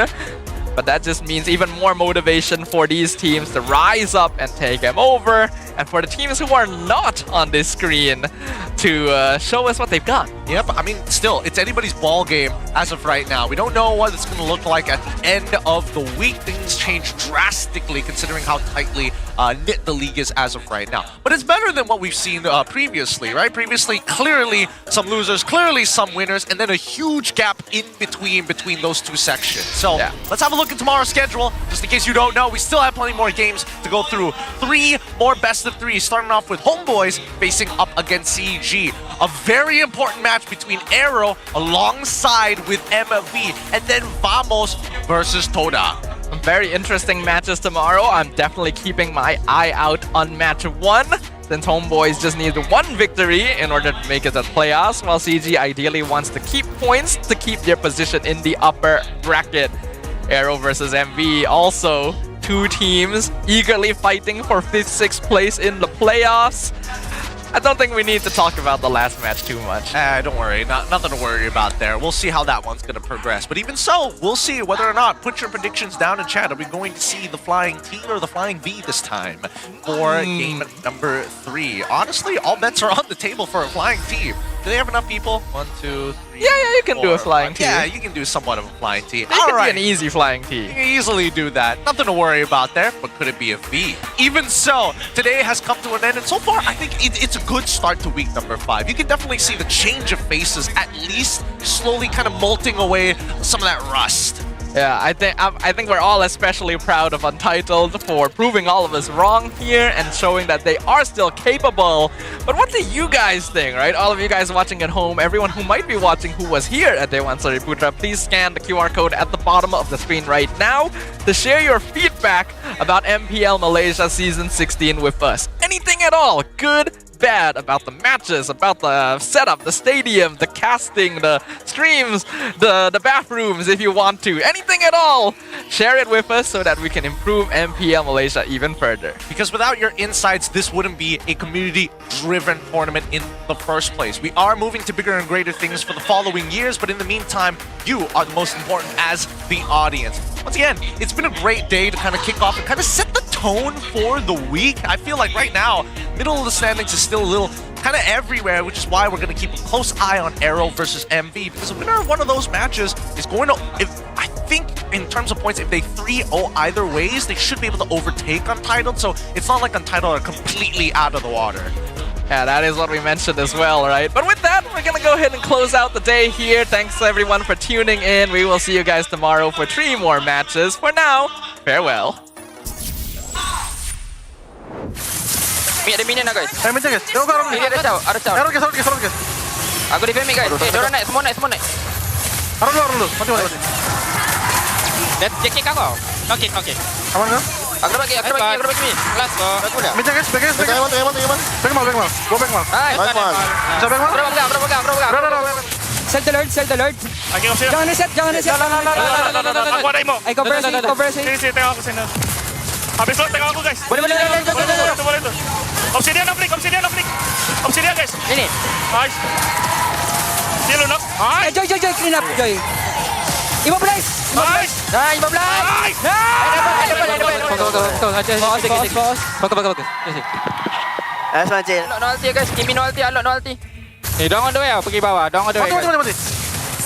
Turun semua. Turun lah guys. Doang turun now. Mana. Ulti terus alot tu. Mana. Alot. Kimeta. Dari kimi. Boleh alot tak? Ayo. No flicker dia. Dulu. Aku pegang belakang guys. Mana. Nice one. Dah. Boleh. Aku datang dah guys. Tak ada pegang. Cow no flick. Ada ulti Sultan. Ada. 15. Hold long push. Ya. Min dia nak Ini aku tak. Sansin. Listen men. Sushi lihat. Nice. No flicker. Go. 15. Guys. Enable guys.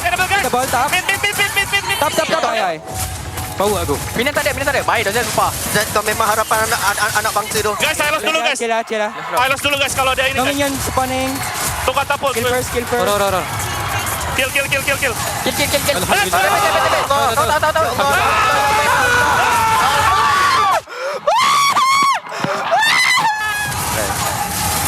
Tahu.